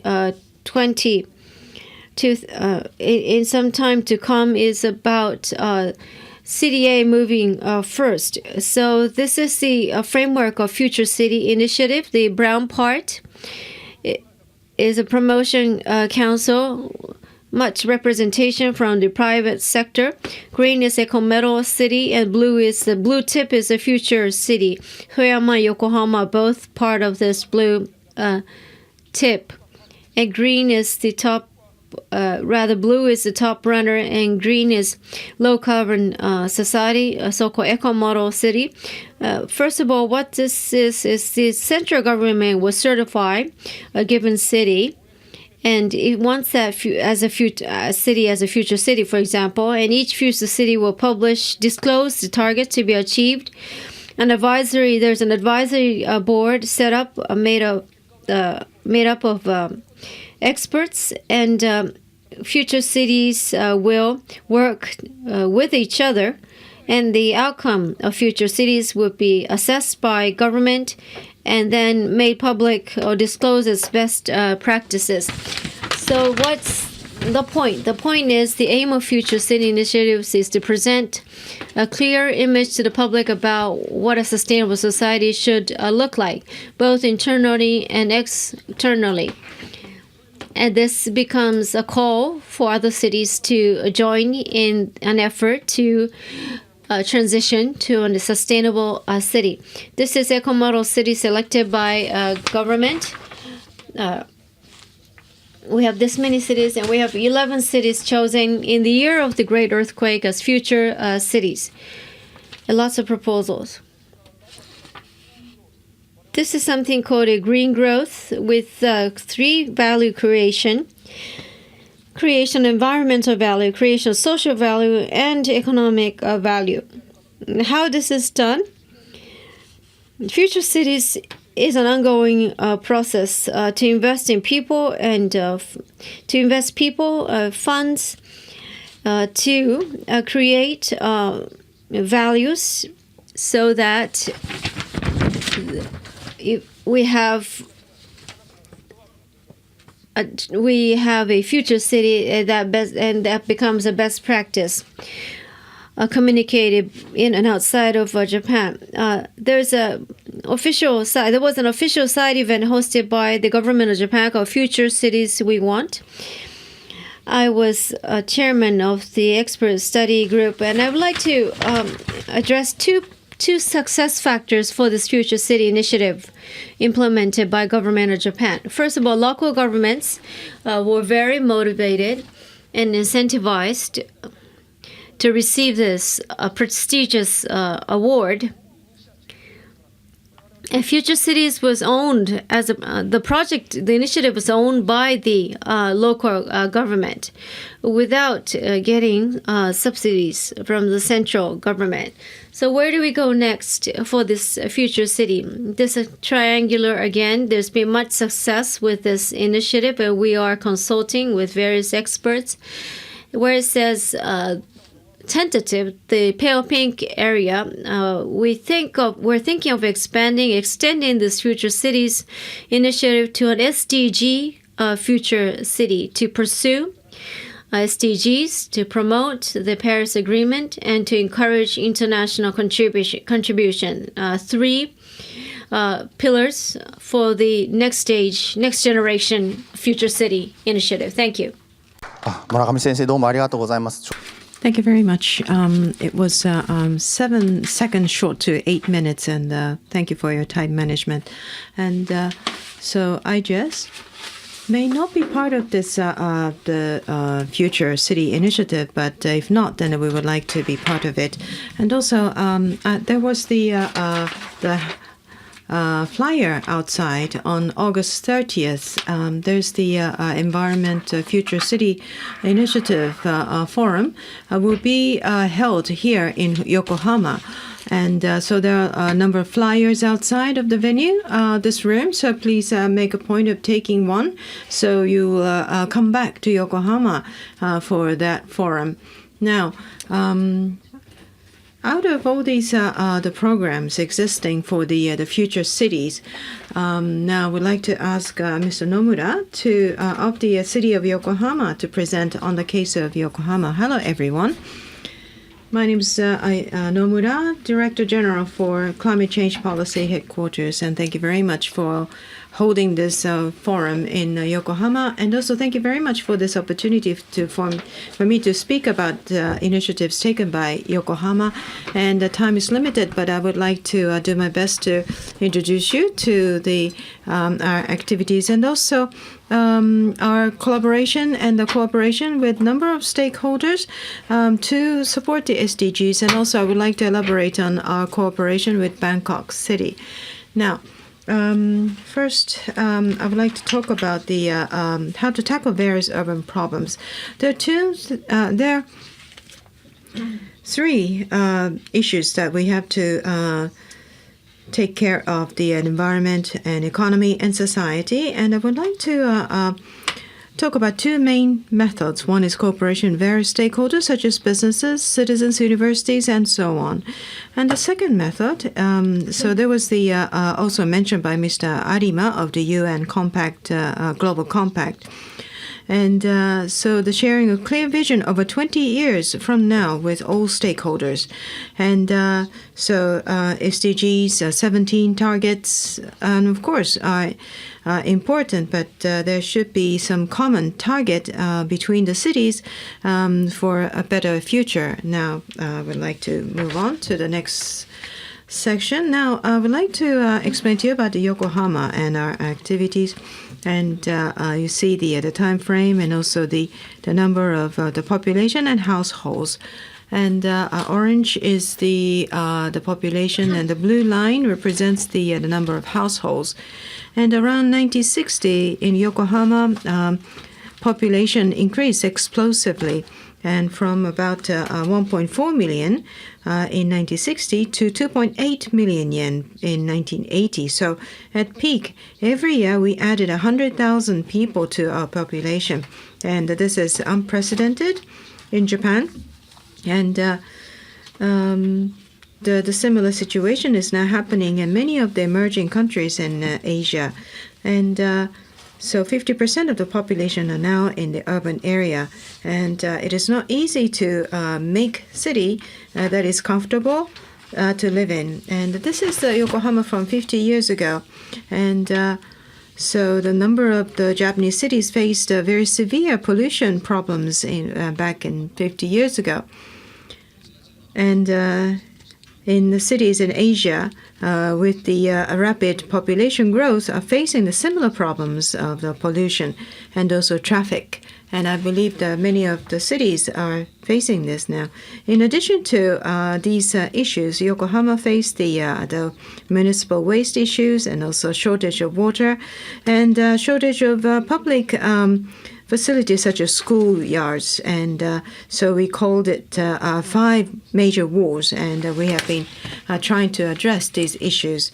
And 50 years ago, we have laid out the vision called the 6 major projects. And this is the long-term vision of Yokohama City formulated 50 years ago. And I believe that number of people are familiar with it. And this area where we are now, Minato Mirai 21 district, had the basically used to be the shipyard of Mitsubishi Heavy Industries. And by relocating this MHI shipyard, we built this industrial area of Minato Mirai 21 district for further economic growth. And this cannot be made possible with the only one municipality because it requires the huge funding and also the decades of project management. And so we have convinced the national government for their support, telling them that the development of the prosperity of the cities will support the prosperity of the country. And this is a meeting with the citizens. And of course, you cannot have a dialogue. This is more like a political performance. And but 50 years ago, Yokohama City was already prepared to have a direct dialogue with the citizens under municipal responsibility. And so. And this encouraged the citizens to understand that they cannot simply rely on the administration to do everything for them.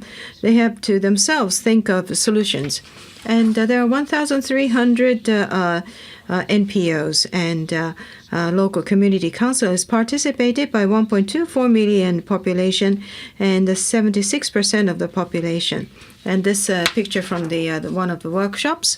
And again, I would like to talk about the points of stakeholder partnership or the collaboration.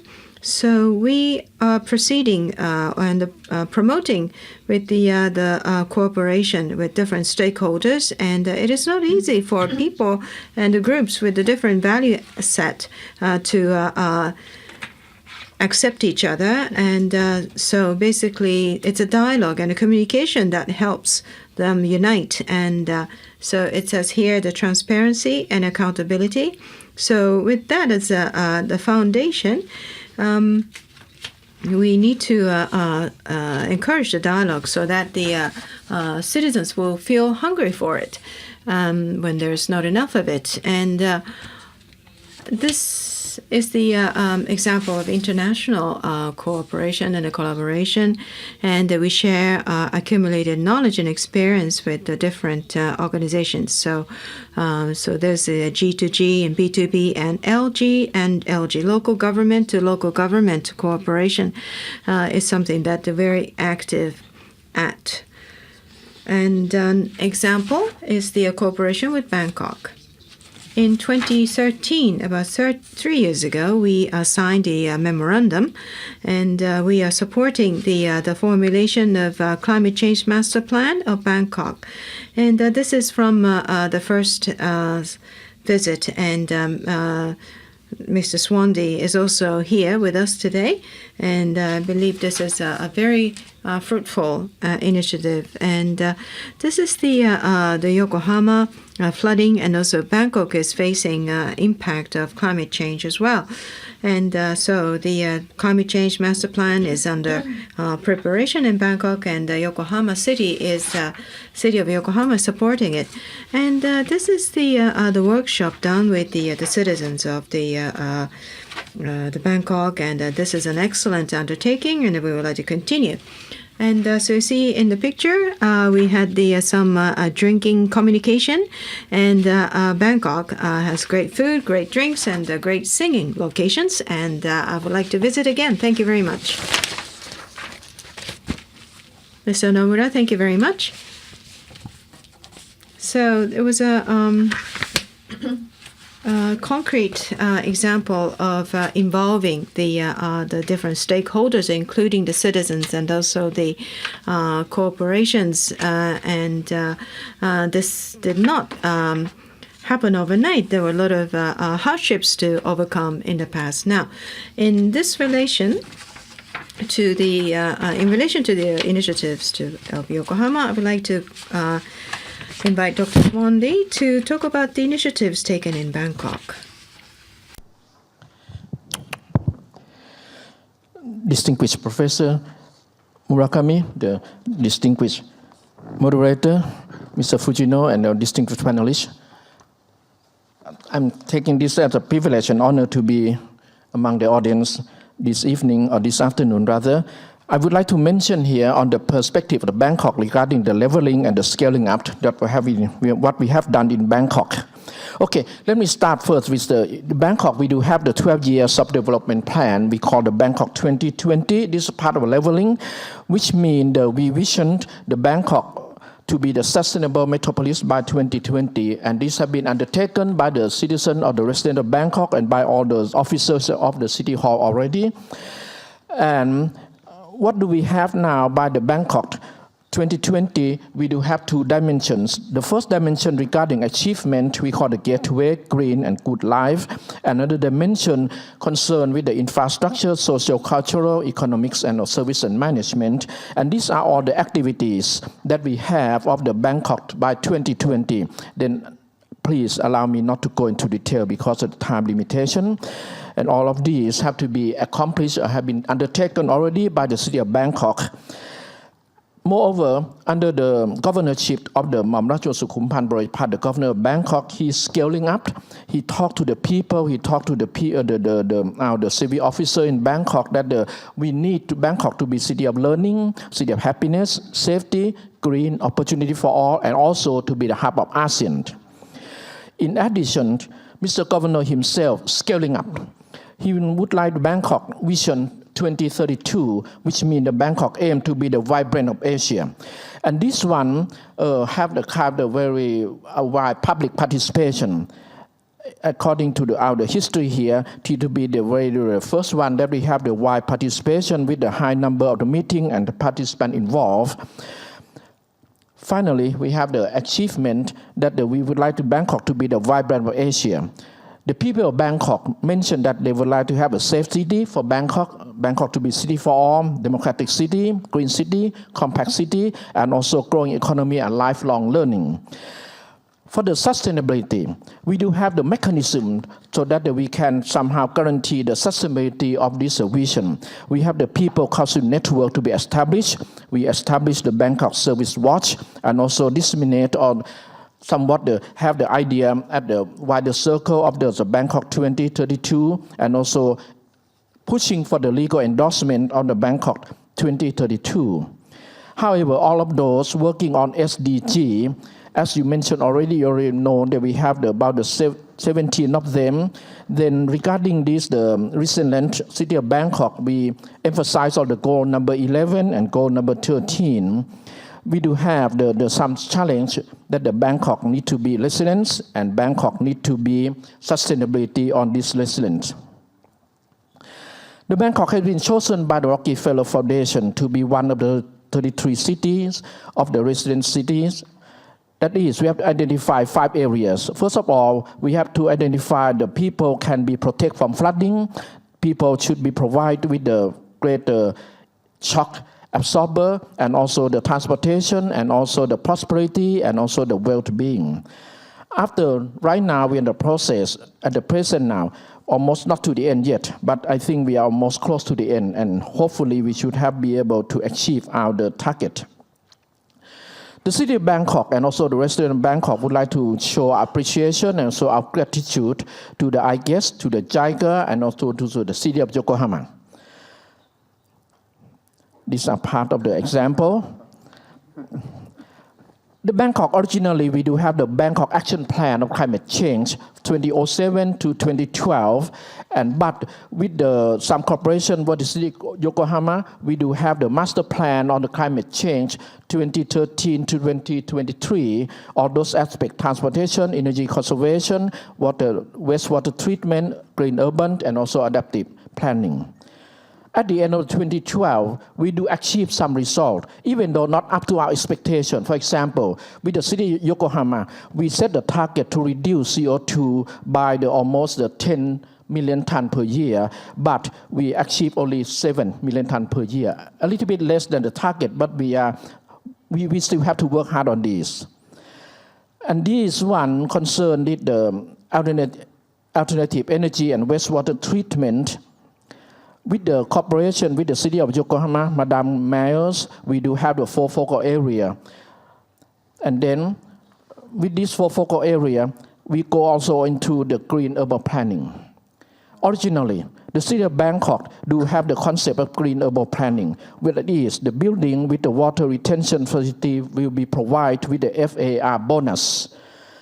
Now, with some cooperation with also some idea, some expertise and some experience provided by the city of Yokohama, then the building, right now we stipulate that the building must maintain at least 50% of open space area with the water permeable surface.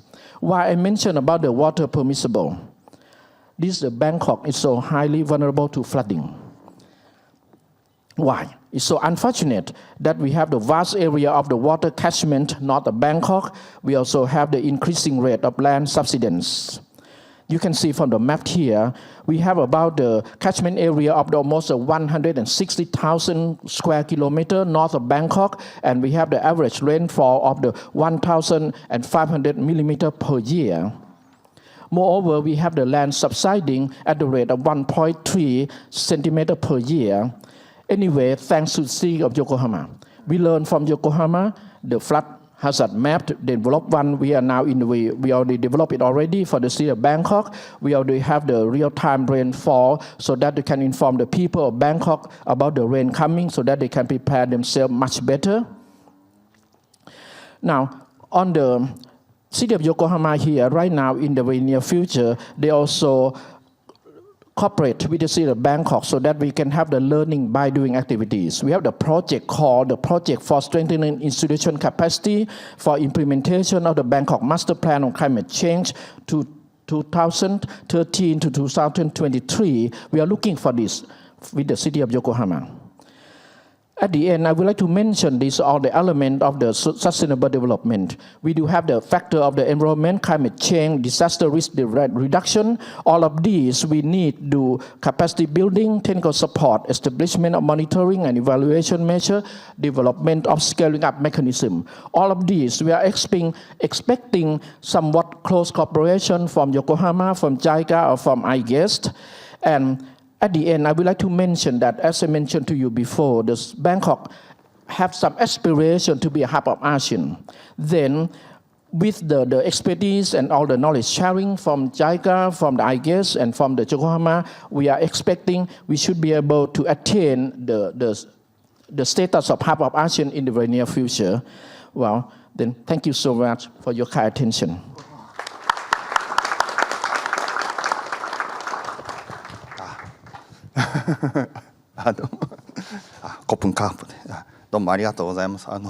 Thank you very much. And you have been very meticulously sticking to the time allocated to you. Thank you so much. With the collaboration of the city of Yokohama, you were able to come up with a master plan for the climate change, and especially important were the hazard map creation and also countermeasures against flooding. You were able to learn with each other. So this was also posing a very good opportunity for Yokohama. And I'm not working for the Yokohama City or any government organization, but still, maybe you are in many cases continuing to protect the kind of the expertise that had been handed down from your predecessors, but now you are able to work with Bangkok and you were able to learn from them, and here you are able to have a greater leverage and thus being able to expand your scope. Now, I'm speaking too much.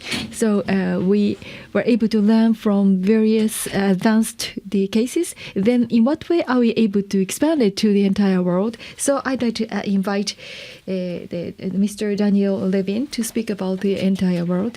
Introduce your activity. Thank you very much.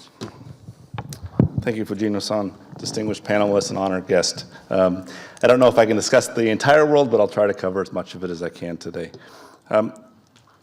Let me first introduce the Tokyo Development Orientation Center. It's a partnership that we have with the World Bank Group has with the government of Japan, which has actually been going on since 2004. We're in a new phase right now, and we have a really kind of an entirely new mandate. What our mandate is, in particular, is to fully leverage Japanese expertise and apply it to the most complex development challenges globally. So we were really looking to learn from Japan. We were looking to really try to scale the solutions up, many of the solutions that you've seen today already. This is actually the wrong presentation. That's okay.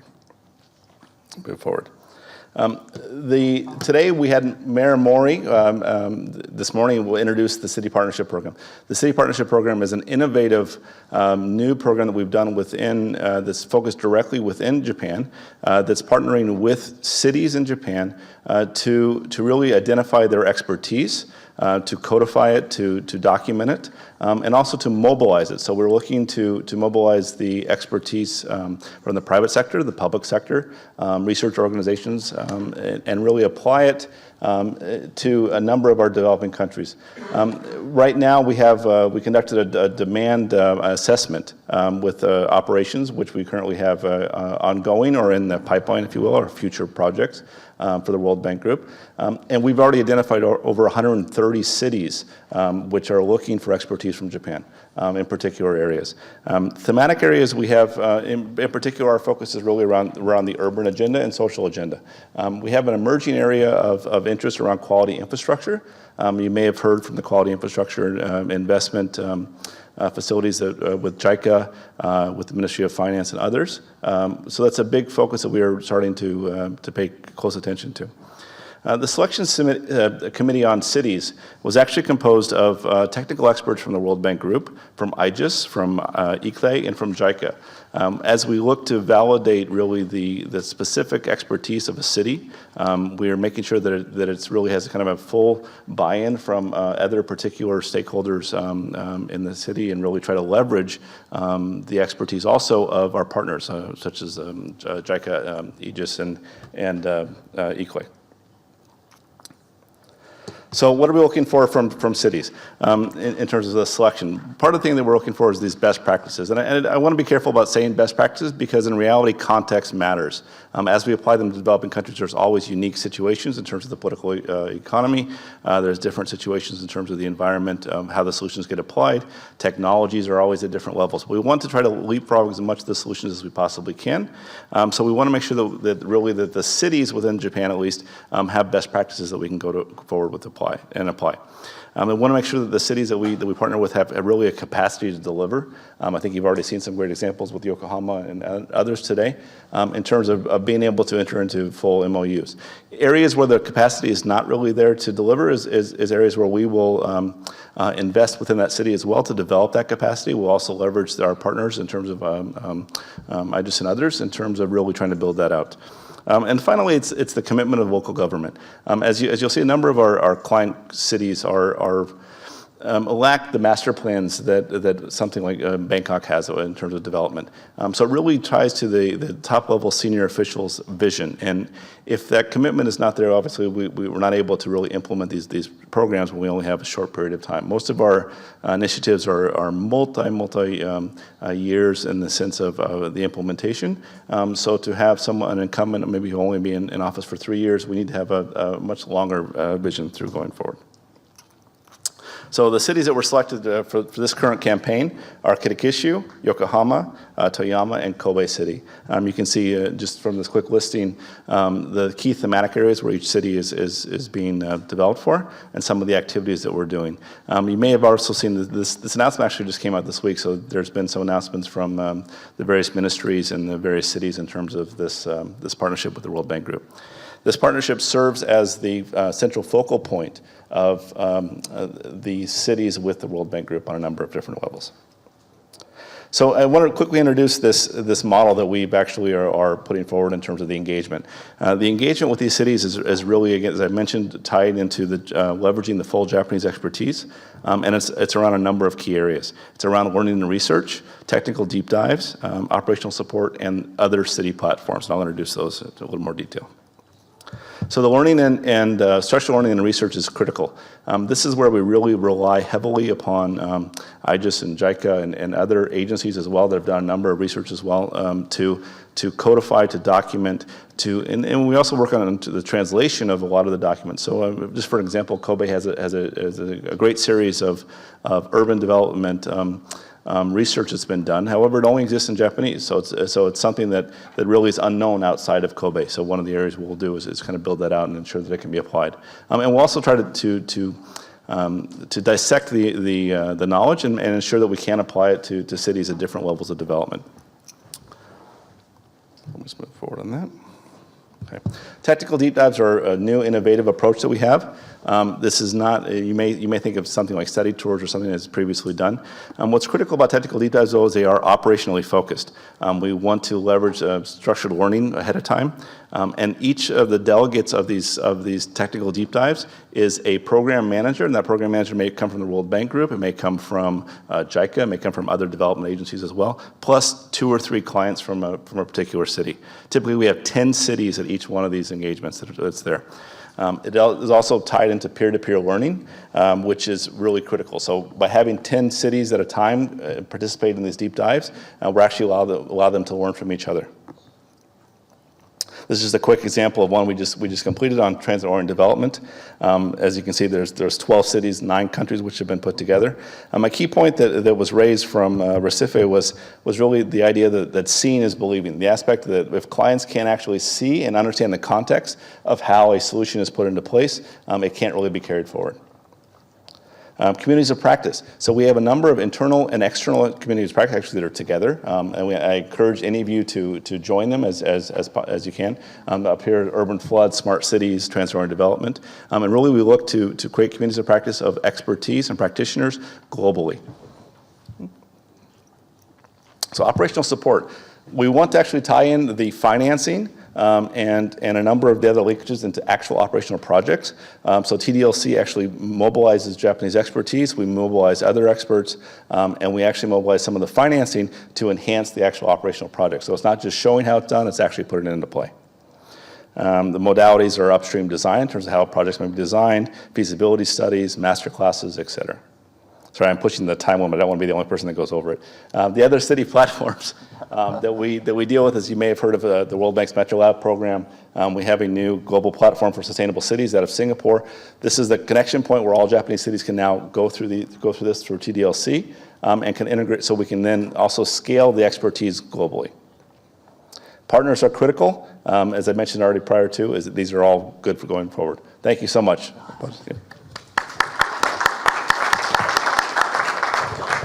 Thank you very much, Dan, and very well done. Thank you. Thank you so much. 本当にこういう The leadership has been exercised by the World Bank, and they are working on the city planning and other areas. So it is important to enhance the speed of the learning. And we are faced with the implementation issue of Paris Agreement, SDGs. So acceleration of speed is very important. If not, it's impossible to achieve our goals. So the expertise should be created by everybody. It is not the kind of things by one individual or one organization. No one should be left behind. So the leadership is exercised by the World Bank, and that was something I really liked. Deep dive is also one word I really liked. Now, I'd like to invite the last the speaker. The speaker is Ms. Kataoka. She's from IGES. She will explain some of the examples or cases of IGES. Thank you for your introduction. I am Kataoka. I am Deputy Director of the Kitakyushu Urban Center, or KUC IGES. I'd like to focus on what we are doing within IGES. Cities are key for our future. This is the buzzword that we stick to. And first and foremost, I'd like to give you a quick overview of some of the facts about cities. Many people are emphasizing the importance of the cities. So if we are in the BAU, business as usual situation, and it is impossible to achieve goals in SDGs and also Paris Agreement. So that means that if we continue what we are doing right now, then we will have a negative future. We have the social and environmental impacts, and also we have the wastewater, the disposal and the sewage system, and the water supply, and the flooding issues. This is related to the climate change. In what way we have seen the re-recognition of the importance of cities starting 2010. There has been the mentioning about the importance of cities. Last year in Paris Agreement, the importance of cities have been emphasized even stronger. The wordings were even stronger than before, and this has been mentioned in the joint declaration. And then the Goal 11 is about cities, and also it is related to 6, which is the water and also energy, and also sustainability and consumption. All of them are related to the cities. So a key to the achievement of SDG lies in the cities. Then I'd like to speak about what IGES is doing. This is the PR of IGES, I guess. Starting from the establishment of IGES, we have been tackling with the improvement of cities. In 1999, the Kitakyushu office was made. This is a predecessor to Urban Center we have now, and then this was were able to work collaboratively with Kitakyushu City. We worked on the improvement of the situation surrounding Kitakyushu, and then in 2010 we renamed ourselves to Kitakyushu Urban Center. And we decided to work on the reinforcement of the research and activities on cities, especially Kitakyushu. And then back then we had the Low Carbon Center, which was more focused on the promotion of environment businesses. And we decided to work hand in hand with them. And then starting 2013 and onward, as can be seen, we had the collaboration with Kawasaki City, and then 2015 we had a general agreement on collaboration with the city of Yokohama, and then we had the MOU with ICLEI International, so we were able to start collaboration with the stakeholders, and then starting 2015 and in 2016 we are having a very good collaboration with other organizations, and this is the 2013 to 2016. We are working collaboratively with more than 50 cities. Now, to be specific, what have we done? First is the creation of low-carbon society, a low-carbon city. And then this is the initiative by the city of Kawasaki.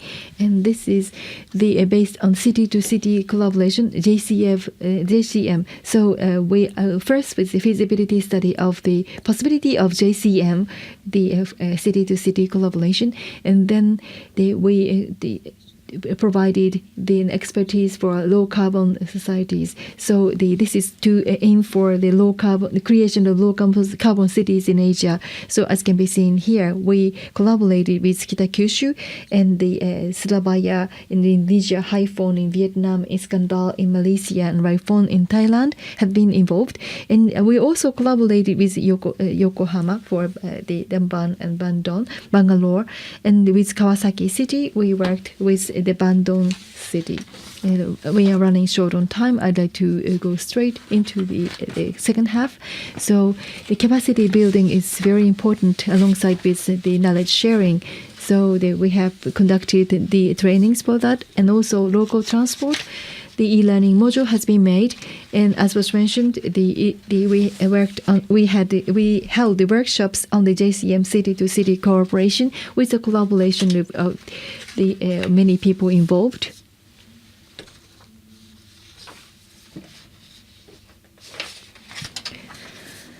Then within this capacity building, we conducted the environmental education. This is in Mandalay City in Myanmar. We have been working collaboratively with the public entity, and the Kyushu has been using the booklet, and we put that into the Myanmar the context in Myanmar. So we localize this into the Myanmar situation, and this has been used in the schools. And last year we conducted the demonstration practice in 3 schools, and this is gaining momentum. And in the future, we'd like to cover all the cities in Mandalay City, and so the curriculum should incorporate this kind of the environmental learning. So this booklet, ecology note, should be used. That's how we see this. And then kids composting manual, and we created a composting manual, and not only in Japan but also in the other countries. The composting is being made, and this is the kind of material that would boost the skills for the composting. So this is for the capacity improvement or capacity building. And then this is another support for local government. This is for the plan and the strategies. We are providing support for their planning and the strategy formations. So we covered notably and Shanghai and Cebu. And then going back to the waste management in Surabaya and also Lyon, we provide support for the management of the waste. And this year in Myanmar, they are now working on the national waste management strategy. We are providing support here. And as was mentioned in Mandalay, they are now making the action plans. So as I just said, this should be connected with the environmental education. So this kind of the two-faceted approach is provided to the city of Mandalay. And also at the same time, it is important to have a national strategy. National guideline is now being made in the countries. For example, the establishment regulations and others are shown in some of the Asian countries, and this is a network of cities, ASEAN ESC model. So we have held high-level seminars on environmentally sustainable cities. This is the role of IGES, In summary, we cover Japanese the communities and also Asian communities as well. And so it is important to translate experiences or good practices to make them understood in local context. So localization of experiences is a key. And this way, our experiences will be easily understood by the local community in other countries. And also the vision setting and the policy and strategy making processes are supported. And also local government the capacity building activities. Furthermore, the connecting stakeholders, as I said, Yokohama City has been working on the networking. So we have been reinforcing our activities here. And finally, networking and the information is being shared with this network. And also we encourage with each other. So networking to encourage with each other is something we would like to get in. That's all for me. Thank you very much. Thank you very much for that input as well. And that was a self-promotion by IGES at the sound of sounding presumptuous. Well, we heard from examples about Kitakyushu, Toyama, and so on, and working with ASEAN countries as well. That's what we do at IGES. In organizing this session, I created a discussion paper about city champions. The city champions session. Andreas is currently taking notes right now. It's on our website. Because of limitations on word count, it's 10 pages, but we would like to eventually compile a fuller version. Thank you again for sharing leading examples, and I would like to build on what we have already as inputs to begin the roundtable discussion. First of all, Dr. Murakami, Mr. Katayama, and Mr. Levine, Mr. Kataoka and Mr. Levine, do you have any inputs, comments about Bangkok and Yokohama? What they do? Professor Murakami, as mentioned, environment is about improving Q, improving quality and reducing load, and sometimes that could create tension among the two. In the midst, the Paris Agreement as a package is a pretty stringent agreement, and how to implement that agreement is on the global agenda. When planning a city, or when preparing for environmental programs in the city, there has to be public engagement. The citizens need to be engaged. So in order to reduce the load and improve the quality, that itself is a tough challenge to meet. A new lifestyle must be perhaps be brought in, for example, shifting away from a mass consumption lifestyle. And that's something the citizens must be engaged with. For Yokohama, while it's Yokohama or Bangkok, I know that there's already certain degree of public participation in the city initiatives. The Paris Agreement and the SDGs are two overarching goals that the cities face now. And what specific measures would be something I'm interested in. And also the Bangkok. Yeah. Thank you.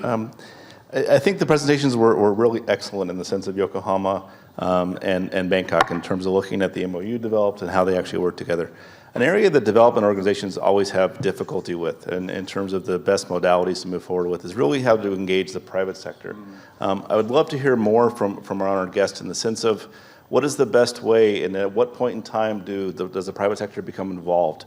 Because in reality, as it's been mentioned previously in a number of the presentations today, it's not enough just to have development assistance. It's not enough just for the World Bank Group, the other development agencies to come together and do this. The private sector is a critical component of bringing in and crowding in these solutions and carrying them forward. Sometimes they're not as attractive to be involved in something like urban flood. There may not be many players in the private sector, but how and when should they get involved? How does the cities attract them in terms of ensuring that they're invested and that they're active participants in terms of this? Thank you. Thank you very much. Yeah, thank you, Dan. And yeah, private sector. Yeah, like today's plenary session, morning session, there is such the discussion how to having engagement of the private sectors and how to do in city. Yeah, very interesting question. Thank you very much. 片岡さん。はい、私の方からはですね。So from me, I would like to first of all commend the presentations by Bangkok and Yokohama. It struck me how important the vision is, how the vision is something that would engage people, the public. For example, for Kitakyushu is working with Hyphon on the green growth initiative. A framework, overarching framework was set up first and shared, and then specific measures for implementation were planned. And I think that approach that order sequence is important. Now, I'd like to ask Yokohama, City of Yokohama, how Yokohama shared its vision with other countries. So it seems to me that vision is becoming a key word in this session. So perhaps Mr. Nomura would like to start off. Thank you. Thank you for this opportunity. First of all, I would like to respond to Professor Murakami about the Paris Agreement. As you said, stringent figures for 2013. Compared to 2013 is 20-something% cut for households, 40%. Compared to the 2013 level. So these are pretty ambitious goals. And now for the city of Yokohama, we have a population of 3.72 million. So households, many households. So if we don't involve households, there won't be progress here in this country. Some examples, Yokohama is divided into DAY2 districts, all four directions, very unique on its own. Some are overpopulated, others, some areas with increasing population, others with reduced population, others aging, others not. So we are thinking, we're taking different features of Yokohama separately and adapting their program accordingly. In other words, no one is going to simply act just by telling them that we need to cut CO2 for the benefit of the earth. And people don't know how much electricity they're using at home. So we need to visualize, make visible how much power is being used on the household level. And this is not about teaching people to persevere, to live with less. For example, this Yokohama Minato Mirai complex that we're in, for people to visit this, if we have a lot of people visiting this area, but with LED being used to illuminate, then 10,000 people would be happy and then less energy consumed. And how about reducing raw waste? If we can convey the importance of reducing raw waste, that would help as well. And we want all generations to understand this, and perhaps the older generation to first, and then communicating to the younger generation. Mr. Levi, how to involve the private sector. Yokohama, from the very beginning, we have involved. Yokohama's been involved in the private sector initiative. A certain railway company is actually created a school. While that was really a government's job. So what the government, Yokohama people did was to distribute flyers about setting aside the land for this elementary school. So it's been a 6 year negotiation with the private sector on about how to use land. And so we've always made sure that there's open communication between the city of Yokohama and the private sector. How do we create a win-win situation on a case-by-case basis? Last but not least, about sharing our vision abroad. I would like to share some slides. Show some slides on this. This is from Cebu in the Philippines. This is Yokohama's first international initiative. I'm speaking at the podium. This is a B2B session. 4 years ago, Yokohama exchanged and signed an MOU with Philippines. 32 members of the private sector joined this delegation from Yokohama. No commitment from World Bank or the World Bank or JICA. We decided that this is our own initiative. And there was some controversy in Yokohama, but we just decided to go for it. And so we went. And Cebu actually had a platform, not just 13C, but they already MCBCD, a platform, private public platform was used. Existing platform was used. As a result, the Yokohama vision inspired people in Cebu to create a vision for Cebu. It seems that rather there was a much active discussion about creating a vision. It says 2050. 2050 may be a long way off, meaning that this is about children. So we have students in a gym, right, gymnasium, spearheading discussions about vision sharing. And we had a competition about how to. We have a competition over the means of sharing, the most effective means of sharing the visions. And this is what we did in Cebu. One example is there's much strength in practice, it seems. So let's go to Dr. Swandi. So much, Mr. Fujimo. Regarding the concept of the public engagement, public participation, allow me to mention that in the city of Bangkok, the administrator of Bangkok, not only having the public engagement, we also have the public enforcement. They also impose on Bangkok their demand and also their requirement as well. Right now, it's so difficult to be the city administrators.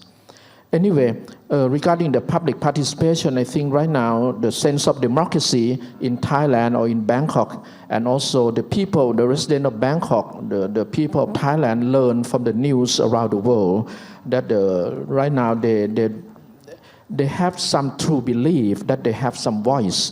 The voice need to be heard, the demand need to be answered.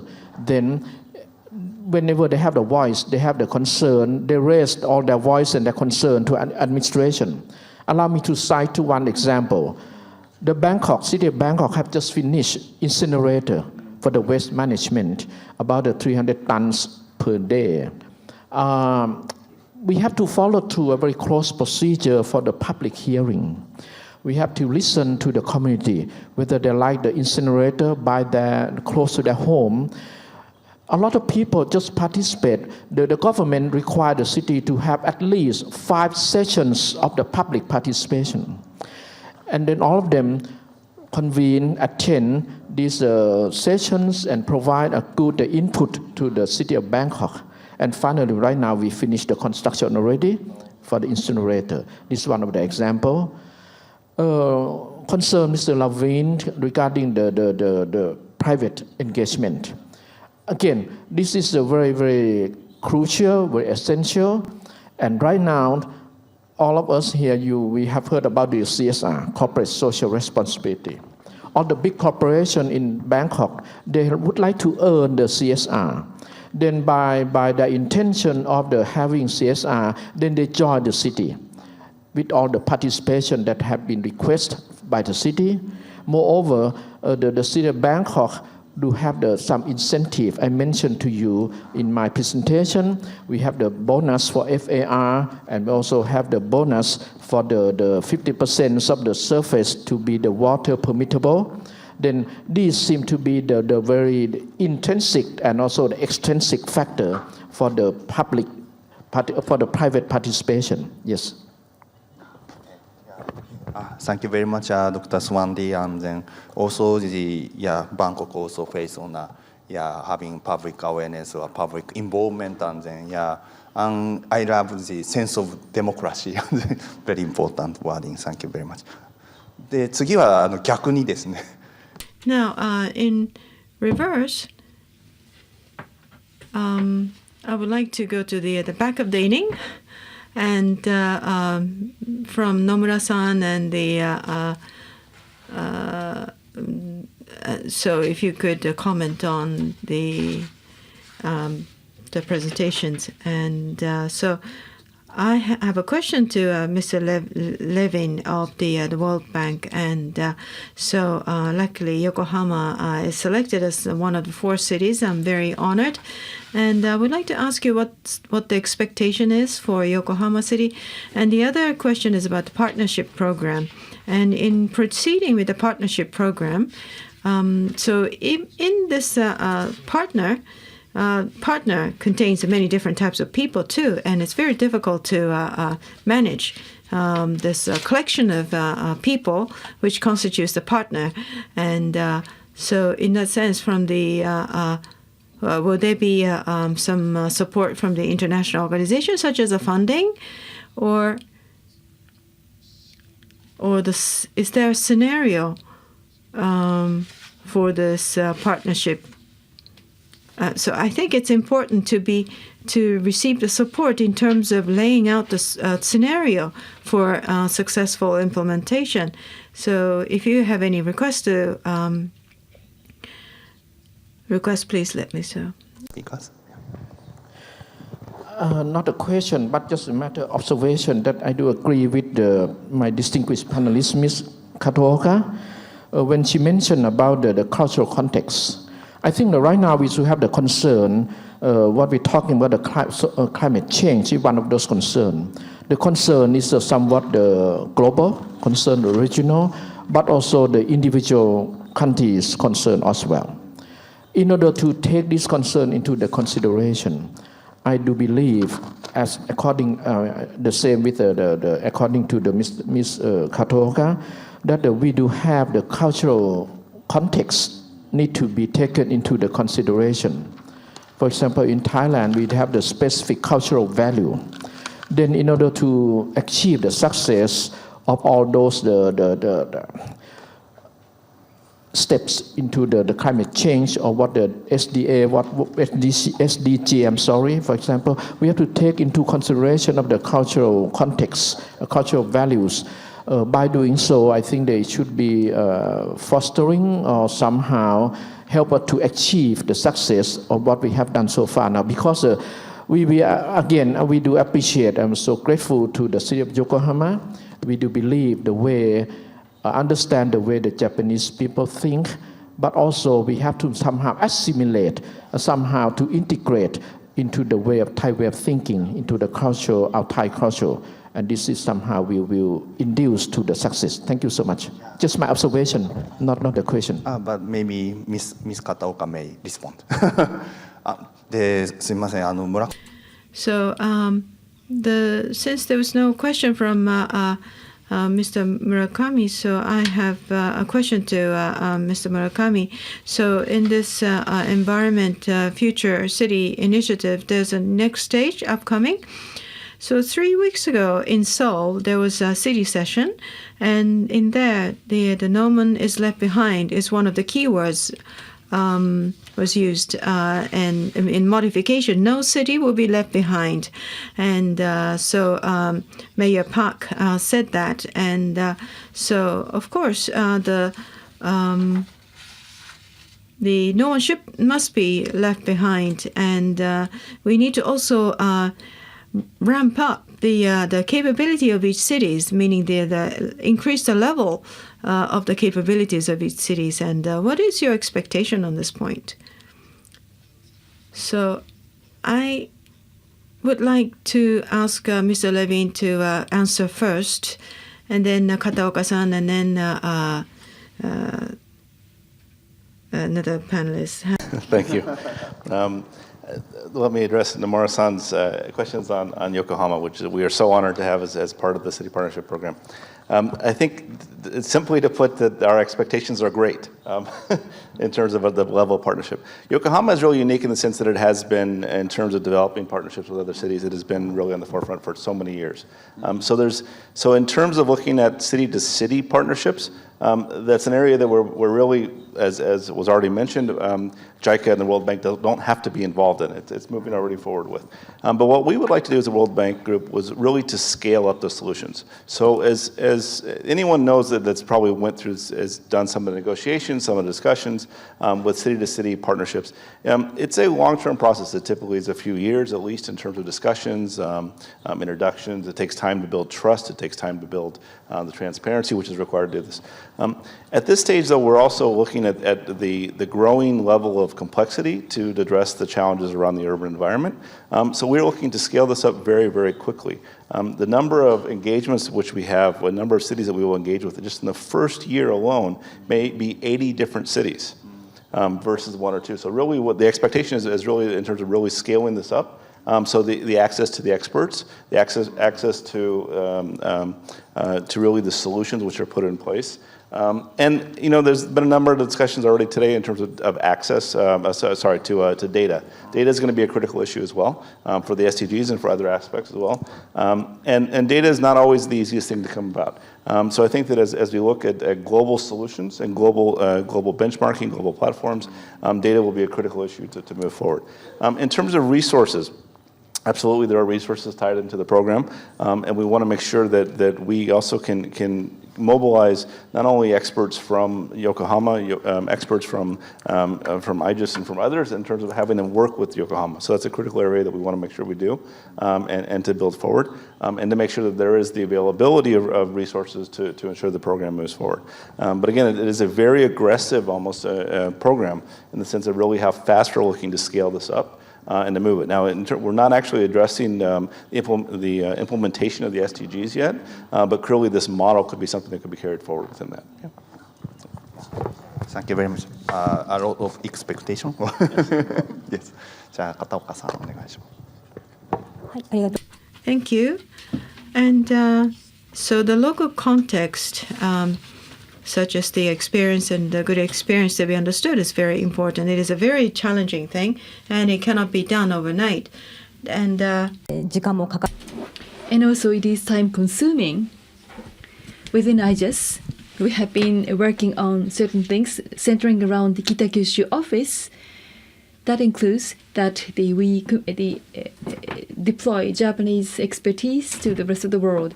But this is not only about now, but it is important to look into the history. What was the rationale behind what we have done? It is important to explain to the receiving entity what we had in mind. And then this is a very good partnership on the equal footing. So it is important to pay attention to the culture, institution, and other systems that are different. So city-to-city collaboration is very important. This is between Bangkok and Yokohama, and also we have the city-to-city collaboration. And the city-to-city collaboration has a very good edge because it is possible to do just what I just said. Dr. Murakami, would you like to comment? So no city should be left behind, or no city is left behind. This is beautiful, isn't it? I love it. So viewing the city development from the viewpoint of the nation is important. The peak should be higher, and then it is important to boost the level in the lowest level.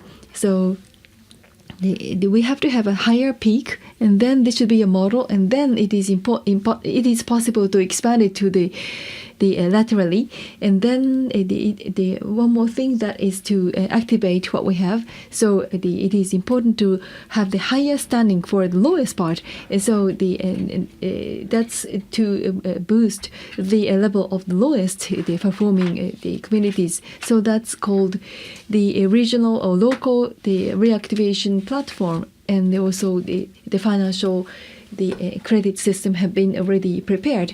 So this way, the central government has been trying to encourage the growth of cities. We have about 1,750 municipalities, and maybe this might not be the right expression, but some of the local communities are not doing well and not enthusiastic and willing and to do well. So it is important for all the citizens to understand the status. So inspiring the residents is very important. So the residents would have to be the starter of the change. So that's the kind of approach we have. Do you know the Yubari city? Yubari went bankrupt, and the city of Yubari had the problems, and it was very well known. And then there was a new mayor and sent from Tokyo, and he is doing very well. And every year they are returning more than 3 billion yen, and they are not receiving. The mayor is not receiving much money for his income, and so that means that it is not true to give up on some of the municipalities. As I said, there are 1,750 of them, but about 20 to 30% of them are able to function well. But even if we encourage their proposals, we don't see too many of them. So we see the names such as Kitakyushu, the Yokohama ordinary suspects. So they're always winning, but others are not. So it is important to speak about this. It is high time that we thought about this thoroughly. Thank you very much. This is a reflection of the actual status, and that you are the only one who was able to answer this question from this perspective. So as has been promised, I'd like to take questions from the floor, or perhaps you might want to make a comment to share with us your impression. So we'd like to take questions from the floor, 2, 3, or 4. I saw a hand, the person in the center. Please identify yourself if it is possible. Yasuda from Kanto Gakuin Daigaku University. I am the fourth generation Yokohama resident, and I have been teaching at the Tsukuba University, and now I am teaching at the Kanto Gakuin University, and I'm very much impacted by Mr. Tamura and Mr. Narumi, and having been involved in the city development planning, and I have been using the term Yokohama theory, but many of them are many of the residents are living out in the outskirts of Yokohama, but the development is mainly centered in the center of this. So there are 900, but now we are trying to make it 100, but still it is very difficult. So the external face of Yokohama is very good, but as a resident of Yokohama City and also as a researcher looking at the Yokohama City, I have to say that there are many problems. So I looked at there was an explanation of Bangkok example. Now, so we have Tokyo and Yokohama, and we always make a comparison between the two. But it is important to pay more attention to the city per se. And I'm sure the representative of Yokohama City has a good understanding of the situation. But maybe the Yokoyama region, the people living in the Yokoyama, it do not have a very big say. So what we are trying to do is to raise the percentage of the nighttime population from 90% to 100%. But this is very difficult. Thank you very much. Are there any questions or comments I can take? I think I can take 2, 3, or 4 comments or questions. Please, person, in the center. Thank you. I am working as the administrative staff at the university. Thank you very much. And this is a question to World Bank representative, and also to Dr. Swandi. The first question is about partnership. This is about the partnership between the cities and the World Bank. So I understand that you had collaboration with the related organizations and the government. So could you tell us a bit more about the the assistance or support provided by the government. So in terms of policy, maybe, or maybe financing support. So could you be more specific about the kind of support provided by the national government? Then next question is for Dr. Aswandi. And you talked about various activities in Bangkok, and they are functioning really well. And I learned that from your presentation. Thank you very much. I was able to learn a great deal. And it could be many more new things that would happen in Bangkok. And then you are receiving approaches from the citizens, and that functioned really well. That's something I was able to learn. So could you tell us a bit about the kind of things that the city has done in order to encourage the input from the residents? So how were you able to raise the awareness level of the citizens? In what way were you able to increase the utilization of your services from among the citizens? Now, maybe one or two questions. Thank you. My name's Christopher Doll. I'm a research fellow at UNU IAS. Thank you. I think they're very interesting presentations and a very nice mix of perspectives. My question is, I suppose, mainly to Daniel and Kataoka-san, in terms of what measures do you have to assess the effectiveness of this kind of cooperation in terms of, I mean, we've been hearing a lot of transformation, and it's even in the title. So how do you assess how transformative these kinds of activities are? Thank you. Thank you very much. Any other question, comment? じゃあ最後、お一つ後ろの方。Finally, I'd like to take one last question. The person over there.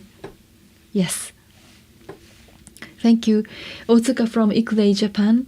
The ICLEI is the collaborative organization of the communities for the education. So the peak should be the increase, and then the bottom part, well, maybe the bottom might not be the right term, but still it is important to deploy that, laterally deploy that, so that it is possible for the other entities to be able to learn from the leaders. So that what we are doing. So also we'd like to continue to collaborate with the cities so that we are able to raise the level of the bottom. But so this is a comment. This is just a PR. So that means that you are just encouraging the activities of these people. Yes, thank you very much. Then Mr. Nomura, would you like to answer? Yes, thank you very much. This was a question from the Kanto Gakuen University. Yes, you have a very good point. City of Yokohama has the good understanding of this, and the policy-wise, the Yokohama City has been trying to overcome this issue for many years, and the population is aging rapidly in Yokohama, and the situation here is advancing. So against this backdrop, some of the communities have the population aging of about 50% or more. Sometimes we have the ghost town. So this is not only for Tama, or also the Izumino line areas and other areas in the Kanazawa ward. So we do have the problem. So there are many stakeholders collaborating with each other, and so that was a starting point. So those things are being discussed in Yokohama and subject to implementation as well. And there are other districts in the suburbs, for example, Sakae and Seiya. We were trying to promote best practices. And when we visited Bangkok, we talk about that, how the central part is populated during the day and busy during the day. But where do they actually live? They actually live in the suburbs. It's the same, I believe, for Bangkok and also for Cebu as well. Much population, much activity during the daytime in the central area. But once evening comes, they would go home. And we work with other cities on that aspect as well. Thank you. Questions, comments? Well, thank you so much. Regarding the city of Bangkok, Kylie mentioned about the participation of the citizens. Actually, the city of Bangkok right now, we do have what I would like to say very conventional channels for the residents of Bangkok to add a grievance, to raise their concern, or also to provide their observation, their recommendation. First of all, the city of Bangkok do have the visiting officer. We do have the officer to visit the communities. We do have the nurse and doctor to visit their home, and by doing so, we can have the feedback from the communities. Moreover, I think the medias, television, newspaper, play quite a big role for the citizens of Bangkok to add their concern, their grievance, and also their demands to the media.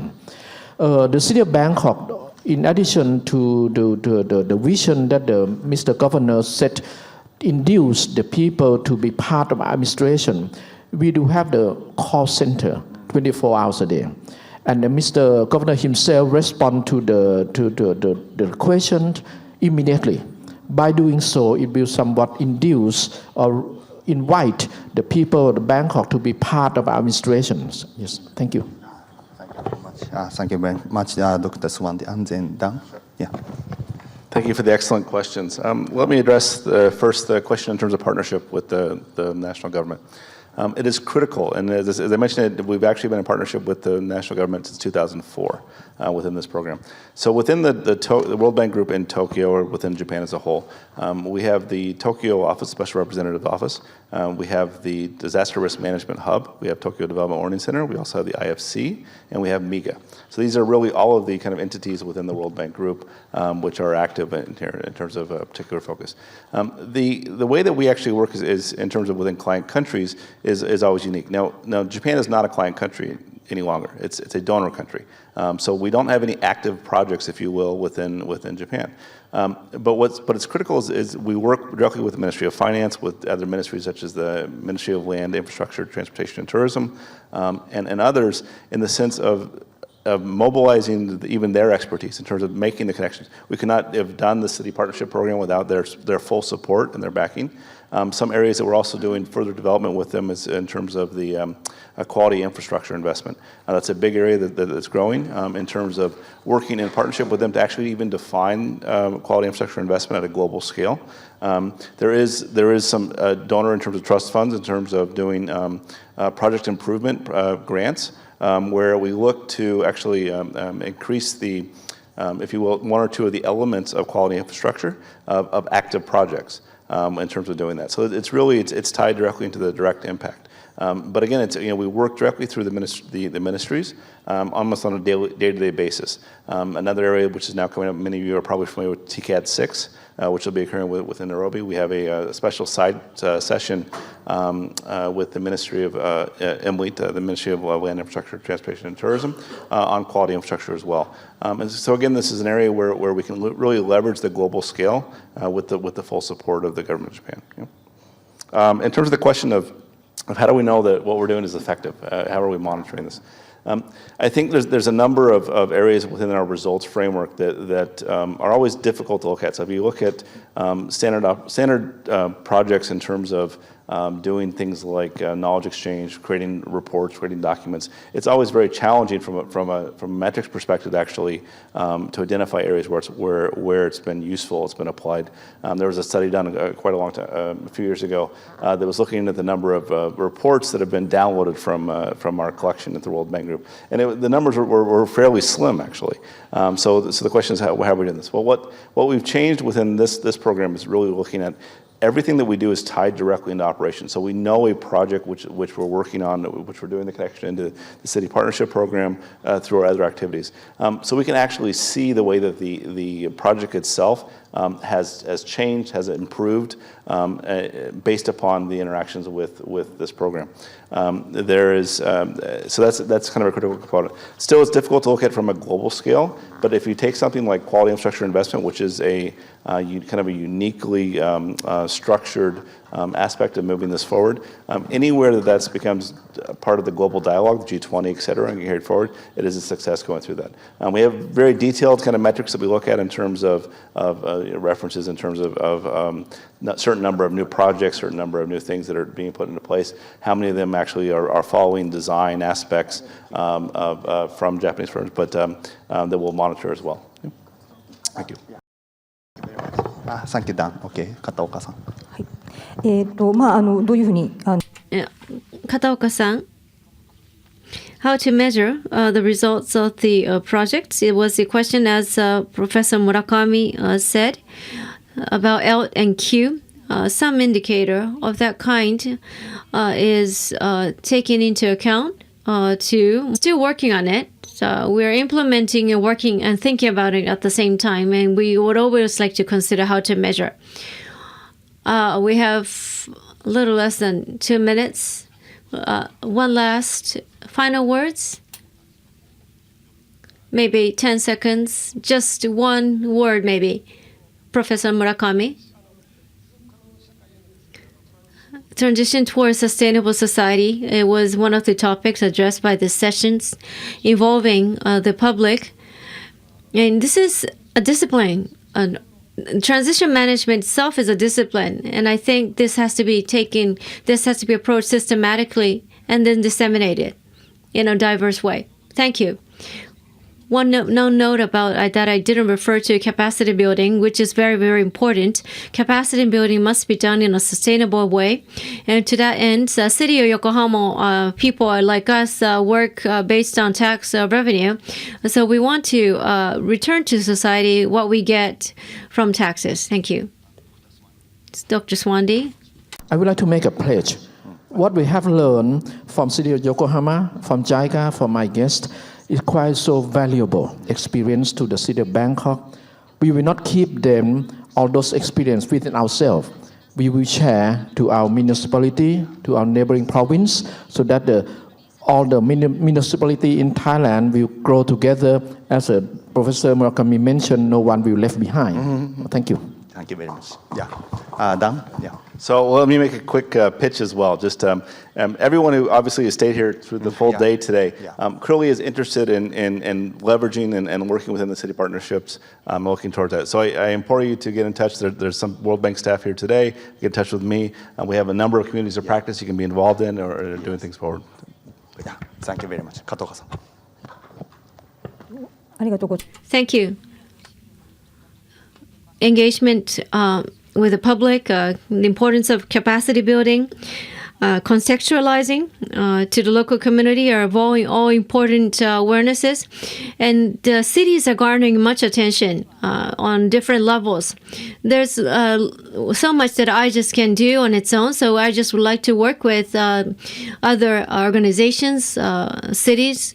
And I think the World Bank and IGES, if I may say so, are facing the same direction. So including all of you here, in the audience as well, let's work together.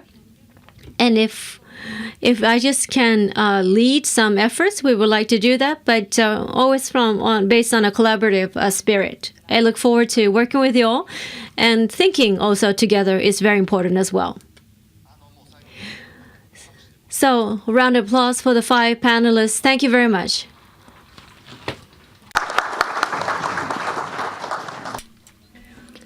Thank you very much for all the panelists.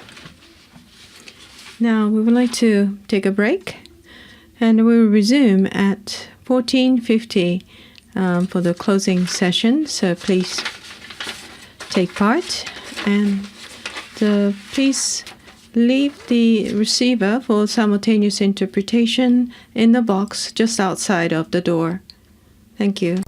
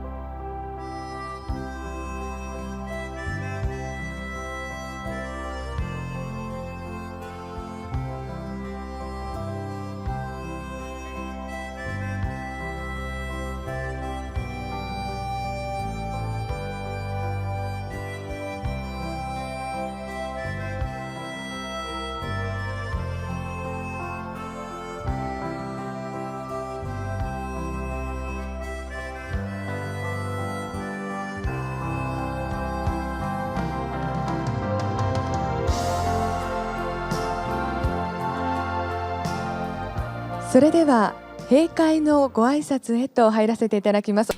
We would like to begin the closing session. Please take your seats.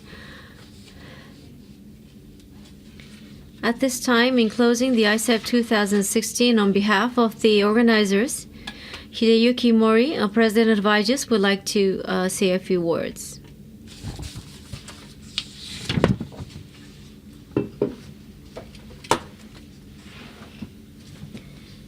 Session. The number of participants at the closing session has been drastically reduced, but nevertheless, this is concluding session. And just before this, our staff gave me this note I should cover in these closing remarks. The first thing I'd like to emphasize is number of participants in this ISAP 2016. The number of participants yesterday and today put together comes to more than 1,100. This is far more than last year. And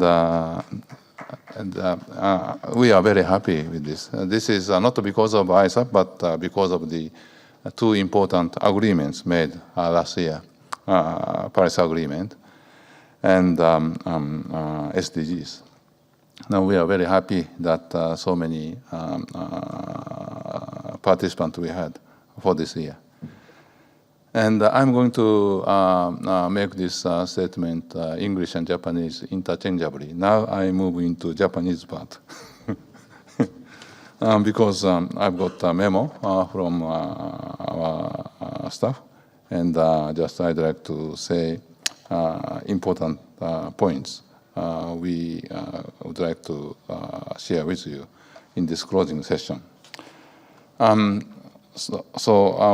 回のISAP では、SDG と、パリ協定2つの大きな During this ISAP 2016, we were able to discuss both the Paris Agreement and the SDGs, two important decisions, and how to implement the two was the focus of many of the discussions. We were able to welcome representatives from the NGO community, local municipalities, and of course the UN and other international institutions as well, World Bank and such. Speakers represented various disciplines. I think we were all able to engage in deep and insightful discussions. First, talking about the Paris Agreement. The Paris Agreement was adopted last year in Paris. Speaking behind the scenes, about behind the scenes,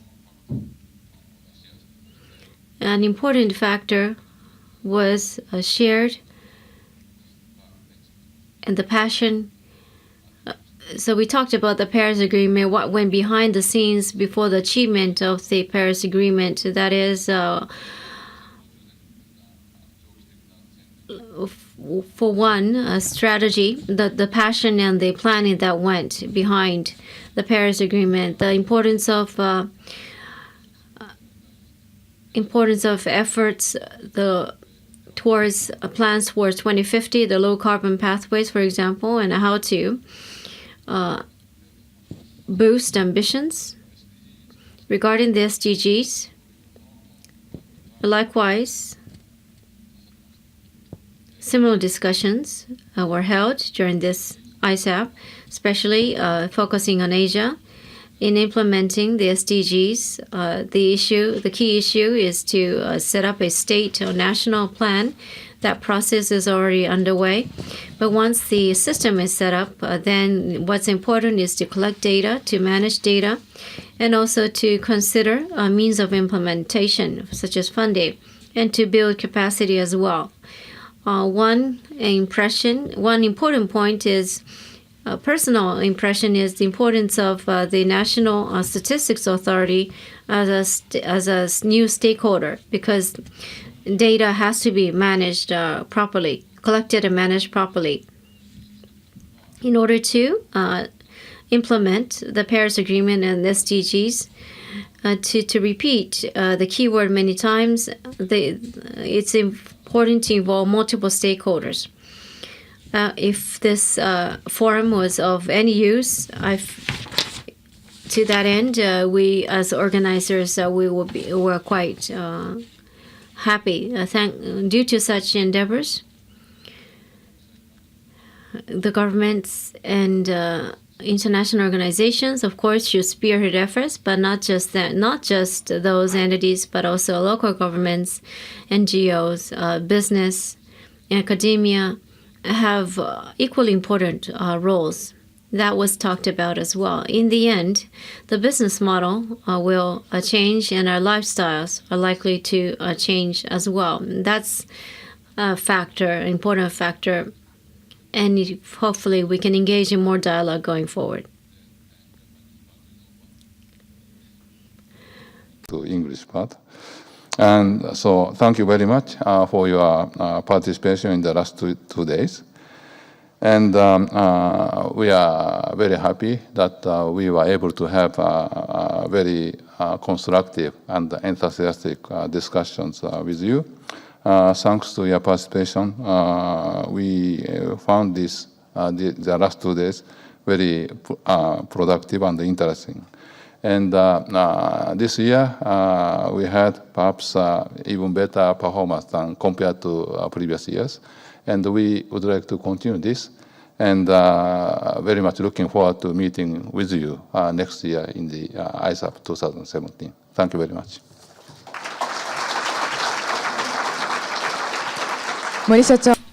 Thank you very much, Mr. Mori.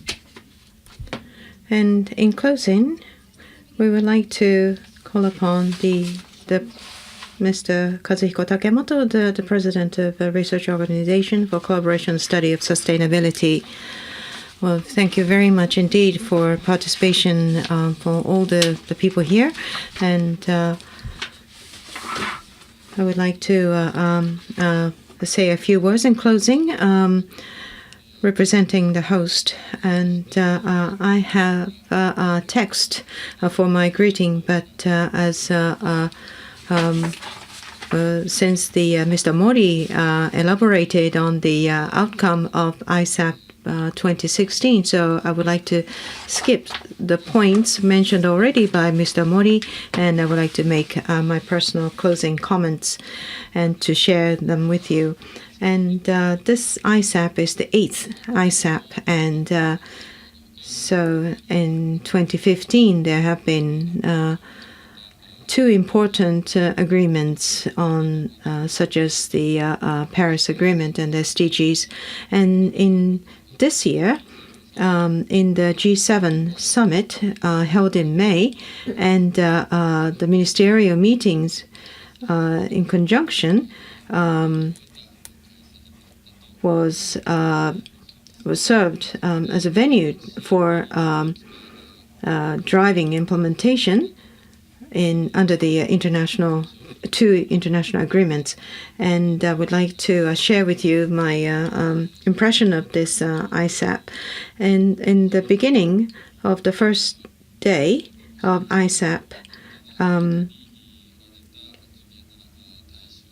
we invited Ambassador Tubiana, who was one of the key members of the negotiation towards Paris Agreement. It was a very meaningful presentation, and also the lessons gained through the international negotiation was the fact that repeated and tenacious efforts are the key for successful outcome of the such negotiations, and we managed to share that. And this is all thanks to the fact that France, as a hosting and a chairing nation, made a great effort towards establishing the mutual understanding leading up to the negotiation of the Paris Agreement.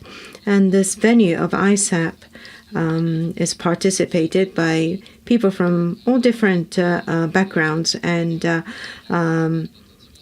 ISAP provides a venue for these people to get together to discuss the common topics and the challenges and also to formulate the atmosphere to work together for resolving the issues for the future. And so now that the agreements have been reached, all the countries, the member nations, are working towards formulating the concrete plans for implementing the INDCs, and such initiatives have to be accelerated.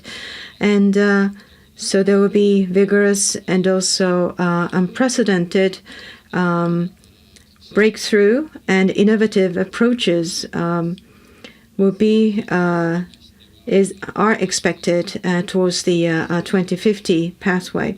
And SDGs, the implementation have already been in place in the world, and as covered in sessions yesterday. And as mentioned by Mr. Mori, I'm very appreciative for everyone to stay until the very end of this year's ISAP, and also the stakeholders. It is understanding that we have gained that all the stakeholders will need to act in a responsible manner to actively participate in the implementation of SDGs for further acceleration of such actions. And also, we cannot repeat the old style, say, aid for development, and we need to adopt the new way of thinking, a new way of acting. Otherwise, we'll be left behind from what is actually needed by the initiatives. And so we need to change our mindset for being successful in future. And this was also highlighted in the city session earlier as well. So we have to make a shift from the future cities to SDGs cities. And in Asia Pacific region, it's a very important region, and this region will not only lead the way in the global initiatives, and this area is full of issues and challenges. And for the SDGs, the national targets will be set by each country, and IGES also explained about the pilot studies. And in terms of connecting the global target and each nation, the regional initiatives are crucial. And in that sense, the role of SCAP is of much importance, and we are very excited about their outcome. And we would like to share the information as much as possible with all the stakeholders. And in closing, so we started ISAP very quietly in 2009, and Mr. Mori's idea is that give birth to a small baby and raise it to a big child. And so I think now that ISAP is 8 years old, we have managed to have a very fruitful and meaningful discussion and outcome of ISAP this year. In that sense, the role, so the discussion will be based on the research outcome of IGES, and this so through the policy discussion, we would like to work with IGES to make a contribution for the betterment of the world. And so it is I can sense that there's increasing amount and also the variation of responsibilities that we have to fulfill going forward. Thank you very much for your participation.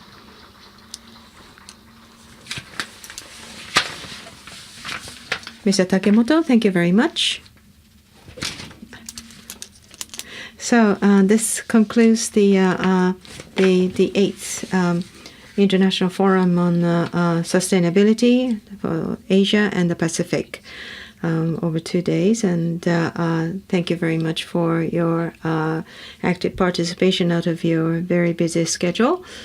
And once again, I would like to give you guidance on the online questionnaire. And you can fill in the questionnaire from your laptops and the smartphones. And there's a URL code on the screen, so please participate in this questionnaire. And those who filled in the questionnaire paper, please drop it in to the designated box outside of the door. And receiver for the simultaneous interpretation, please return them to the box outside of the bag. So please make sure that you will not take it with you. And the trash, there are trash boxes, trash cans next to the escalators. So please segregate them and put them away. Thank you very much.